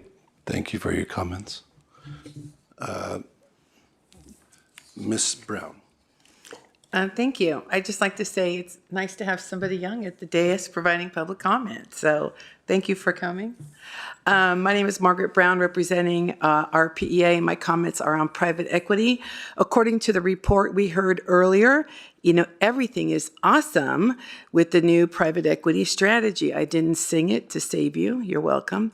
Unless you actually understand the fundamentals of private equity. Take, for example, two 2024 funds you're invested in. Veritas Capital Fund 9, you've committed $400 million, but only $9 million has been called. And Cobalt Investment Fund, where you've committed $100 million, but only 25%, a little more, has been called. So how are these funds operating? Well, most likely they are using subscription lines, essentially borrowing money from banks to operate. This is a common practice, but it gives illusory returns on those funds. And that's what was shared today by your CalPERS team. So I urge you to ask your consultant, Makita, about the returns on these new strategies presented today. While they might be correct arithmetically, they are not long-lasting. Please ask Makita if these 20 and 30% illusory returns are expected to continue in the future. Thank you. Thank you for your comments. Mr. Jelensik?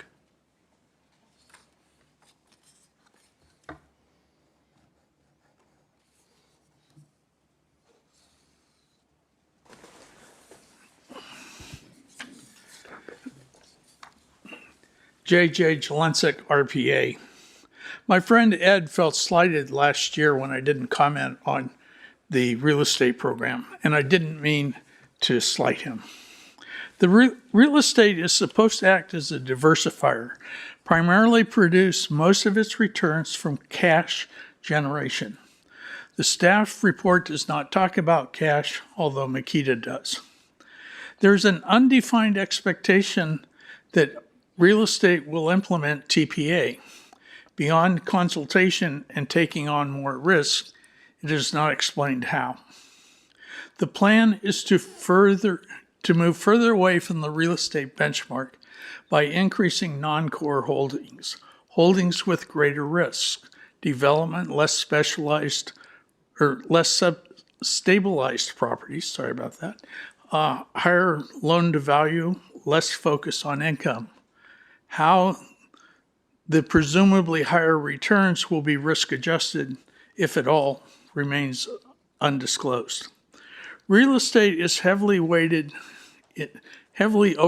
in retail and severely underweighted in apartments.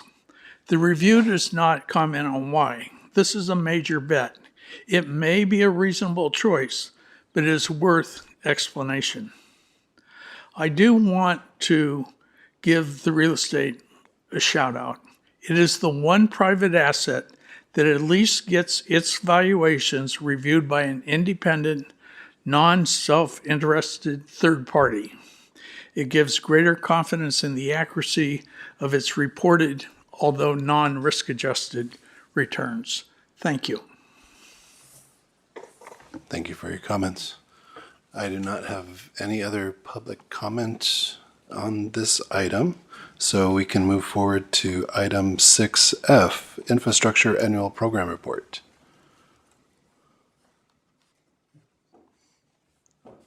Ms. Kaur, the floor is yours again.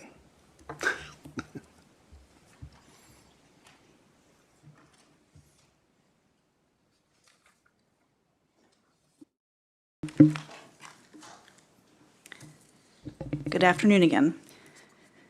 The infrastructure portfolio fulfills the role of providing inflation protection within the real assets program.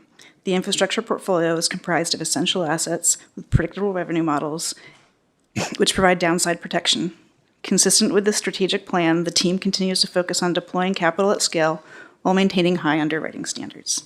Over the past year, we have made $9 billion in new commitments, and the value of the portfolio has increased by $5 billion.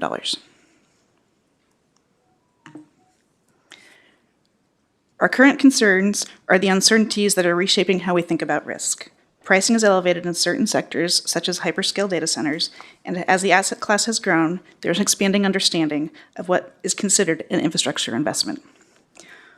While there has been a rebound in fundraising, the time it takes to raise a fund continues to be prolonged. Currently, the largest investment opportunities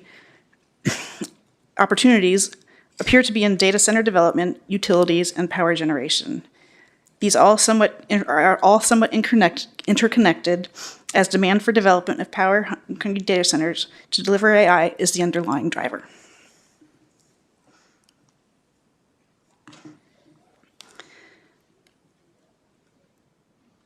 Now that there is an established core portfolio, staff has begun to add some non-core strategies to the portfolio. The positioning of the portfolio has resulted in consistent performance, with results being between 8 and 9% for all time periods. Consistent with the strategic plan, the team continues to focus on deploying capital at scale while maintaining high underwriting standards and focusing on co-investment sidecars.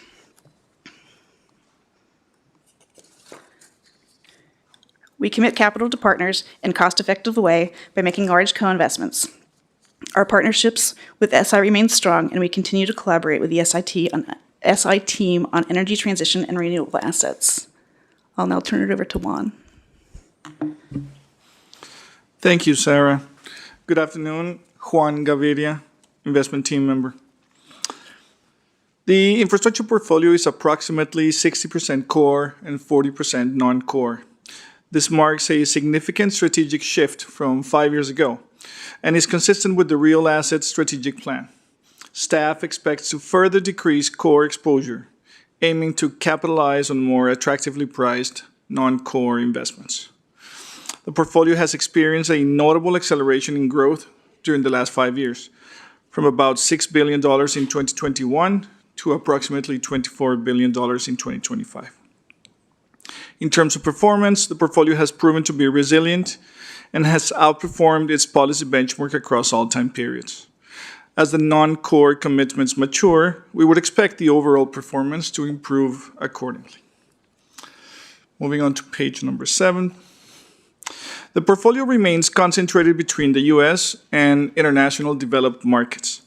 Since the opportunity set is historically larger outside of the U.S., it is possible that the international exposure grows over time. Further, certain sectors are more easily accessible internationally. With respect to sector exposures, the portfolio is well diversified, with a slight tilt towards transportation, utilities, and digital assets such as data centers and cell phone towers.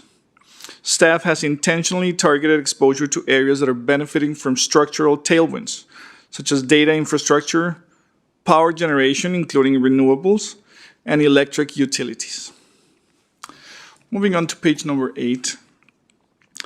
The portfolio continued to achieve scale and diversification throughout the year, gradually leaning into non-core investments.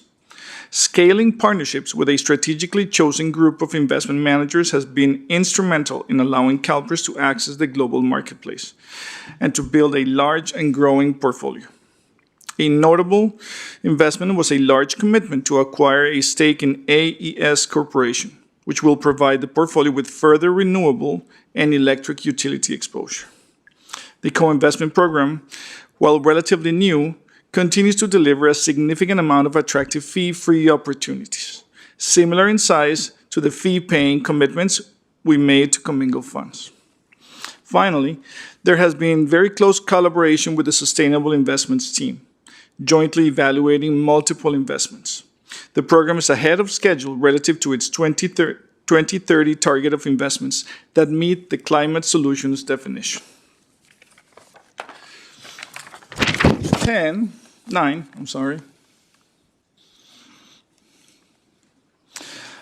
the team is motivated and will continue advancing TPA through cross-asset collaboration. We have a very ambitious commitment plan for fiscal year 26-27, and there are plenty of co-investment opportunities to review and managers to conduct diligence on.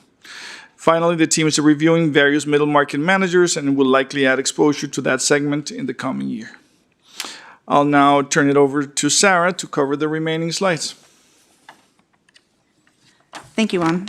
Similar to my comments on real estate, there are strong collaboration with SI and market mapping and due diligence. During the fiscal year, we committed $2.5 billion to climate solution investments. In closing, the infrastructure team remains busy and is focused on building out a quality, diversified portfolio. We'll now take questions. Thank you so much. Here we go. Ms. Taylor. So this is where we were going to discuss this, huh? I appreciate it. The report was very good, and it also kind of went into the detail about the SI investments, but I did want to make sure you guys are saying part of it for AES is already renewable, but there's also change going on for the part that's fossil fuel? That would probably be a more appropriate closed session discussion. All right, thank you. Ms. Swellett. Thank you. Thank you for the presentation. So the market section of the deck says we're in a period of unprecedented demand, specifically for data centers and AI infrastructure. So I have a couple of questions specific to those sectors. And a few minutes ago, you said that SI participates in all diligence. So for infrastructure, specifically data centers and power infrastructure, when Sustainable Investments is participating in the diligence, what are they actually looking for? So when they're participating in the diligence, it's at the manager level. So we're diligencing the manager before they've made any commitments. If they have an existing portfolio, SI would look at that, but I think Peter's probably a better position to explain what they look at in their diligence process.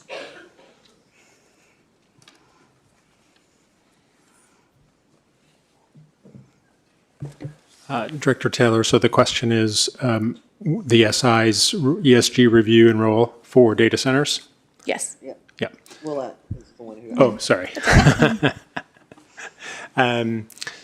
So our approach with infrastructure managers is similar across private markets in that we have an ESG review, and then we also flag those either companies or sectors that have higher risk. For a data center developer or infrastructure provider to the data center, we would want to assess that they have in place kind of strong ESG reviews, that they appoint consultants to do a review of impact on the site. That would include water, that would include social and human capital considerations.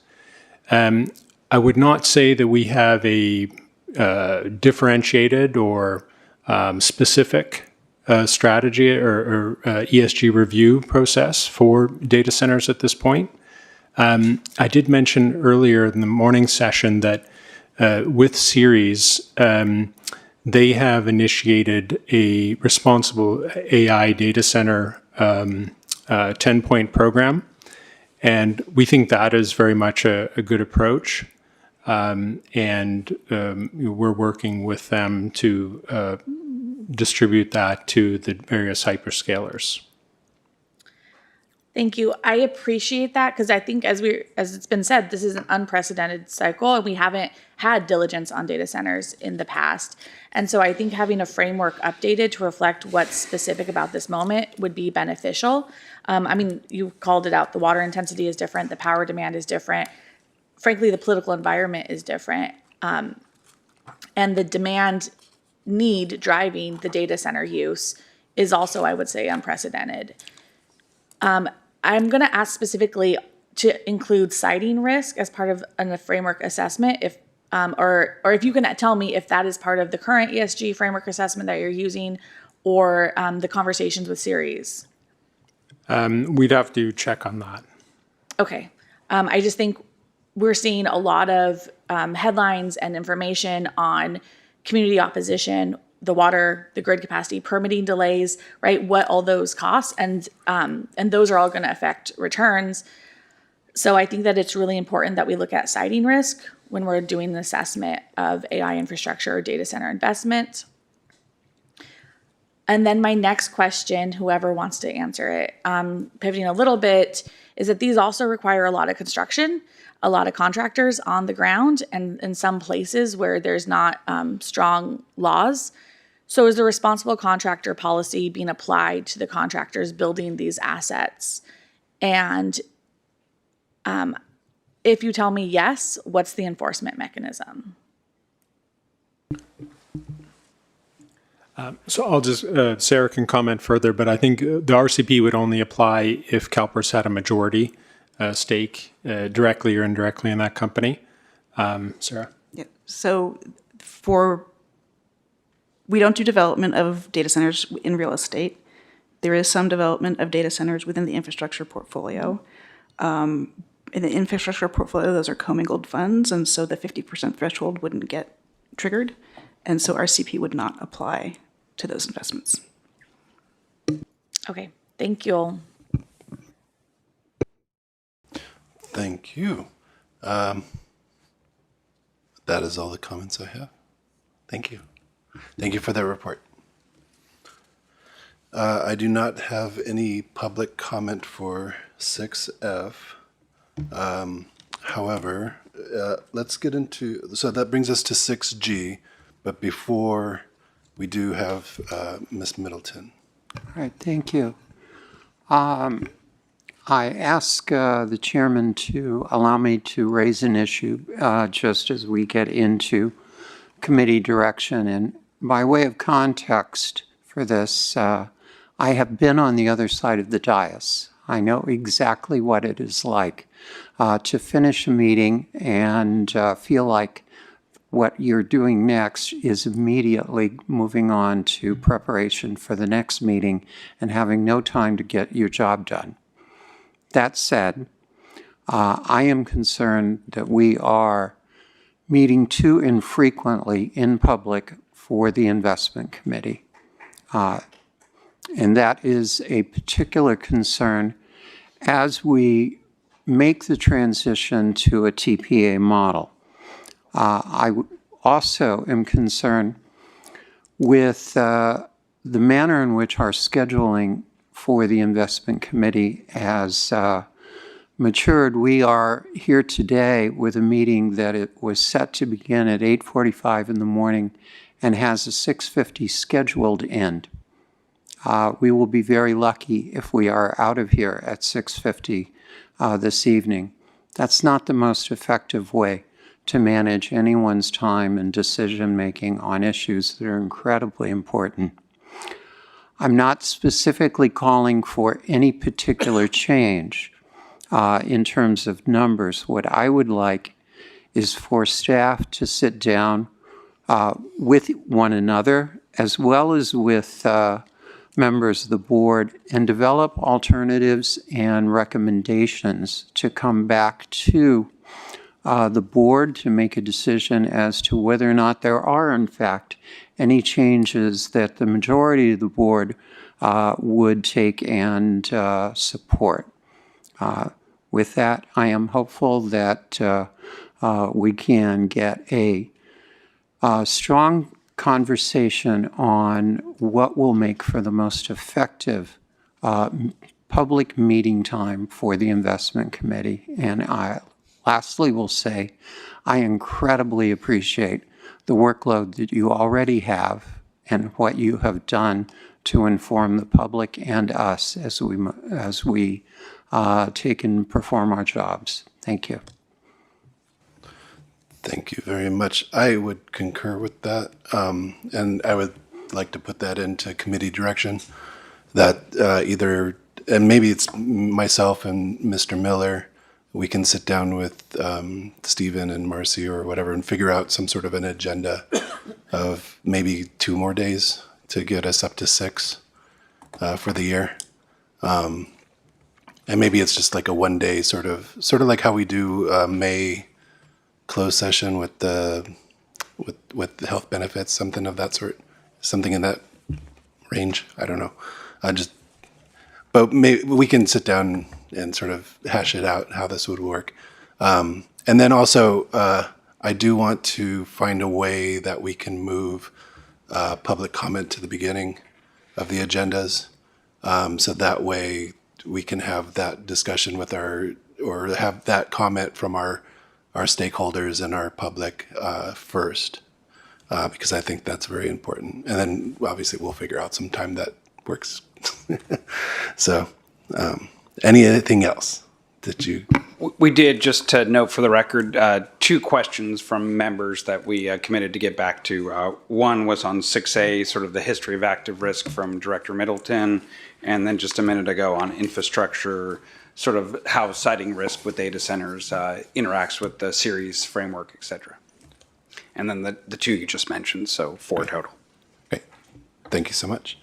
I do not have any public comment on 6G, but I do still have to hold 6H public comment, and I have 4 people, 3 in person and 2 callers. So I'll call forward JJ Jelensik, Larry Woodson, and Michael Flerman.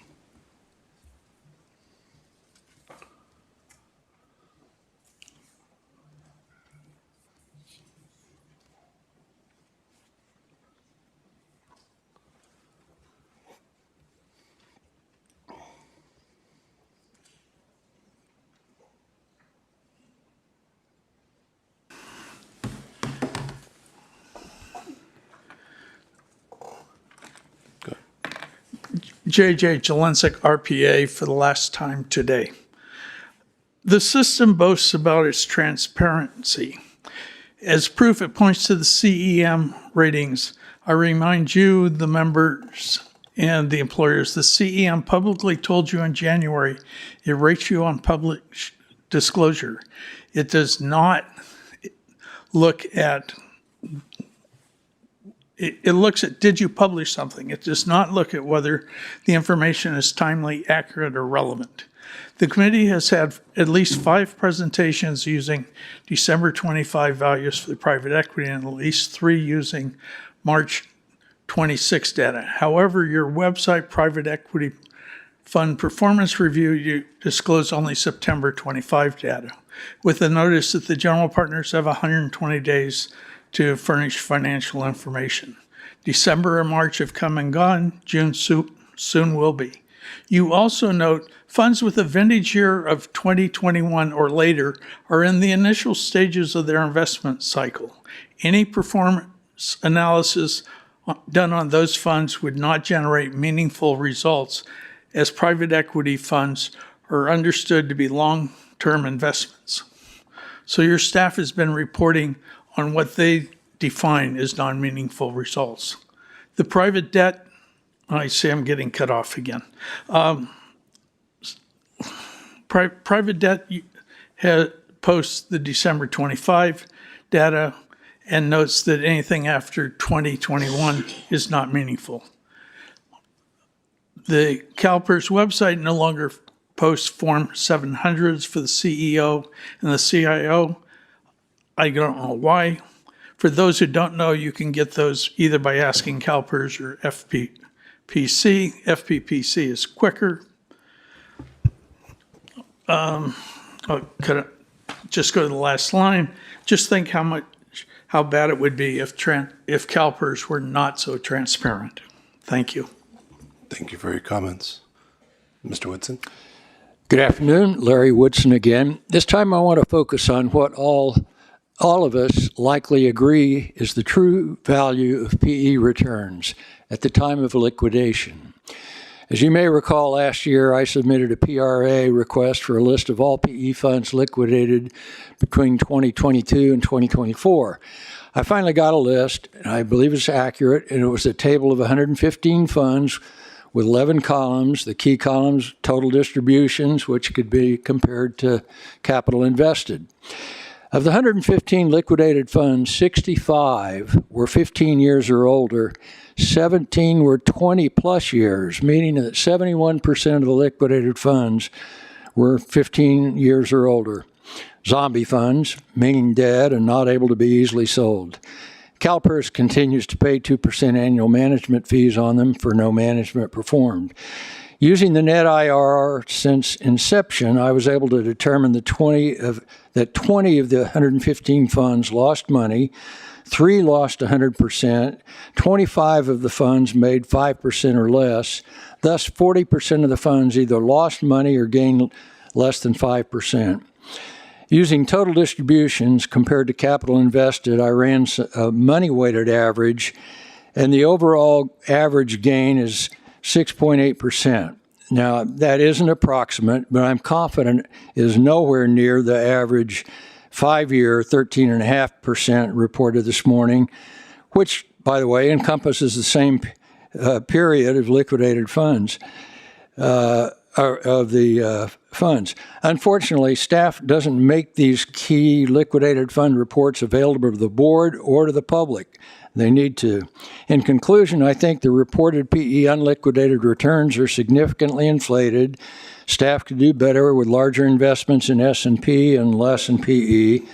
And the board needs to question the staff on the use of time-weighted reports in calculating. And lastly, well, by the way, 8 large state pension funds are reducing their PE allocations this year. Lastly, my main concern with PE is the tremendous harm it's causing to our healthcare system. More on that tomorrow. Thank you. Thank you for your comments. Mr. Flerman. Hi, Mike Flerman from RPEA. I want to start by echoing Ms. Middleton's comments about the idea of the board meeting much more frequently. I think that's a terrific idea. I think it's really necessary, and I would encourage this working group, if you're going to be considering how to deal with this, maybe you should have somebody go through and pull out of all of the statutes where there are reporting requirements to the board, everything that says the board shall receive a report monthly, because it's very clear in the statutory scheme that there's an assumption that the board meets every month. And if the board's not going to meet every month, I think you should have a cleanup bill, and you should go over to the legislature and you say, in 1980, when that statutory monthly requirement was put into place, we met every month. We were 100% fixed income, but we thought we needed to meet every month. But now we have this very complicated portfolio, but 6 times enough. 6 times a year is enough.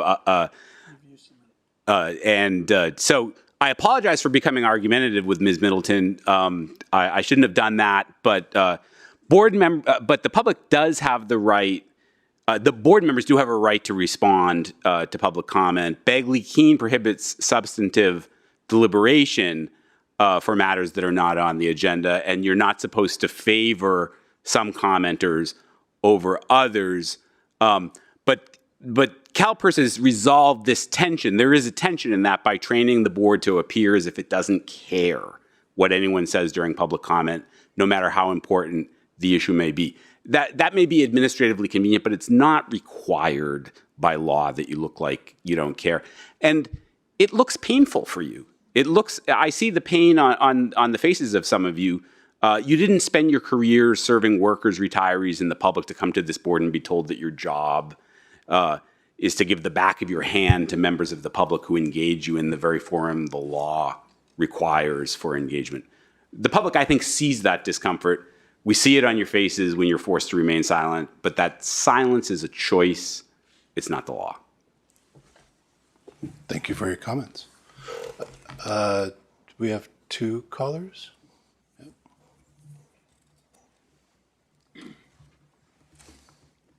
Polkey, we have Mary Smith here to comment on items 6H.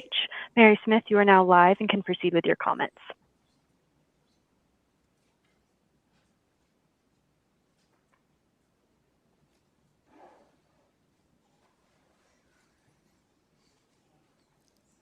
Go ahead and you can speak if you're there.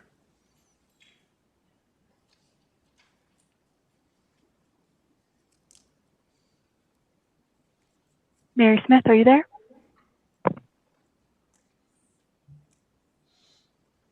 Okay, we will proceed with the next caller. Thank you.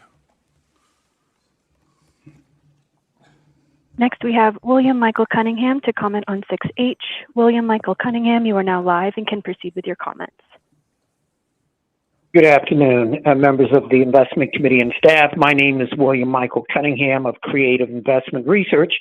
I hold a master's degree in economics and an MBA in finance, both from the University of Chicago. My statement on your governance and sustainability principles can be found on our website at creativeinvest.com/CalPERS1.pdf. Now, CalPERS maintains a governance framework that recognizes the importance of financial, physical, and human capital in creating long-term value for beneficiaries, something that not all funds do these days. Investors cannot effectively evaluate long-term risk, however, without access to reliable workforce data. These disclosures are investment-relevant information. By way of background, my work in this area goes back almost 4 decades. In 1991, I created a fully adjusted return methodology to measure both financial and social return. That work was undertaken to answer a practical investment question: how can returns be measured more accurately in a way that's useful to investors? The same question led us to develop diversity measurement frameworks, and ultimately, in 2006, one of the earliest diversity-focused investment research initiatives at diversityfund.net.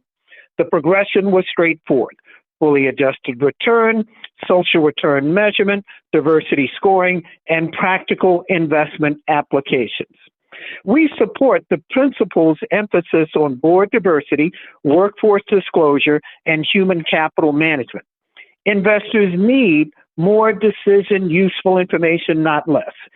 Basically, because markets function best when material information is transparent, comparable, and available to providers of capital. I also encourage CalPERS to continue leading by example. The same standards of transparency, accountability, workforce disclosure, and diversity measurement that CalPERS expects from portfolio companies and external managers should continue to be reflected in CalPERS' own governance and reporting practices, as they have in the past. Maintaining rigorous disclosure standards is consistent with CalPERS' fiduciary duty and its responsibility to generate sustainable returns for current and future beneficiaries. Thank you. End of a long day. Your comments. I believe the first caller is back. Yes, Chair Polkey, we have Mary Smith to comment on 6H. Mary Smith, you are now live and can proceed with your comments. My name is Mary Smith. I'm a concerned CalPERS retiree calling about the SpaceX IPO. I want to commend the CalPERS CEO, Marcy Foss, for co-signing the joint letter calling out SpaceX's governance as the most management favorable framework in the history of U.S. public markets. That was exactly the fiduciary leadership CalPERS members deserve, but that letter may not be enough, and today's agenda documents why. Today's CIO report shows CalPERS already faces a 39% chance of dropping below 70% funded. Today's ALM document shows virtually every affiliate fund carries significant global equity index allocation. Those are the funds that will be forced to buy SpaceX because NASDAQ and the FTSE Russell rewrote their rules to fast-track it into their indexes within days of its June 12th IPO. No vote, No opt out, no choice. There is no PE ratio for SpaceX because they have no earnings. Financial systems report it as PE 999X. It trades at 100 times its annual revenue, while the S&P 500 trades at 2 to 3 times. This directly contradicts CalPERS' own liability-driven investment principles.